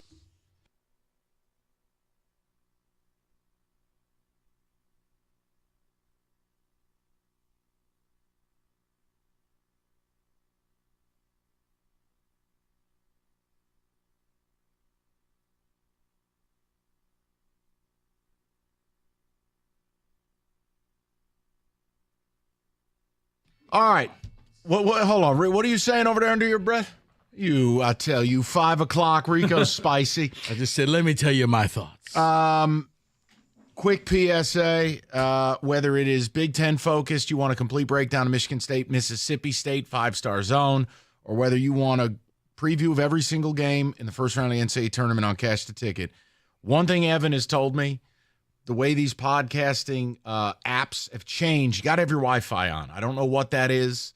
Have your notifications on. Evan has just populated and pushed out a bleep load of March Madness content. Rico's full preview from both sides of the coin of Michigan and Michigan State, or Michigan State, Mississippi State. You know what? I ran into that problem. We just went Spartans and Bulldogs because we kept I know. screwing. That's my bad. But also Cash Ticket. Every game has its own preview, a lean or a pick or both. So it's all there. Go get it. All right. Lions fan, real quick. I don't want to do the ESPN topic again, Rico. I think I just want to settle in on the good news portion, which is we have arrived in a new galaxy, if you're a Lion fan. We have arrived far beyond the planet Nebula. We have arrived in places you've only read about, heard about, or dreamt about. It is called the land of best available player. Brad Holmes, I thought, pulled off arguably his best move. Somehow, some way, they went out and got Kevin Zeitler, who is a Pro Bowl guard, coming from the Ravens. Now, he's older. He's a better pass pro than run blocker. But replacing Jonah Jackson for, half the cost, going into the draft now, did they get a corner? They did. I think Carlton Davis is good. I don't think he's great. I know that caused a street fight with some of you. I love DJ Reader. Zeitler played for my ball club. He's played for winning teams. Played for the Bengals. He's played for the Ravens. Giants was a blip on the radar. The Giants didn't get rid of him because he was bad. They got rid of him because he was expensive. The point I'm making is you've addressed every need. Now, for those of you that are like me and you go, man, but Mike, you wanted a pass rusher so bad. Guys, pass rushers are like relief pitchers. I always need more. I always need more pitching. The Lions are going into this draft with no glaring need. And why does that excite me? I'll tell you why. A, I don't have to do draft shows where people want to fight. And B, Rico, me, Kenny, David, the guys, we get to just say the following. Brad Holmes and the Lions can draft just about anything, and it won't matter. Rico, you made the point earlier. You could follow up last night's signing by drafting another guard with the capability to flex to center, and he doesn't need to start. He's depth. Yep. No Jonah Jackson stat that when Jonah played, you were awesome, and when he didn't, you were 55 yards worse. You could draft a corner. He doesn't have to start. He could rotate with Cam Sutton. He could learn the ropes. He'd be depth. You could draft, as you will hear later on, a wide receiver. Mock draft today had you taking one. Player I'm familiar with, Leggett out of South Carolina, kind of a Debo type guy. Not the most explosive dude off the line, but a downhill freight train, 6'3", 220, contested catch guy, physical. Look, why is it relevant? Not because we're talking about it no, it's relevant because it means you're a Super Bowl team. Only Super Bowl teams go into the draft with this luxury. Mm-hmm. And a lot of them don't even have this luxury. I think the offseason, when you look at it in totality, as bummed out as I am, they didn't get that superstar defensive player. DJ Reader's not a bad consolation prize. Putting Reader with Carlton Davis, who redid his deal to create the $5 million. See, this was also part of my sales pitch, Rico. You know, if Tampa loved him, they would have asked him to redo his deal and kept him. Right. But I digress. You get Davis, you get Reader, all for the same cost of a Danielle Hunter. You get Zeitler. You get players. Value. Yeah, and look, the nickel corner, Amik Robinson from the Raiders. I'm not making fun of the signing. He's dirt cheap. He earned his way to being a starter. He's a slot corner because he's about 4 feet tall, but he's mean, he's nasty, he's a worker. What could they do in this draft that would upset anybody? Outside of the absurd, quarterback or, hey, I took a fullback. I mean, there's nothing realistic they could do that would upset anybody. And that's an unbelievable spot to be in. Mm-hmm. It's a credit to Brad Holmes, a credit to the organization. But unless they took a kicker. Because honestly, I think if you told me, they took Michael Penix, you would have a part of this fan base saying, told you Goff wasn't our guy. Oh, no, please, no. Now, it would be good for business. No, it's not. It would drive you crazy. But yes, at this point, they could do what the Steelers have always done. And I always admired Pittsburgh for doing this. When it came time to make the tough decision, well, do we keep this guy? It seemed like 7 out of 10 times they just let the guy go. They already had the replacement on the team for a few years, and they kept it going. It's why Pittsburgh, though they haven't won a ton of titles, David, they're always in the playoffs. They don't have that fall off because you have players there. We're not just going to build this super team, and then once it crashes and burns, we start all over again. They're the model of consistency. You're allowed to do that as a Detroit fan because now you can see, you can go in there, you could draft a guard. You could go out and draft another tackle so that when Taylor Decker's contract is up, you just say goodbye because I already have my replacement tackle. He's on the team already. He's been learning everything he's been learning from these guys. Wide receiver, running back, whatever position that you have, if it's a guy that you don't know if you want to bring back or not, you have their replacement. You don't have to sit there and try to come up with creative ways to keep them. You can just let them go. And let me bring up the wide receiver thing for a minute. And here's why it's critical. Don't laugh at it. I'm not married to it. I'm saying that what you've done here, would I still take an offensive lineman if I ran the team? Sure. But if Brad Holmes identifies a corner he loves with a top 15 grade, he's going to do it. And I won't be mad about it. But the wide receiver thing is super interesting for this reason. You're going to pay Amon-Ra, and you're going to rightfully pay him top 5 receiver money. He is that guy. Now, J-Mo's a question mark. Came along a little bit towards the end of the year, but he's a long way from being a sure thing. Do we all agree? Okay, we have Laporta dirt cheap for 4 years. No problems there. But beyond that, there's nothing. Josh Reynolds is a one and done. If you draft a wide receiver making no money, 5 years of team control, do you know what that offsets? It offsets Amon-Ra's deal. And it buys you JMO insurance. But here's the even more critical thing. If there's one thing missing from this offense, it is a big, physical red zone target. Now, you can say, well, they use Laporta. That's not what Laporta's main thing is. I'm saying not everybody has to be Mike Evans. You don't have to be 6'6", 240 to be a red zone weapon. You need a receiver that's going to be 6'3", 225, and have the ball skills, contested catch skills to unlock the last piece of the offense, right? So not DK Metcalf, but I mean, if he were available, and who believes he has a bag of gummy bears every day and looks like that? My God. The point is, you know what? I think that's just the ultimate flex. I think he does. Yeah, I still look like an Adonis.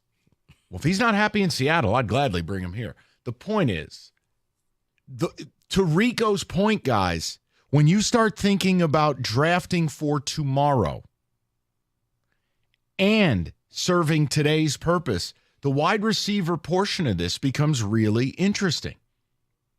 And what's the best way to ensure that the money you spend on Jared Goff will be money well spent?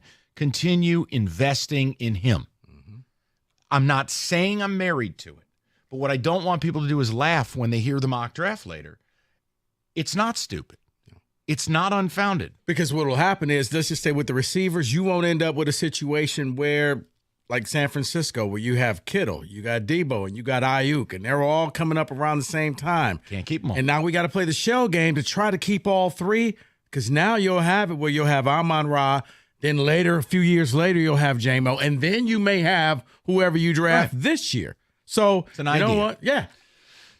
Now, again, if you're posting me up and you're like, no, tell us what you would, I would take an O-lineman. But remember, Brad Holmes has to have a grade on one of these guys where it's worth taking him there. Rico, you said you would trade down. I'll never argue it. Go for it. I just think it's an unbelievable spot, and it's kind of this new place for Lion fans where don't lock yourself into a player. Don't lock yourself and be disappointed if they don't take that position or that name. They're in the catbird seat. Or there's a phrase in like horse racing called the garden spot. You're in the garden spot. You're sitting outside shoulder right off that lead pack, that leader. You're going to be the horse that gets a jump on. Yep. Either go into the draft with like 10 players that you would like for them to have, or just have your phone handy and learn all about the player they just drafted. And don't fall in know love that with with one Brad because Holmes, it's probably going to be a good one. Right. Or, you know what? We didn't draft on the first day, but let's just go party anyway in downtown Detroit. That works too, yes. Because your Super Bowl is now the Super Bowl. It's not the draft. 248-539-9797. Do you agree with that presentation? Do you disagree? Are you mentally capable of being relaxed as we head towards the draft? We'll get to some of your phone calls, ticket texts as well. Rico? Planet Fitness is home of the judgment-free zone where anybody, and I mean anybody, including you, can feel comfortable and you can work on your fitness goals. Planet Fitness, a lot of the places have brand new equipment, whether it's strength training equipment or cardio equipment. If you're short on time, no problem. You get a full body workout in just 30 minutes on the Planet Fitness 30-minute circuit. And all Planet Fitness memberships include fitness training at no extra cost. And now through March 21st, they brought back the Black Card sale. That means $1 down, $24.99 a month. You not only get all the amenities of the regular membership, but you also get access to the hydro massage chairs, total body enhancements, plus you get access to more than 2,500 locations worldwide and unlimited guest privileges. What does that mean? It means when you're out of town, you can hit up a Planet Fitness. You got a workout buddy, you could take them with you to Planet Fitness, but you got to hurry. Now through March 21st, $1 down, $24.99 a month. Head into your local Planet Fitness right now or go to planetfitness.com.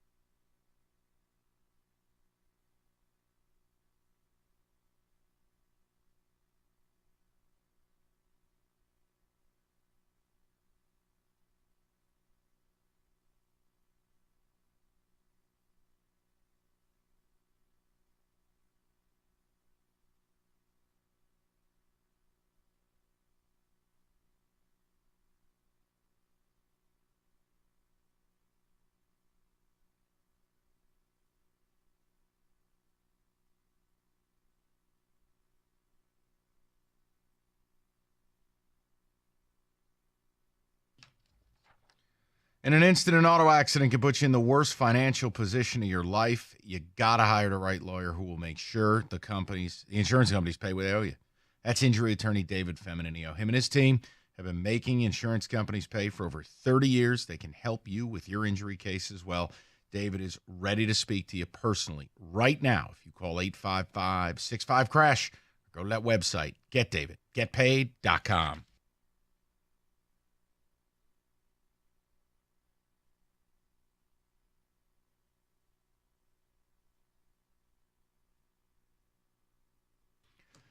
Hey, quick note, Kenny, I don't know if this might be a little bit before your time. Does the name Chris Simon mean anything to you?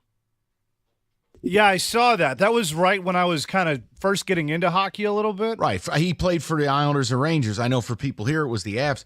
Chris Simon died today at age 52. Yeah, I saw that. One of the real enforcers in hockey. Like, tough guy.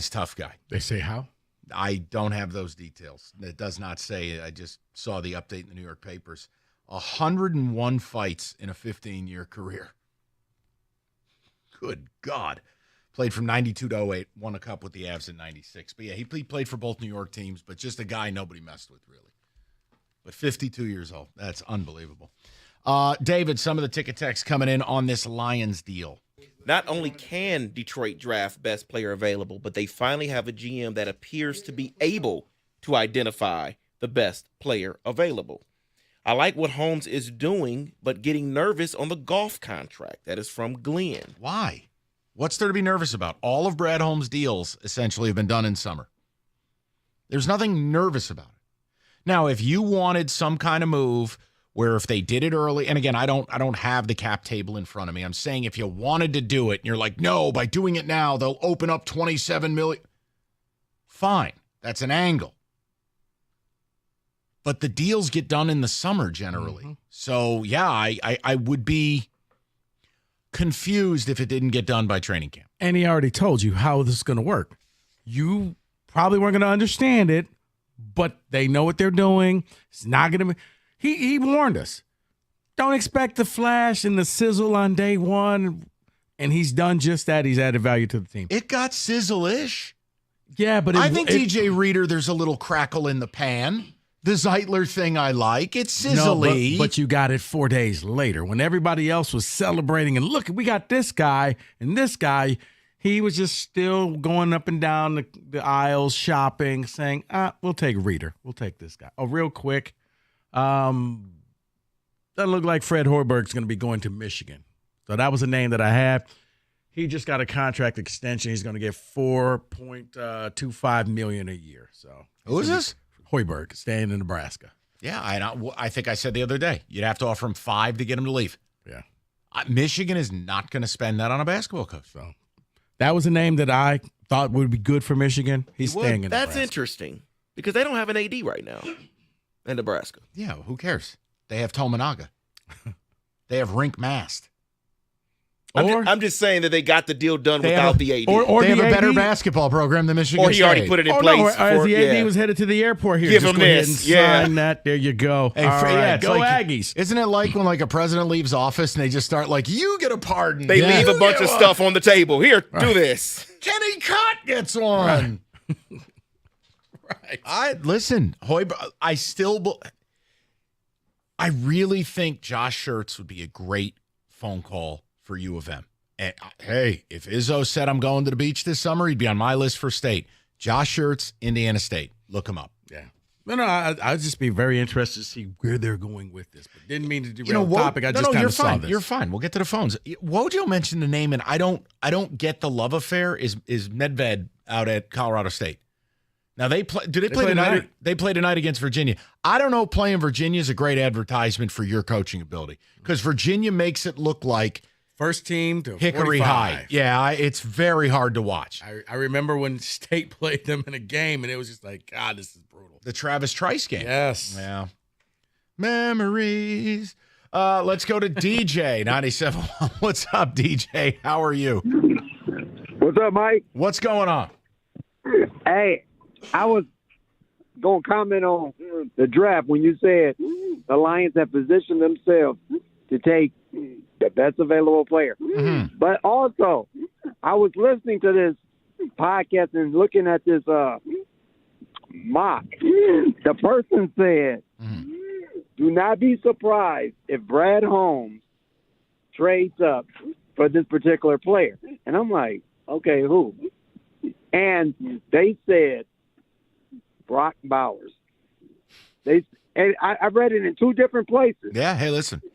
I'm the ultimate Brock Bowers truther, DJ. I love him. If the Giants took him at 6 overall, I wouldn't blink twice. So, look, I am not going to sit here and tell you that it's crazy. It's not. I think it's crazy if the guy's remotely available to you past 10, 12. But the Patriots have already shown you the roadmap to a 2 tight end system. We've seen it. Now, I think the difference would be Bowers is certainly a guy who you split out more. Laporta is certainly more of the Gronkowski, George Kittle model, which is dual threat. But I think it would work because now you don't have to use offensive linemen. You don't have to use your trickery. It's just, you know what? We got 2 studs at tight end. Good luck. Kenny, for a minute, can you visualize Laporta and Brock Bowers together? I don't want to. That makes me terrified. Why? I mean, just of excitement. Really. Oh, okay. Yeah, but I mean, come on. This is his anti Red Wings face. Yes, exactly. That is 100% correct.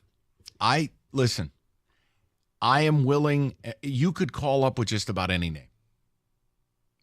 That's my approach to the draft following the signing last night. It really completed this. Would I still go strength on strength and draft another O-lineman? Yes. Why? Because the same 5 guys don't stay healthy all year. Mm-hmm. And this team is, and again, I'm with Rico on this, guys. Like Ragnow, I view it that this is his last year. Taylor Decker could be his last year. Like, I think it's appropriate to future-proof. Yeah. You bring the guy in, you learn under one of the best O-lines, and, yeah, this is what you do, Rook. Do this, don't do that. And, once somebody gets injured, it's not the fall-off where you're like, man, we lose 50 yards of rushing because this guy's not in the game. Hey, Hoiberg, would you say he got 4.25? Yeah. What's Tom making? 7. I think. A lot of money not to hit the portal. All right, David. Tyson Walker, he's hit the portal. He did not hit the portal last year, Mike. Yeah, and it killed our team. So thanks for that. He thought he had the guys. Yeah, well, he thought wrong. He gambled and he missed. You should know about gambling. Yes. You do cash a ticket. Yes. But occasionally you win, but what happens when you don't win? Why wouldn't you lose? Why wouldn't you go to the portal? Go to the portal every year. He thought he had his guys. And then all of a sudden injuries kicked in. Oh, don't give me the – I don't want to – don't. Rico – you say so many smart things. Please, so I want to. Wait. I have to distance you from the Jackson Color thing. So you're saying injuries don't happen? I didn't say. We just finished talking about the Lions' offensive line. I didn't say it. The guy's healthy and he stinks. Yeah, he's back. No, Jackson Color stinks. Mike, at the time he was good. Now he's still working through a foot injury. He's getting better progressively, kind of like Booker. Was he where he was at the beginning of the season? No. But you know what? I'm never telling you about another player again. Don't. Because you got my hopes up. Don't ask me. You told me we had white Karl Malone here. You told me we were getting a post presence. No. That's you after the ooh-wee. I didn't say that.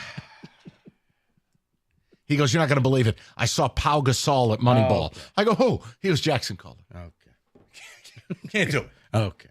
David, take a text, please.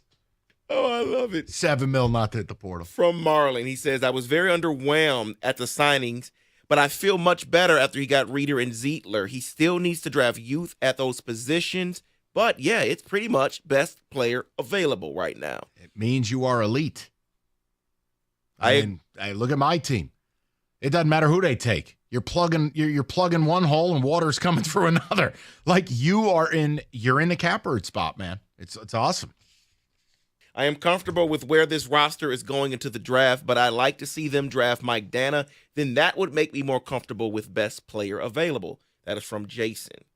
Interior offensive line is still a need. Both our guards are older, and last year showed me that our O-line is the most important position group on the team. I share your perspective, but I'm open-minded to other things. That's all I can tell you. 248-539-9797. Except the portal. Bro, no, I'm uncompromising with it. As a basketball coach, you should be in the portal every single season. The problem is you get somebody in the portal and they're no good. Doesn't matter. Try again. And then you're angry. Yes, because your job is to get good people. Rico, I'm sorry. It's if you're a chef, you don't get to make bad food. Mike, Can't help you. It's like a recruit. You can have all the accolades, get there and stink. Right. You got to try it again. And then you can get this guy who's like, oh, who is he? And he's an all-star. Rather try and fail than do nothing and fail. Okay.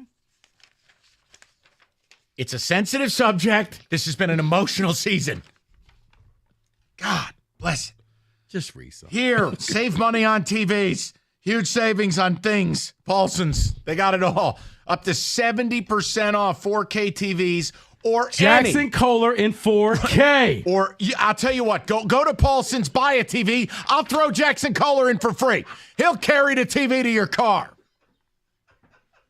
It's their clearance sale. Sales on everything. PaulsonsAV.com. You don't remember anything. Remember, we tell you their prices are always less than Amazon Prime or Best Buy. They will show you right in the store. It's Paulson's Audio Video. PaulsonsAV.com. Locally family owned for over 33 years. Just go to PaulsonsAV.com. It's Paulson's Audio Video.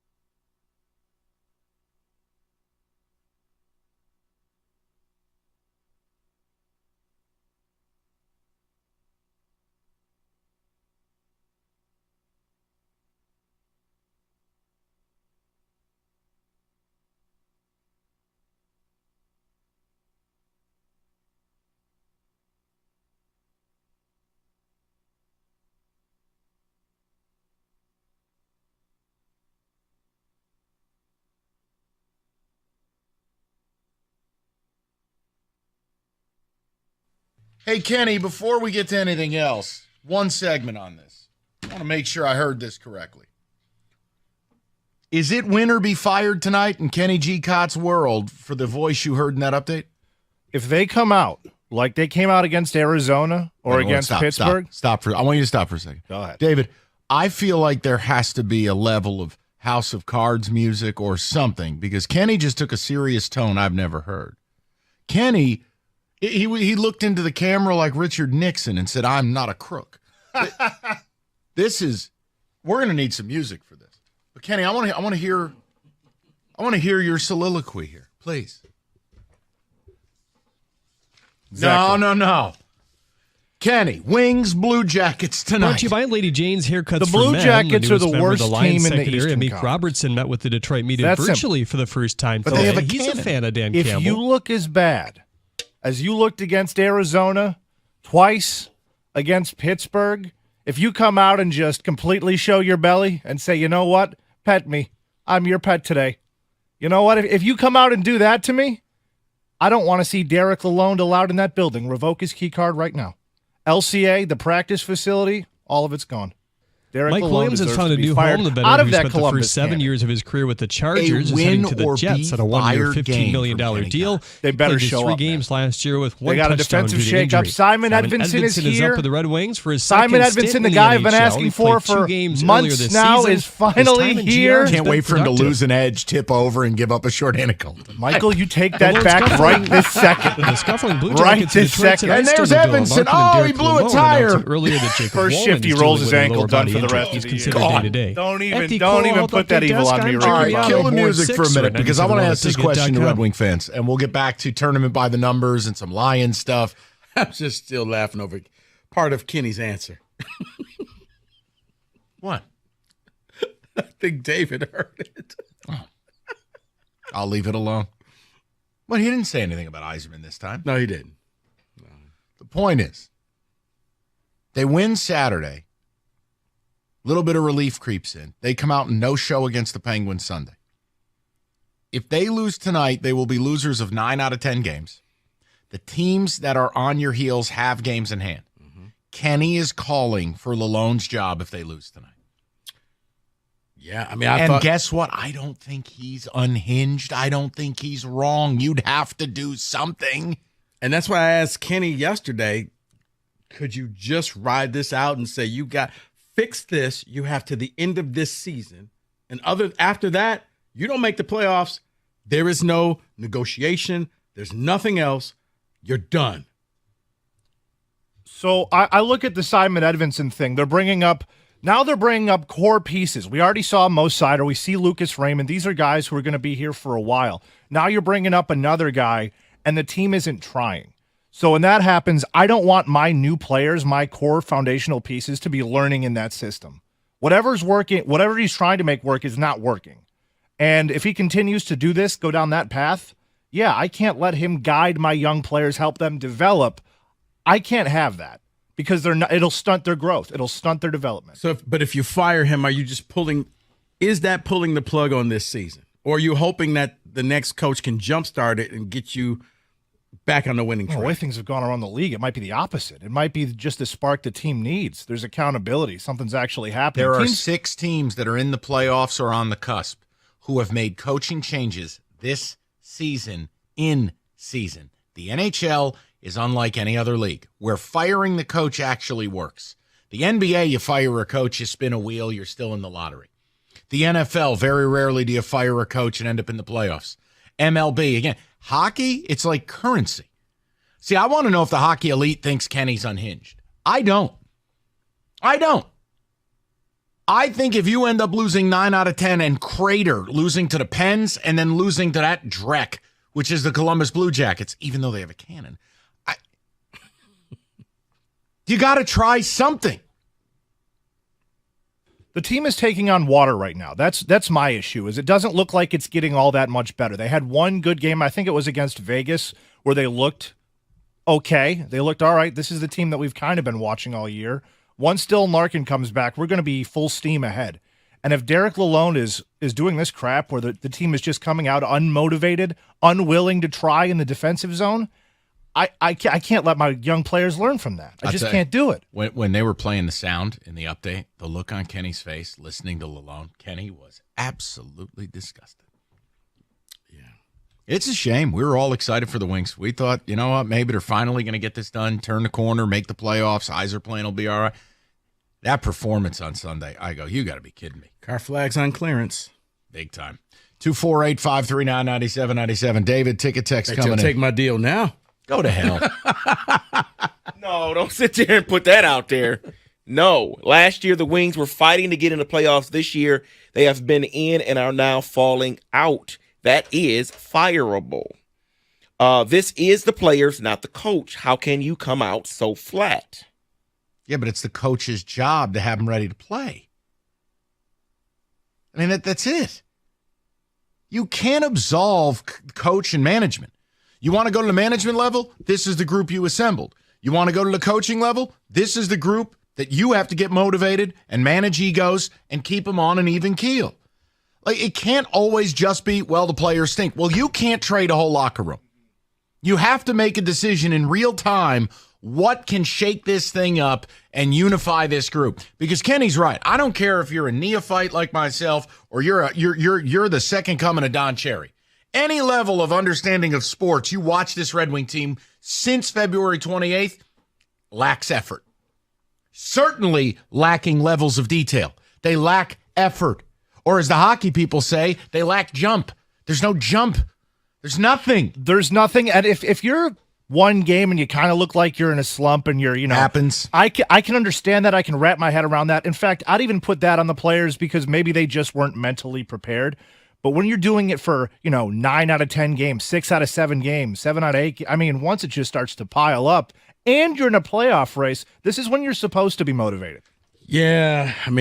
And watching them, I remember back when it was the Florida, Colorado back-to-back, and it was like, all right, yeah, you'll fix this when you go down and play the Coyotes. Because I don't think anybody saw after that you would still keep losing. And then you'll lose to them again once they come here.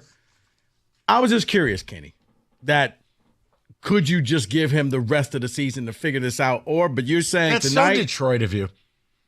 It's always next year or give him another chance. No, I'm asking the question to Kenny. You shouldn't even ask it. Do you give him a chance because you were so close? No. You fix this, but tell him, if you're Yzerman, dude, if you don't make the playoffs, just grab some cardboard boxes and clean out your office. But see, you have to understand. You went to a fake high school. You got into Harvard. Kenny, why am I catching strays? Kenny and I are men of the streets. You got to understand.